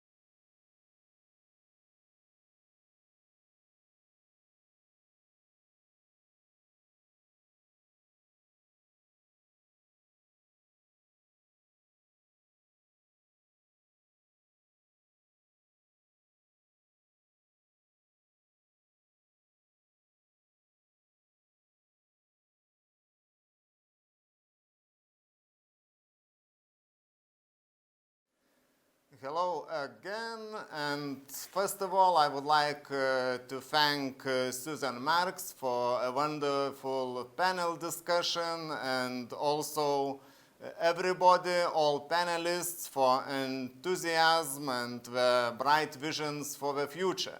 And what I heard from this panel discussion, the most used words was with the beginning re.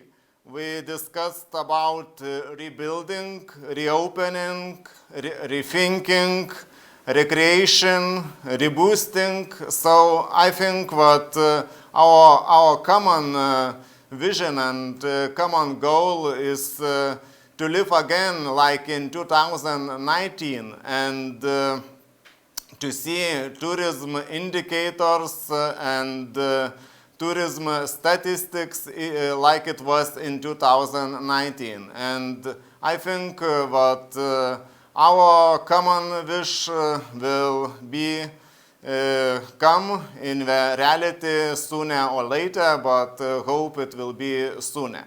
And now we will continue our afternoon session. And I would like to introduce next speaker. We will have a wonderful, I think, presentation about smart tourism and recovery from COVID-19 real crisis. And Professor Dimitrios Bouchalis will present this presentation. I would like to say some words to introduce Professor Dimitrios Bouchalis. So, Professor is a strategic management and marketing expert with specialization in information communication technology applications in the tourism, travel, hospitality, and leisure industries. And he is a director of the e-tourism lab and deputy director of the International Center for Tourism and Hospitality Research, and at Bournemouth University Business School in England. Also, he is the editor-in-chief of the most known, I would say, journal in tourism. Especially this journal is very well known for scientific audience. So this, the name of this journal is Tourism Review. Also, Professor Bouchalis has written and co-edited more than 20 books and 250 scientific articles. And his research is referenced widely, being the second most cited for tourism and first most cited for hospitality on Google Scholar. Professor Bouchalis is a well-known international speaker on trends, technology, marketing, tourism, and hospitality, and works closely with the United Nations World Tourism Organization. So, welcome, Professor Dimitrios Bouchalis, and Professor, microphone is yours.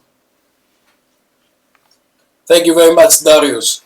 It's wonderful to be with you in Lithuania and the Baltic countries. I really love your region, and I had some wonderful experience with you. Unfortunately, for the time being, we're not traveling, but Lithuania is one of these countries that I like to visit as soon as we are able to do so. And we've done some years ago, we did a very nice project with the Lithuanian Hospitality Association in looking into technology and how we can take things forward.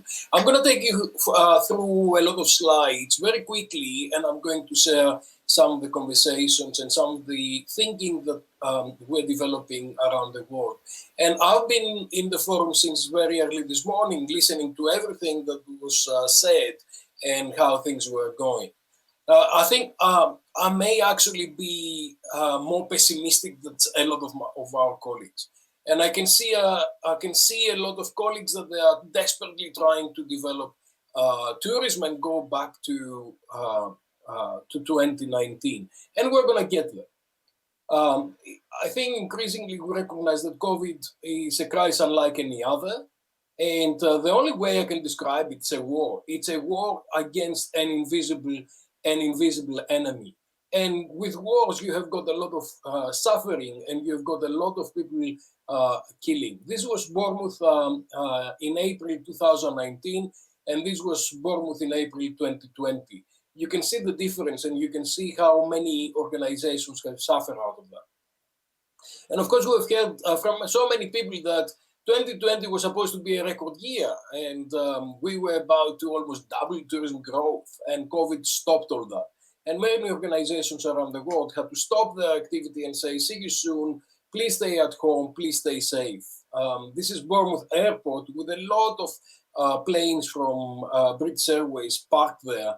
And it's business as unusual because we've never seen such a crisis ever before.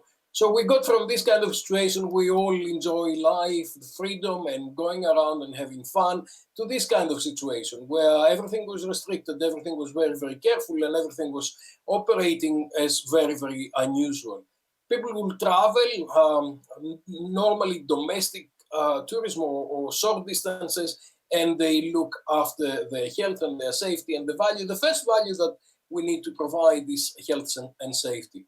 And these are my heroes. These are the tourism and hospitality workers who have been out in the industry. And this was the second heroes after the medical staff that have been looking after all these people that they had issues in hospitals and in communities. These were my heroes because they looked after society in a way to take things forward. But I think a lot of people don't realize that we're still on crisis, and we are dreaming for recovery and restart and reignite. And especially this summer, we had a period of about 3 months where the industry started again. But I think the more we go into things, and the statistics show that COVID still here ends very, very strong. So I will urge you to think again when you're talking about recovery and when you're talking about restart and when you're inviting people to come to your place, not to put people in danger. We need to look into resilience right now. And what we see is that we had a peak earlier on, and now we're getting other peaks coming forward. And you can see on the pandemics how those things happening. And we need to learn to live with this situation. And it's only fair to our staff, our customers, our communities. We cannot do things that will suffer communities. This is how many cases. There are more than 50 million people who have been confirmed as COVID cases, and there are more than 1.2 million people who have died. And you can see the statistics in different countries, and you can see which regions have suffered more. When you're dealing with Europe, you see that the Baltic countries have had less cases and less deaths from COVID, but you can see a lot of countries nearby that have been badly infected by COVID. And I can see some countries that have managed in a better way. They had more restricted kind of approaches, and some countries they've had less restricted approaches. And I think we need to understand these things before we're going forward. We've seen a second wave on the pandemic coming forward, and these are the statistics from Financial Times, and you should be following those. And we thought in the summertime, we thought we had cleared. We haven't cleared yet. We're going through the second wave, and the second wave is quite nasty. And I'm not an epidemiologist, so I cannot really talk with authority on all those things. But from the people that I'm discussing with, we're expecting that Christmas, people will go to families and there'll be some movement, and then we'll have a third wave until spring comes forward, and then we are more free to go out of our homes. So this is a very responsible situation where we need to look into what's happening. And also we need to look into what is the burden of the disease because of other things as well. So there'll be other conditions that are coming forward. There'll be mental health issues and depression. There'll be a huge economic injury that's coming forward, and a global recession that's coming forward because of COVID. And of course, all of these are not very good news, but the good news is that the vaccines are progressing incredibly fast, because a lot of people have been working together to make sure that we get a vaccine as soon as possible.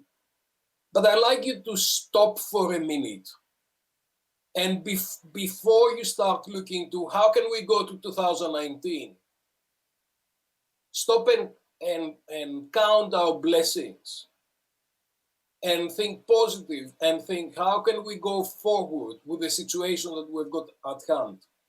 We shouldn't really be reluctant to understand the situation and how serious it is, and always trying to look into the statistics of the past, because the past is gone. What we should do is we should look for humanity, solidarity, leadership, and resilience. This slide I did about 5 or 6 months ago when we had the first kind of COVID wave. And I think this is probably one of the most important slides that you see today. We need to look out humanity, solidarity, resilience, and leadership. We need to stay safe, and we need to make people stay safe, even if that means that for a period of time, we restrict travel. We reduce travel. And I understand the economics of it. And I've been a tourism professional for 35 years. Many of you have seen me in Lithuania, and we've always talked about how can we create value for our guests and how we can take things forward. But I think at this stage, you really need to be very, very careful on what's happening. Otherwise, we'll have a lot of dead people. And that as a humanity, as a society, we cannot really afford. So my suggestion is try everything to stay safe, and also give blood, because save a life and give blood, because this is really, really critical. In this period of time, we don't need political speech. We don't need growth. We don't need a lot of those things. We need responsibility, and we need leadership. And from the beginning, I talked to Captain Sully as a main leader who managed to understand what was happening and save so many people on the Hatso River by getting the plane down on the river. So he had 210 seconds to land, in fact, to water this plane with 155 people down the Hatso River and save all these lives. And I think that is the level of responsibility that we require right now from the tourism industry globally. And then, consequently, I found this story, the Delta 15 flight, which is those people that landed in Gander on the island of Newfoundland in Canada after September 11. And what happened when the local people of Gander look after them, and how they survived the week, and how they became friends with the environment in Canada, and how effectively they adopted this small place in Newfoundland in Canada.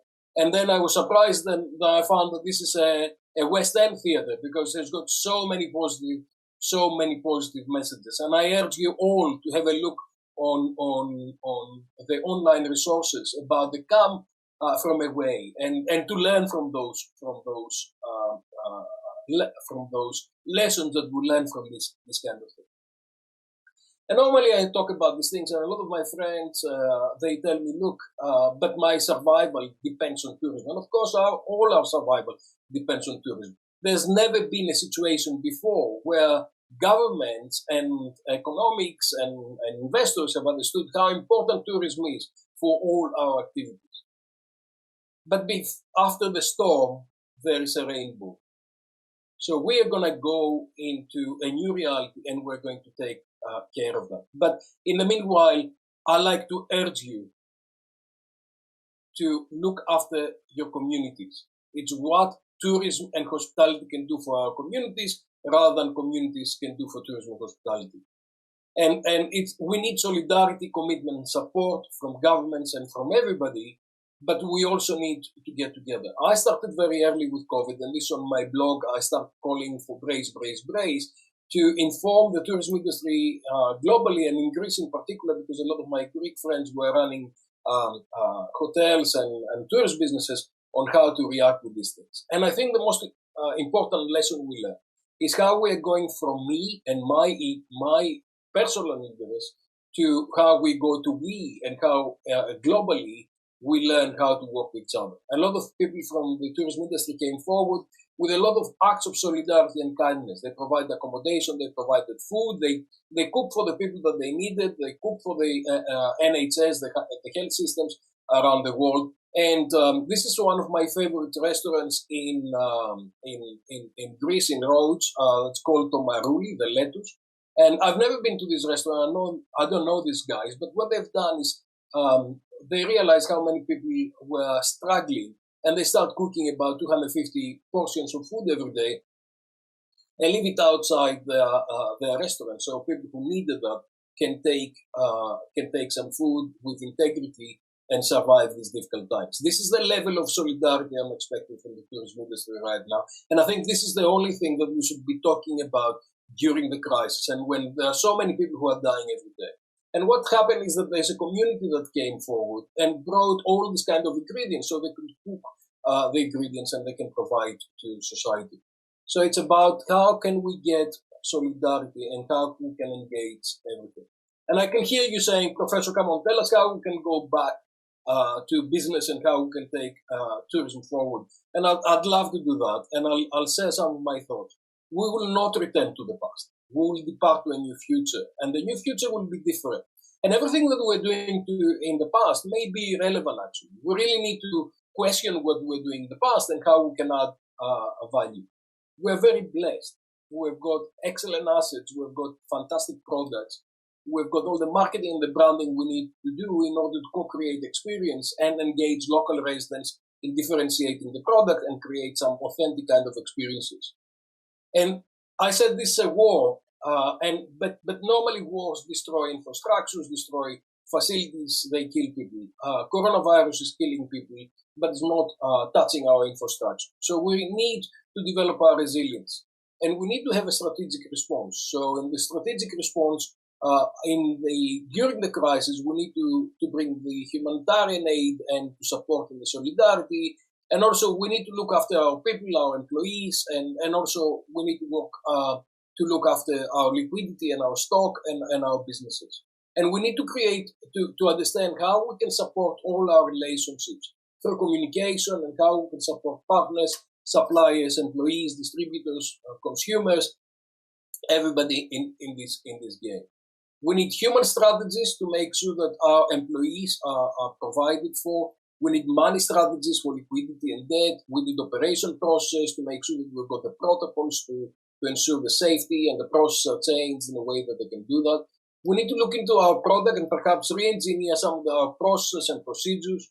We need to look at our distribution mix and see how we can change our distribution mix to manage a lot of those things. We need a strategic response to look into the leadership, and then I'm going to talk in a minute about smart and real-time kind of initiatives that can take things forward. And we need destinations to be smart, having a very agile ecosystem that adopts in a minute. And I was listening earlier on to Susanna and to Marie and the colleagues on the previous panel that they were talking about the plan A, plan B, plan C. And so what we are describing really is context-based service and real-time service. And I think you're absolutely right. This is the kind of way of taking things forward. Obviously, I can spend an awful lot of time on this, but I don't have the time. I think a lot of organizations are coming out and they're talking about COVID safe. Nobody is safe from COVID, and we need to be very, very clear with that. But you can be COVID ready by understanding the protocols and the process, the ecosystems, and adapt agility in order to be able to deal with the situation and to deal with the threats that we're facing.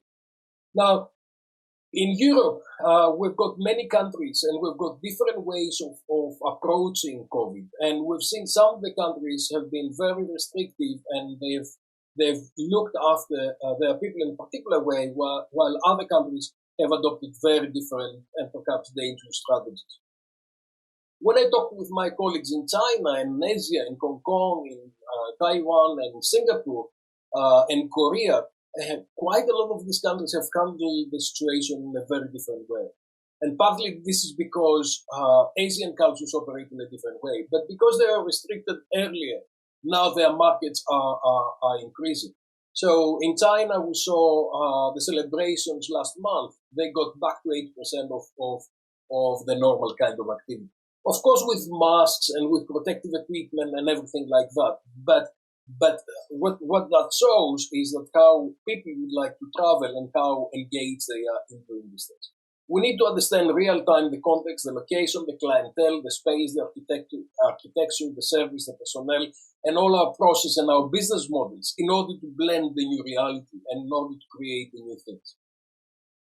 We're reigniting tourism slowly, and we had, as I said, we had 3 months that were quite good, and we need to be honest, because of domestic tourism or neighboring tourism. A lot of countries had a fantastic, and a lot of regions had a fantastic summer. Some other countries suffered a lot. So Spain suffered a lot, Greece suffered a lot, wherever you needed to be on a plane, suffered more than other places. Long haul travel, Africa, Asia has suffered a lot. The Caribbean regions have suffered a lot. But a lot of domestic destinations, like Bournemouth, for example, Bournemouth had fantastic 3 months because a lot of people came here. So we really need to be clever on how we are dealing with the reignite of tourism, and how we refocus and redesign products and services, and eventually how we re-engineer the whole industry. And we need to understand the markets, whether it's domestic market, it's international market, neighboring market, and also we need to understand who is our customers, business or leisure. And business will take probably a little longer to do. I'm going to take you through a few smart and agile solutions that they are primarily based on technology, and show you some of the things that we see globally that they've been used to actually reopen tourism. So mobile and smart systems are on the front, and of course smartness about interconnectivity and interoperability of integrated technologies to re-engineer process and data. And what smartness is doing is making sure that value is co-created throughout the ecosystem. Now, smartness in the normal situation, when I talk about smartness on those articles, it's about value co-creation, and it's kind of benefits, economic benefits and enjoyment and happiness. But where we are right now, we are looking to smartness focusing on primarily safety security. The first value that we need to bring forward is safety security. And we need to engage with all the partners and bring the networks and everything that we've got in order to have got up-to-date information and support customers. Now, what is happening is that when people are traveling, they're going by definition to a hostile environment. They go away from their normal zone of habitat where they live, and they go to different places where they may not know the health system, they may not speak the local language, and all the rest of it. So what we're trying to do is we're trying to provide all this information, reliable information, to engage those people and to support them throughout their journey. This has become very challenging because, first of all, the information is changing all the time. There are a lot of economic interest in this business, and a lot of people have been quite aggressive, if you like, towards governments. And some have been irresponsible in what they're doing. And they've been pushing their economic benefits against some of the other benefits. I think technologies enable us to bring innovations, and we need to come in the marketplace where on the one side you have got the customers, on the other side you've got suppliers, and we use the technologies in the middle to actually engage in this co-creation of value. But I think the thing that we've got out of COVID is that we need the emphasis to be on health, safety and security. And then a lot of other things are going to come forward. And what's going to happen is eventually, okay, once we've got the vaccine, we're going to be going to a new situation. But until then, it's really critical that we provide that kind of information. So it's what we call context-based services, where you are looking to context and how context is changing. Then you bring social media and you bring mobile kind of smart devices, wearables and everything else to inform people what they can do and where they can go and what is safe to do. So if people are traveling on domestic or neighboring countries by car, you may actually create systems that they say, please do not go to this place. There are already far too many people there. It's not safe for you to go there. And these are the alternatives that we do. We had some of these applications in Bournemouth this summer. I'm not sure how well it worked, but at least that's the kind of understanding. It's real-time information that provides people an understanding of what's happening. Now, smartness is not about technology, and we've looked into this paper, all the different factors that are coming into that. Smartness is about also people and leadership, and I think leadership is critical in creating smart solutions. And we need to bring economic, social, and technological actors together to co-create that system, the ecosystem that's creating smart solutions, and then out of that to create smart innovations. You can see some of those ideas on those kind of papers. And the other thing that we need to understand is the tourism typology, because we see tourists operating in many different ways. And this research that we're doing for people who are when they are traveling, how do they contact people? Do they do face-to-face social contact, or do they do online contact? And we need to recognize that there are different types of customers out there, and we've categorized in 6 categories. And we need to understand how to deal with each of these types, and especially at the COVID period. So some travelers will have their mobiles and their smart phones, and they'll be consulting a lot of these kind of services. Some other people will kind of switch everything off, and they go analog. And somehow we need to make sure that everybody gets the same information, and everybody is served by the services that we're providing, and at the same time everybody is remaining safe and responsible, because it's really critical of the COVID era that everybody, including consumers, play their role in the tourism industry. The worst thing can happen is that you've got consumers that do not collaborate with authorities, and they are doing irresponsible things. And we've seen this year. We've seen a lot of irresponsible action from consumers that can endanger themselves, others, other travelers, and local communities and employees in major danger. I think gradually you need to look into how you can look after tourism organizations by adopting real-time services. And real-time services is about nowness, and nowness is about location-based information, mentions, hashtags, sentiment analysis, trending topics, keyword tracking, and different competitors. We need to understand what is happening in every place in order to be able to see what we can do. And there is a comprehensive kind of framework that we have developed where we look into how nowness operates by looking to real-time information, experience enhancement, customer centricity, and which all of that is data-driven and is based on co-creation. I think gradually we're going to ambient intelligence systems, where the ambient intelligence systems are using artificial intelligence and machine learning to connect everything and everybody together.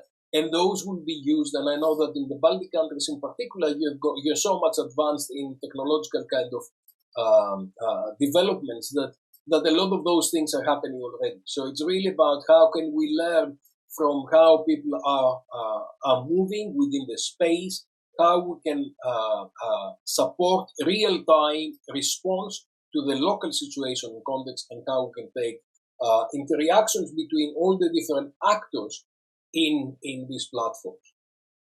And those are the different kind of tools that they're bringing us together, from Internet of Things and the Internet of Everything, 5G, and now we're start looking at 6G, RFID, mobile devices, apps, cryptocurrency, sensors and beacons, pervasive computing, gamification, and artificial intelligence.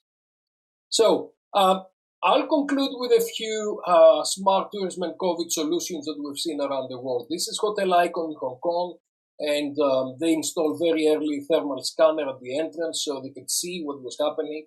And then they had a range of different protocols that they were using in order to minimize the risk of spreading and make sure that everybody was safe.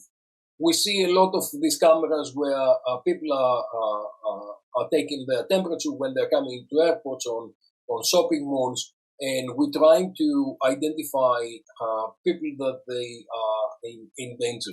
The problem with COVID is that a lot of people are asymptomatic, so they may not know that they carry COVID, and that is really, really complicated. We need to understand each location and how each location operates and what are the flows, and make sure that we redesign flows in a way that they can minimize contact, can bring touchless technologies, and can engage different things. A lot of touchless technologies came forward this year, and a lot of smart applications were coming forward, so you can control a whole range of different things by the safety of your own device. And that was one of the things that we've seen around the world. We've also seen machines that they are disinfecting rooms or aircraft or any kind of other organization, other facilities.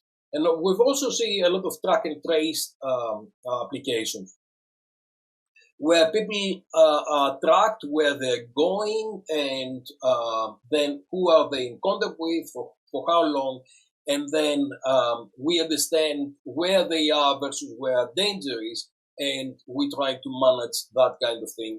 And in China, you had several applications where you give a green passport every day to people to travel. But what was happening in China is that you had to declare twice a day where you've been, and also your mobile phone was kind of tracked. So a lot of this information was coming forward before you could be given the green light to be able to go around. And a lot of things that are happening and they're coming forward is robots and robotics. And robotics are very useful in dangerous situations, but increasingly they're coming into health service. And this was happening in China, where they had robotics that they could clean and disinfect areas and help some of the patients and support some of the employees. And you'll see a lot of these things coming forward, because if something COVID has left behind is this level of competence and digitization that's coming into society, because a lot of us had to learn how to deal with these things. So this is the Da Vinci robot that's increasingly used for operations, for example, and some of these things. Now, in tourism, of course, we don't want robots to take our jobs and to smile to our guests and things like that.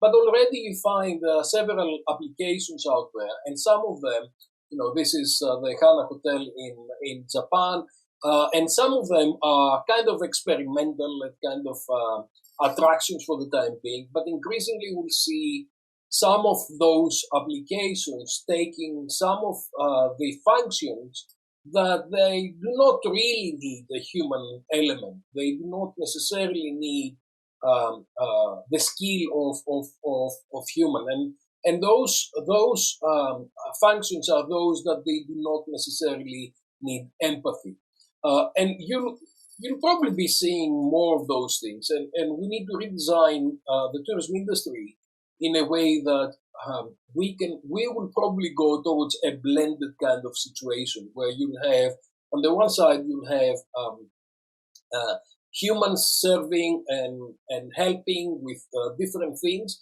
and then you'll find a lot of the mechanics, a lot of the mechanistic kind of things done by robots and done by machines. And some of those things will actually be intensified during the COVID period. And we're going towards a new kind of era where you'll have a lot of autonomous kind of vehicles, a lot of autonomous devices that are coming forward, have self-driving, and a lot of those things will be coming closer to us because of technological developments and digitization that we've seen in the last few months. Because when you start operating digitally, you are progressing towards smart kind of adoption much faster.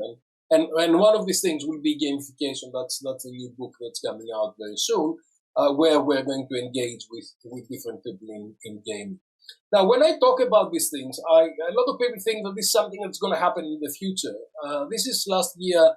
At this time, I was in China. I was in Hangzhou at the New Century Grand Hotel. And this robot was following me around, developing, delivering different kind of services. And I think this is this is how we're going to see a lot of these services coming forward. So, my friends, I think there is a place where we need to kind of engage in the future. And I think we need to plan for the worst and hope for the best. And COVID is something that we cannot take lightly. And we need to engage into co-creation of value, having safety as the first thing. And I think it's critical that we remember solidarity, and it's critical that we remember humanity, and we are primarily addressing those needs. So some of the publications that this presentation is based on, and this is where you can get hold of me and stay in touch with me. Thank you very much. Thank you.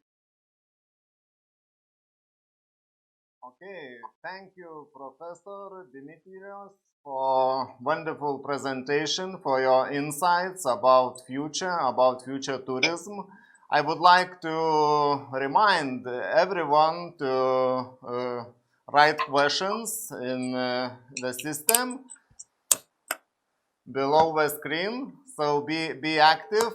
It's a good opportunity to ask questions, Professor Dimitrios Bougalis. And I have first question. And we are talking about changes in tourism, about changes in tourism behavior, in tourist behavior, changes about tourism sector, and in general about tourism policy, and also tourism business. So my first question is, what do you think, is it the end already for mass tourism, and what is the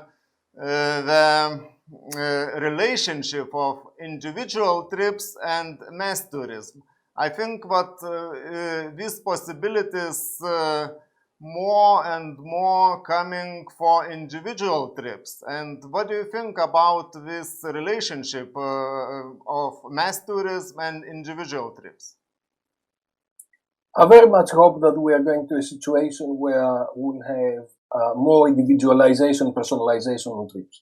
And I very much, and we see that in Europe, that increasingly people are taking advantage of opportunities to actually express themselves when they're traveling and engaging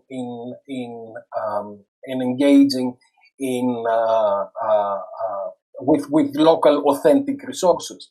Having said that, I don't see the end of mass tourism. First of all, there's economics behind it.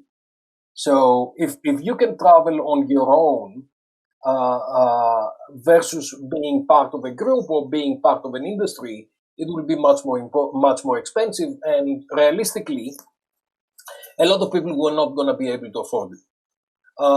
Also, when you see in Asia, where a lot of the tourism growth is going to come forward, you see that a lot of the tourism is coming through groups.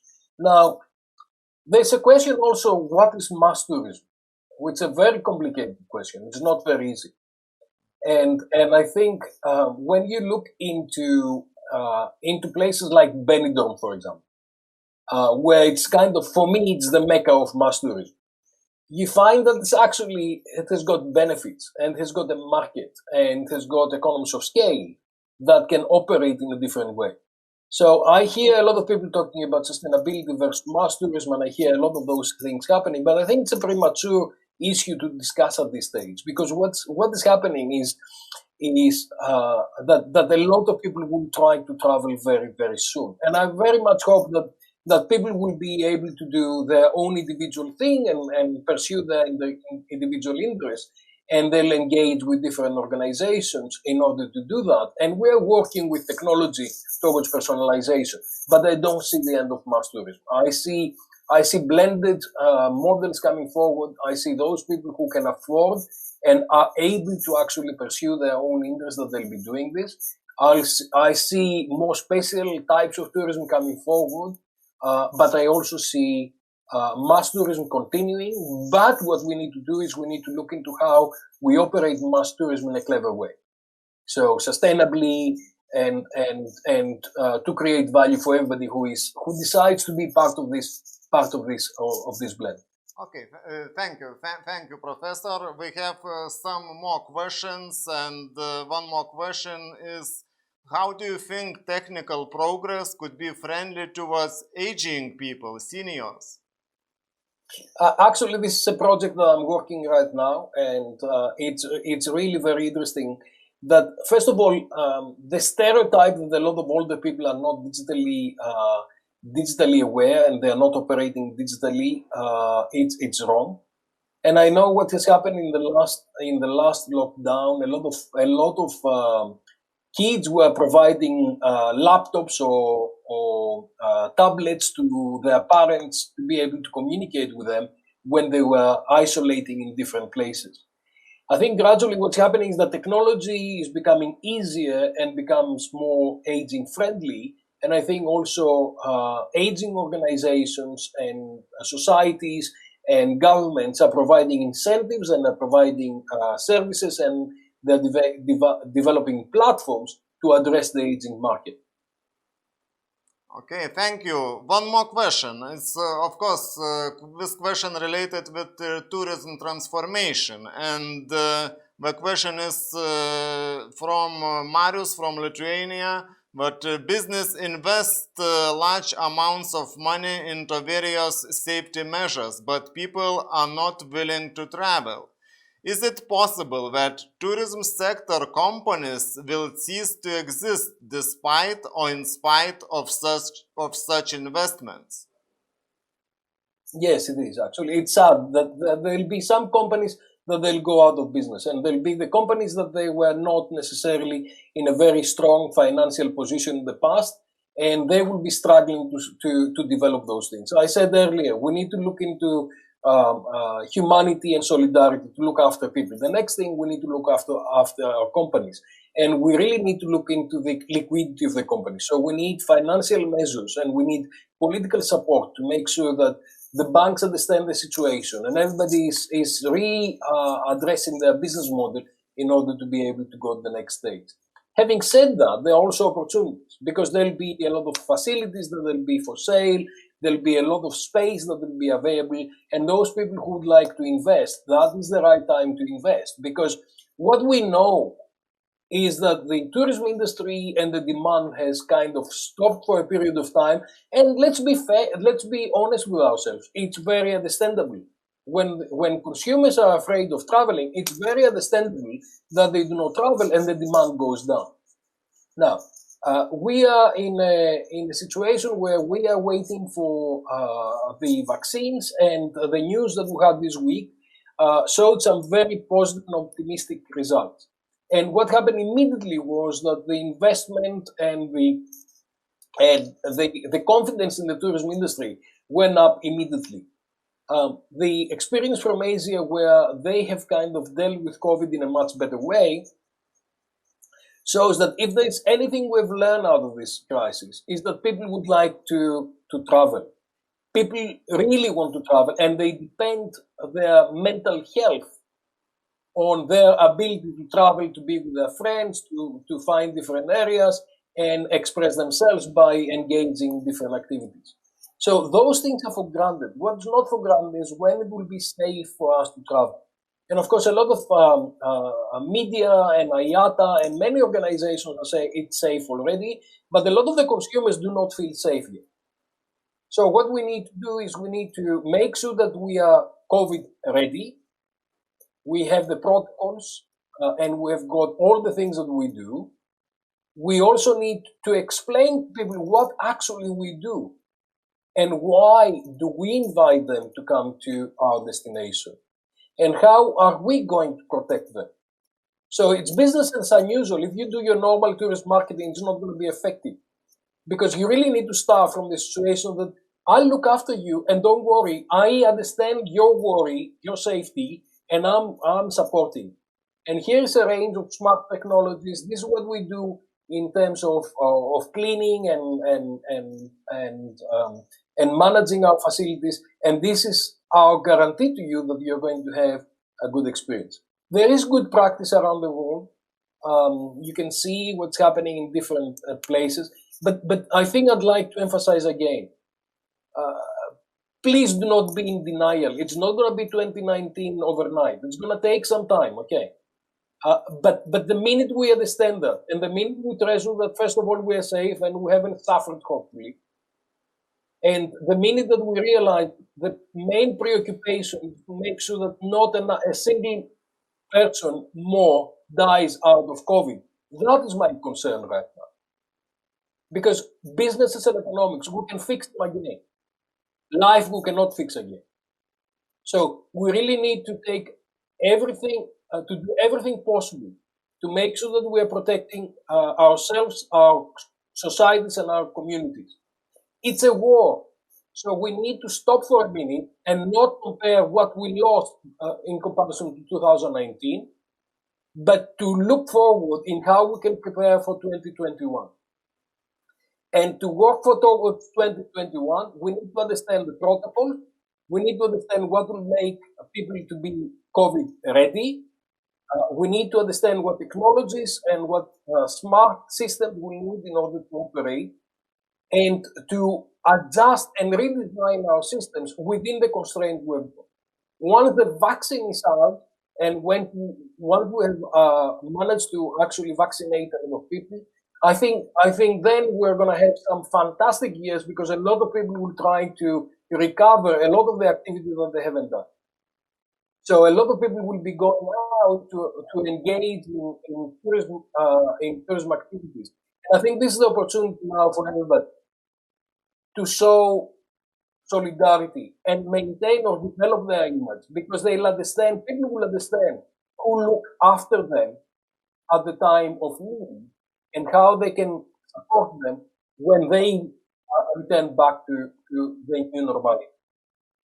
Okay, thank you for very comprehensive explanation and very, very good answer. And maybe the last one question, another important issue is sustainability. And we talk about sustainable traveling, about adaptation of tourism to climate change, about mitigation climate change, about various environmental issues. And do you see any this relationship of this technological progress on these shifts in tourist behavior modes, and what these changes, how they could help to our sustainability agenda, and what is the ideas or these changes, how we could maybe increase our awareness of average tourist to sustainable use of tourism resources. Thank you. This is an interesting question. It comes out quite often. And yesterday we were in another seminar, global seminar, and the ex-Secretary General of the World Tourism Organization, Taleb Rifai, defined, because that question came up there as well, and he defined sustainability as sustaining humanity. So sustainability is not only about environment. It's much more comprehensive than that, and creates a whole range of different things. Having said that, technology is bringing innovations in terms of fuel consumption and emissions, and a lot of the environmental damage that we're doing currently, because it will be much more efficient fuel. It may be a much more efficient way of traveling and engaging in all these activities. So I think technology will bring that element first. The second thing is that we will be able to engage with smart tools, with individuals to advise what is the right kind of behavior and how they can help environmental conservation. A lot of people are traveling, and some people realize what they do and they don't do, and they're not necessarily understanding what's their impact to the environment. I said earlier that if you have a smart system and understand that you've got an overcrowding in particular place which you are doing damage, the system should come forward and identify areas where they've got capacity and they can engage with people traveling to that area. I think what technology is going to do is going to optimize all the resources used in order to co-create tourism. And what will technology enable us to do, and smart systems, is make sure that we protect areas which need protection. So if you've got an area with particular environmental interest, and you should really protect them for a period of time. So you've got places like Zante, where you've got careta turtles hiking, eating. So what you really want to do is you really need to protect this area. So what you will do is you will create digital fences from people and say, you cannot go to this area in this particular time because you're going to create damage. But the alternative will be to do that and do the other. So I think it's a matter of destinations to come forward with strategic ideas on how they are going to manage the tourism industry and how to manage the tourism demand and manage the tourism demand in a clever, creative way. So they can come forward and say, okay, this is the areas we would like you to visit, and this will fit with your profile. And the best value that we're going to co-create with you is in these areas by doing this thing. So it's a matter of using technology to engage with consumers in a way that you can create value. And I think that is the way that we're going to take forward, rather than restrain or trying to stop activity. That's not going to happen. What's going to happen is that we need to re-engineer the activity based on the resources we use and engage with organizations and consumers on how we can take this sustainable. Okay, thank you. Thank you very much. Thank you for your answers. Thank you for your insights. Thank you for presentation. It was wonderful to hear your insights and your words. Thank you. Thank you, Darius. Look forward to come back to Lithuania sometime soon. Welcome to Lithuania when it will be possible. Okay, and now we are going to wrap up our today session, afternoon session, and now we will move to closing remarks of Annie Voleitum, and I would like to present Annie Voleitum. She is since 2017 Annie works for the Mecklenburg-Vorpommern Tourist Board in Rostock, Germany. From 2017 to 2019, she was responsible for project coordination and communication of the Baltic Sea Tourism Center project. And since 2020, Annie works in the field of sustainable and quality tourism development with the aim to establish both areas as cross-cutting issues in the tourism sector in Mecklenburg-Vorpommern. Okay, so now we are ready for video presentation of Annie Voleitum. Dear participants of the 13th Baltic Sea Tourism Forum, dear colleagues, partners, and friends. This year brought many changes to us. It's an unprecedented year. Due to the coronavirus, we changed the way we live our lives, the way we work in our jobs, and also the way we interact with one another, with people, colleagues, and friends. We're glued to the screen now 24/7, having Zoom and Skype meetings back to back every day, and are rarely seeing our friends and colleagues in person anymore. And for most of us, this is hard. I know that many of you would have wanted this Baltic Sea Tourism Forum to be held in person. And I know that this event is living off of connection and of workshops, discussions, and meeting directly. Nevertheless, this year and the past few days, we experienced a new forum, a modern and innovative one that is making use of all the technical possibilities we have. And I think it helped us to connect across borders and across time zones. And we got to know and learn new things from people that might not have been able to join us in Palanga due to other commitments. This year teaches us that we have to be as adaptive as best to our abilities as possible, and to listen to one another. I think this is pretty much the most important thing we learned so far, that we have to listen. When we listen, we can learn new things. We can get to know beautiful things, as we did the past days in regards of the sustainable tourism developments around the Baltic Sea. The first Sustainable Tourism Award showed us the many different businesses, products and services and tourism destinations that are already doing a lot in this regard and are bringing our Baltic Sea countries and region forward in this topic. Also, we learned new things and got impressions on the developments and steps that tourism boards and tourism associations are taking around the Baltic Sea concerning the COVID-19 developments in the given region.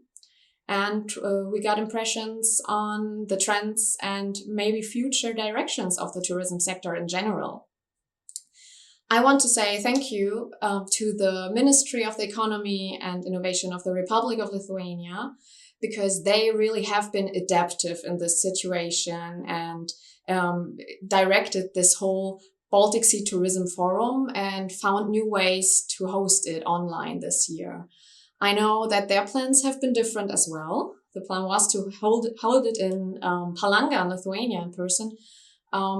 And I've been actually there in the beginning of the year. It was my first and last travel in 2020. And I want to say to all of you who have not been there so far, as soon as you get a chance, make your way to Lithuania and Palanga.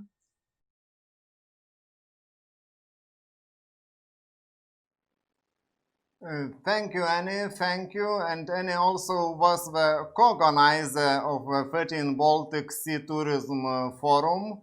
And we are coming to the end of today's program. Tomorrow we will have a high-level meeting and we will continue discussions about future of tourism, about measures which is most relevant to react to COVID-19 crisis. And today I would like to say thank you all. Thank you all speakers. Thank you all listeners. Thank you all panelists. Thank you all participants who were involved in today's program, who asked questions, participated actively in our program. So thank you very much. And also I would like to give the final word to the Minister of Economy and Innovations of Republic of Lithuania, who will forward the symbol of the forum to the next organizers of the next forum. Thank you. Gerbiamieji, man didelė garbė perduoti šį prizą kitų metų Baltijos šalių turizmo organizatoriui.